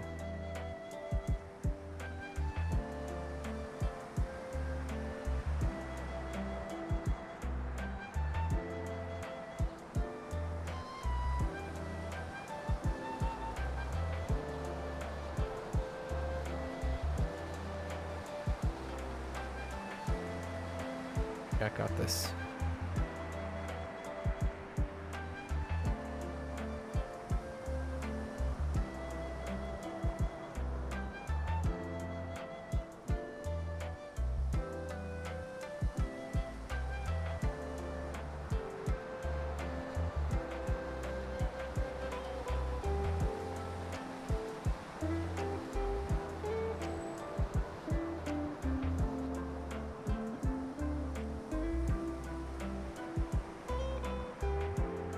Heck.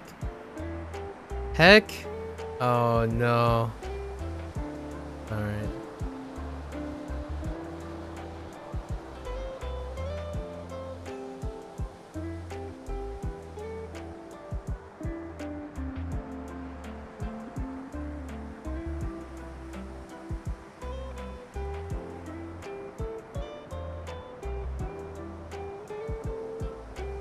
No. How do we? Just gotta keep on moving for now.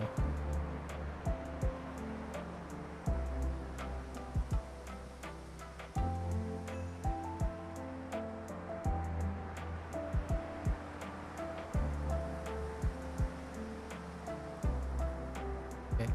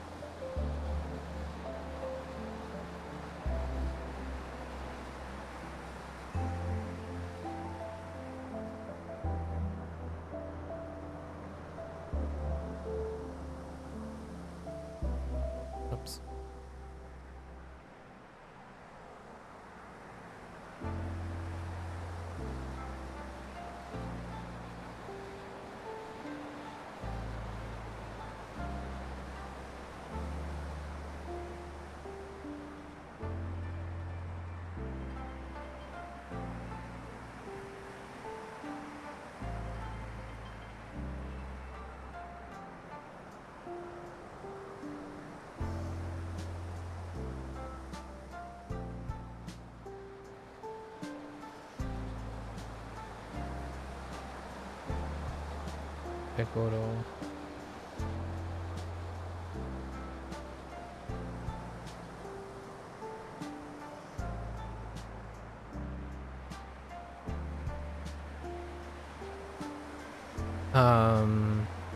Nani?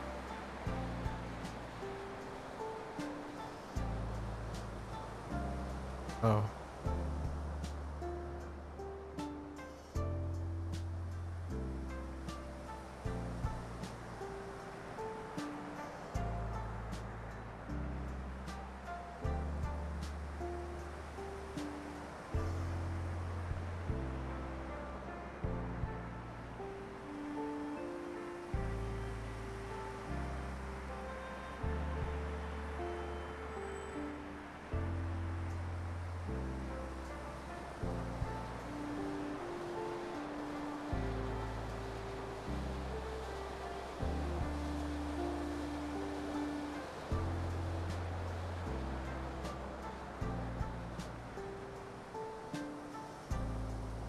See.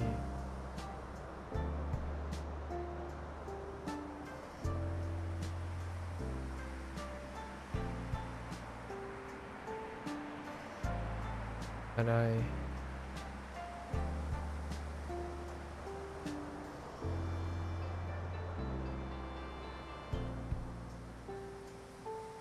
oops.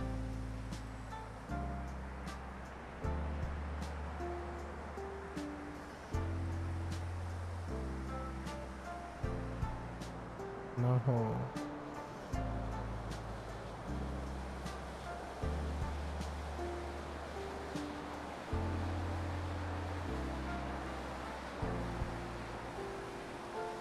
Kakeru.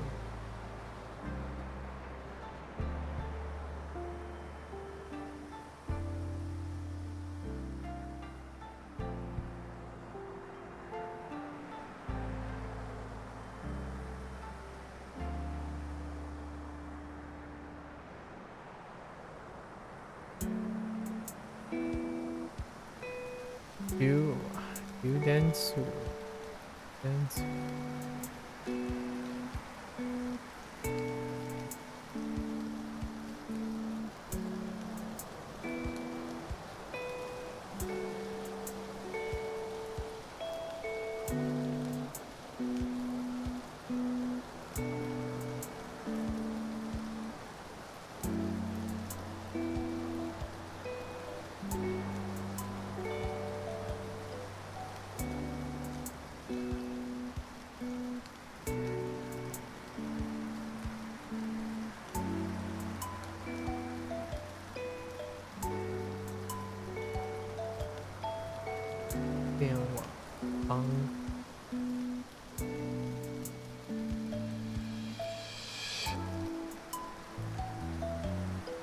What writing system do you think is the easiest? The ones that I know.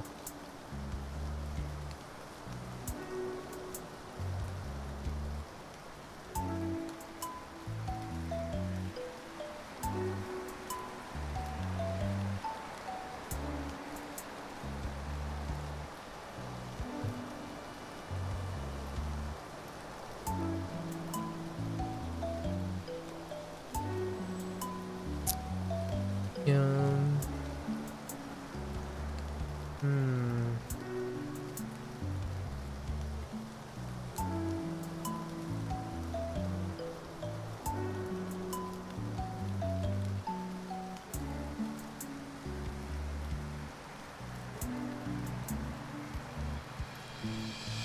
Angel.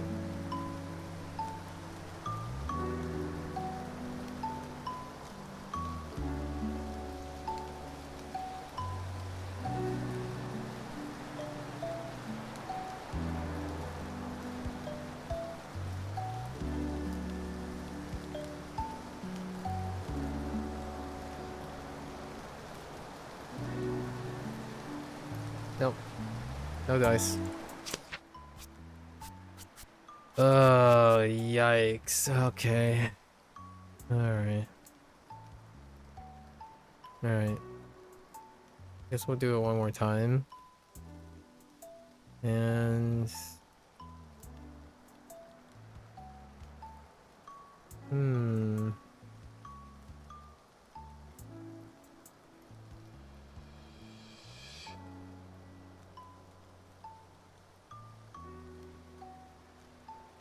Yeah, we'll wait on tomorrow for the other half. Let's do it one more time.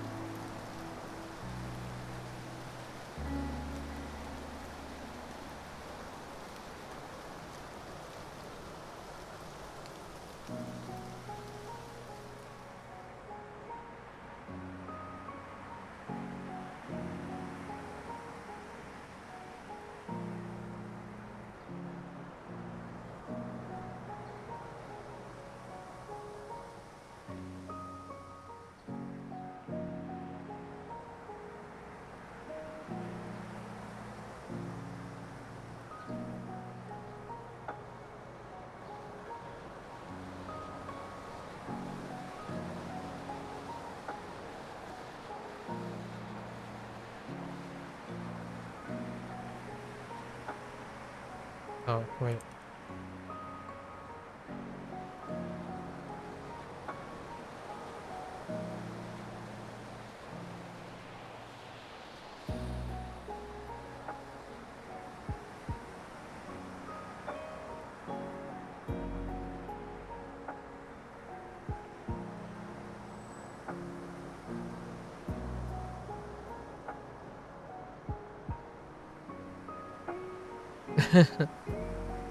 Well, thank you.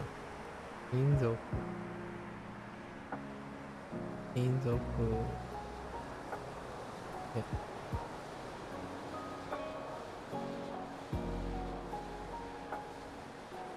on that. You can always join me in writing. Pick up a notebook. Join me if you want.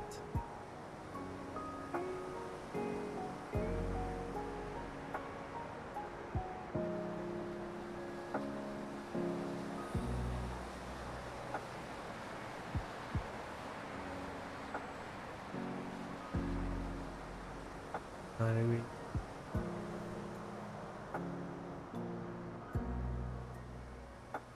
Okay.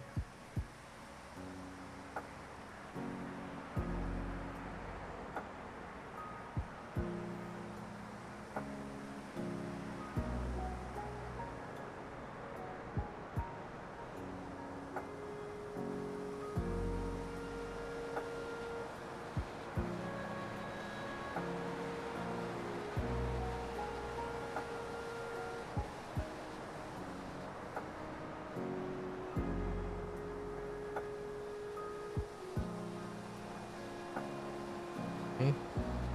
Izakaya.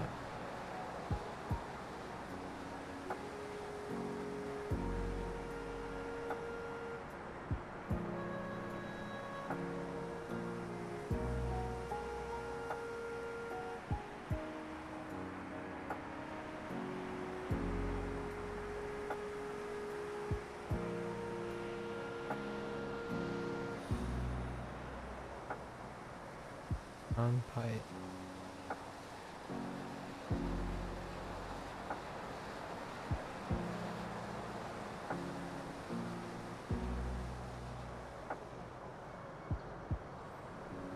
Omo.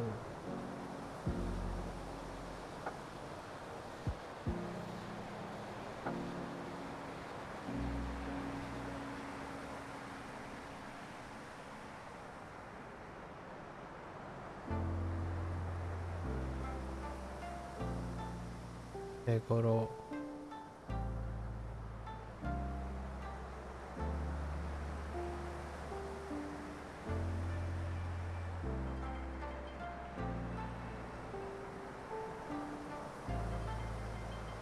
Um. Hmm.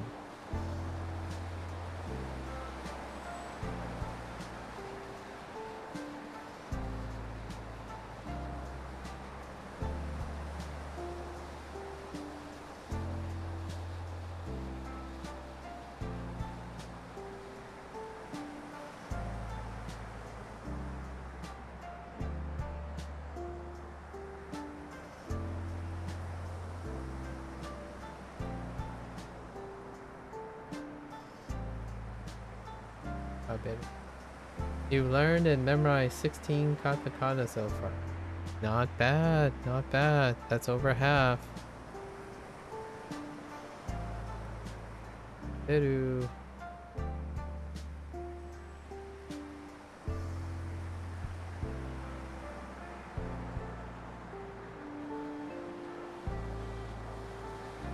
Keep up the good work.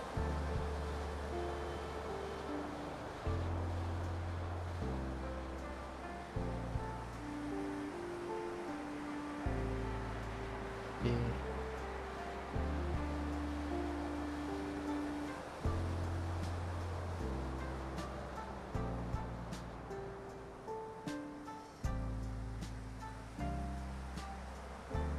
Arai.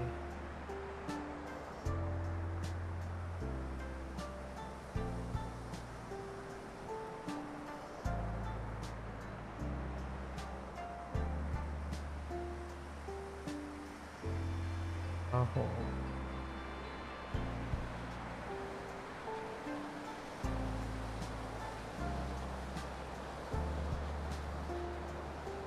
Ugh.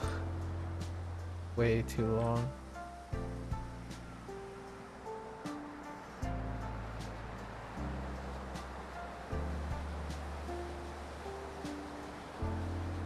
Get it.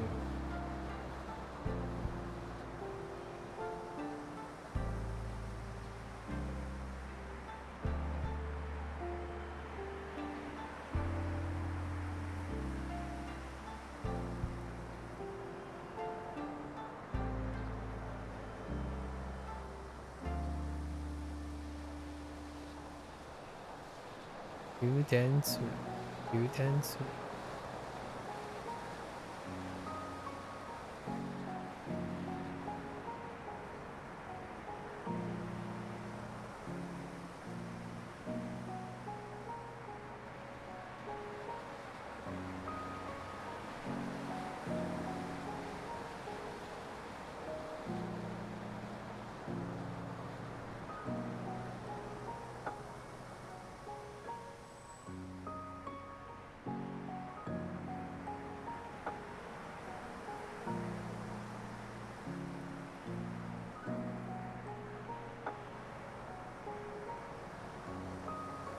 Alright. Yeah. Iwa Bongo. Once you start watching, you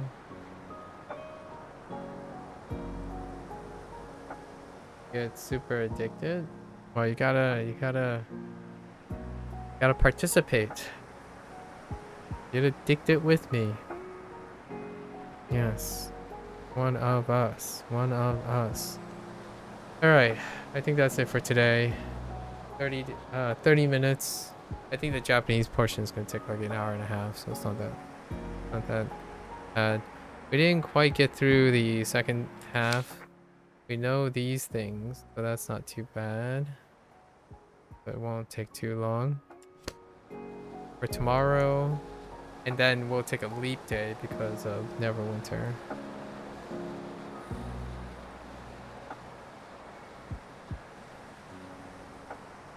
Oh, I guess I'm taking a leap day from Elemental Evils too? Exiles? Maybe? I don't know. I'll decide how ambitious I am. Doing 4 different tasks a day is probably at my limit. Ideally, I kind of like to do 3. 2 to 3. Hands are very stiff. Alright.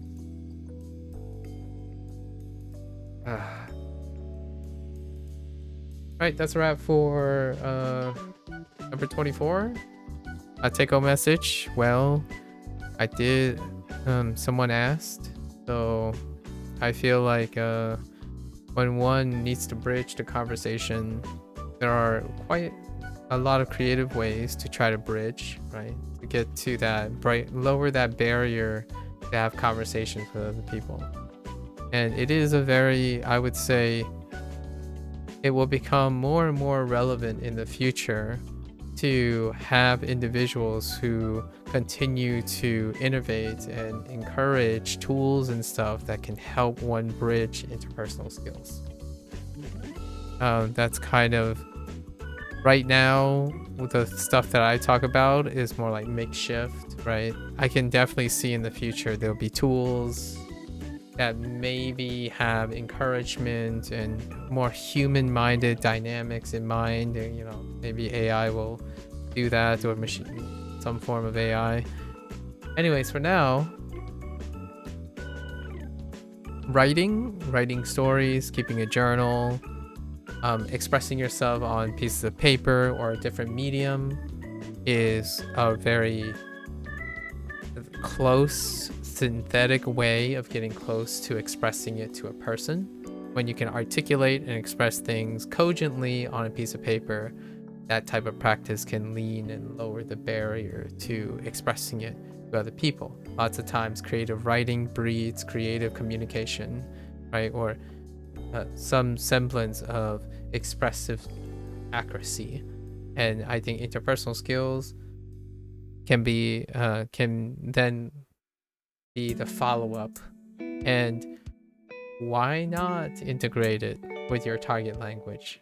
Being able to integrate it with target language creates a new dimension in engagement, right? You are not only learning, but you are also instructing. So step away from your native language, you can double on top. Develop some adjacent interpersonal skills, or like prep interpersonal skills for expression on top of learning more target language. What is there to not love about that? And then of course ChatGPT. That's a synthetic way, that's quite literally a synthetic way to generate some conversations. So in a way, you're trying to output, right? It's kind of synthetically producing some output when one is no longer necessarily focused on accuracy, right? It's on the practice of output. And then you can focus on accuracy at any time outside of your output situation, right? I think output is a bit underrated when it comes to the finalized step. I would still agree that a vast majority of the stuff is input. However, it's the whole package.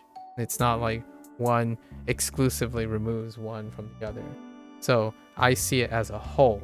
So rather than saying, oh, which one's more important, which one you should focus on, they're all necessary in the end if that goes towards your goal, right? The goal requires specific certain things. Ignoring them, avoiding them means that you don't have that practice of them, right? So hopefully I will engage in that phase in the future. So if someone asks me, hey, am I conversational yet? The answer is no. It's not like I've been practicing it or learning or practicing. Like, so if someone comes up to me and say, oh, see, I told you, it's like, well, I haven't been practicing it. But what do you think? Like, am I supposed to be upset about, knowing exactly what I'm practicing, right? That's kind of the thing. I think one of the things that people feel that's overrated, in my opinion, or overrepresented, is this best combo, best something, the catch-all panacea. And the quicker someone comes in to advertise their best combination to catch all, is the less and less likely that I understand that they are very capable and competent of the learning process, in my opinion, personally. That's me being very critical about it. Generally speaking, exercising creativity circumvents a lot of things that require bridging. Saying what works for you, projecting what's worked for you, that's perfectly acceptable out of the kindness of your heart. Now, just to correct the cognitive dissonance, not everyone's going to be appreciative of that, nor find it germane or relevant if they are independent thinkers. If they aren't, then yeah, you got a new fan, I suppose. I do not encourage, in my opinion, people to not think for themselves. So I think there's plenty of overrepresentation of that. where someone tells you, do this because it's the best. And because you say it's the best, and you use functional words like it can't fail, it's guaranteed to work, it always works, everyone does this. That's probably, I actually would go ahead and say, before you even start learning a target language, critical thinking and problem solving skills. That is a deficiency, in my opinion, in critical thinking and problem solving skills. If the first thing someone can do to convince you to like uplift everything you know is by saying it's the best, then I would prefer, before you go on a lifetime wonderful, beautiful journey of language learning, start with a foundation in problem solving critical thinking skills, because it's a skill for a lifetime and it will certainly keep one far more consistent in developing a skill for a lifetime, right? Because then when you reach a road bump, you shrug it off. You get bored, shrug it off. Meanwhile, someone who says, oh, that's the best thing, okay, and then someone else comes along and say that's the best thing, they drop whatever they're doing and then go to the next best thing. It could work out. I hope there are people who come up with these things and keep people consistent. The next fad is next fad. Meanwhile, I will take synthesize the information, and it doesn't have to look like anyone else's. It will probably look like bits and pieces of everyone else's thing. But I can tell you honestly that I'll make it work. Right? Alright, that's a wrap up for that message. I'm gonna get up. We're gonna switch gears now. Thanks for hanging out for the Shashingo portion. Right. We're gonna switch gears.